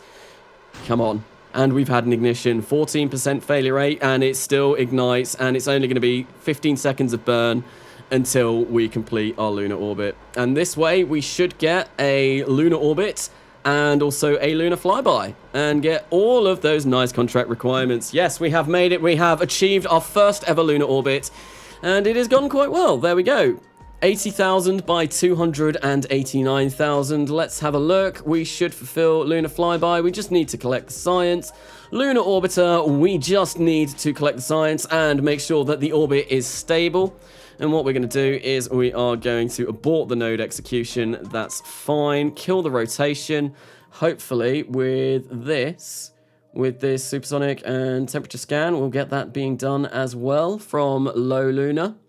And yeah, that'll be good. Let's float this around and make sure that we are getting all of the electric charge that we so desire. That's going to give us, what, 10 days? 10 days and 20 hours. Perpetual, yes, we can leave this in lunar orbit and it will stay here forever. And there we go. We've completed both of those contracts, which means we have a whopping 1 million funds in the bank, 40 science, which is going to be very, very, very nice as well. And yeah, that is all looking good. 46 science. The science is going up. You know what? We might even be able to communicate between the two that we've got here. This one, this satellite might be able to talk to this and transmit some data over to Earth, which would be really, really good. Thank you for the pogs in the chat. It has been a very successful mission. But now what we're going to do is we are going to go back to the Space Center and maybe spend up a bit of science. And I reckon that'll probably be it for today. Because what am I on? I'm on 4 hours and 10 minutes. This has been the longest stream I've done for a while. But, you know, I wanted to get this lunar orbit all done. But first, no, we're gonna have a look and see what we can spend science-wise, what we can do. Can I afford the stuff to go into planetary? I have a feeling I might be able to, but we'll have to see. And then obviously another thing that I am going to want to do will be doing crewed stuff, but I think that will come in the next stream. Definitely designing a kind of capsule to get crew up to low Earth orbit. So science, we've got 46.8 at the moment. We are going to need to buy this for 25, and then we get that for 16, which does mean, although we need that as well. No, we can't quite go into planetary yet, I don't think. We might be able to go to Venus with some of the solar panels that we've got. But there we go. We'll research that, and then we'll start thinking about interplanetary stuff. And then I think once we get the human stuff all done, we'll have a look at getting prototype Hydrolox engines, which are great. They are absolutely fantastic. Stability is going to be a very nice one to pick up at some point soon. We've got extra science that we can pick up as well, which will give us the orbital perturbation experiment, which is a very long-lasting experiment. 10 years, I believe. Yes, 10 years it takes to do that experiment, and we get some new kind of cool stuff as well, which will give us more exciting science. But that will be that, and yeah, that will be the end of this live stream. We made it orbit around the moon, we designed the Titan, we have gained a lot of science, we've hit the moon a couple of times, we've sent up some communication satellites, and done an awful lot of designing over the course of this stream. But thank you everyone for coming along. It's been a good stream. Thank you for the donations that have been around. And yes, no, I will be streaming again. I'm not sure if I'm going to stream on Wednesday or if I will just stream again next Saturday. I will see what's going on. I might have a video out on Wednesday. I'm not entirely sure. But yes, that will be that for now. Thank you everyone for coming along. I have been Carnasa, and I will see you later.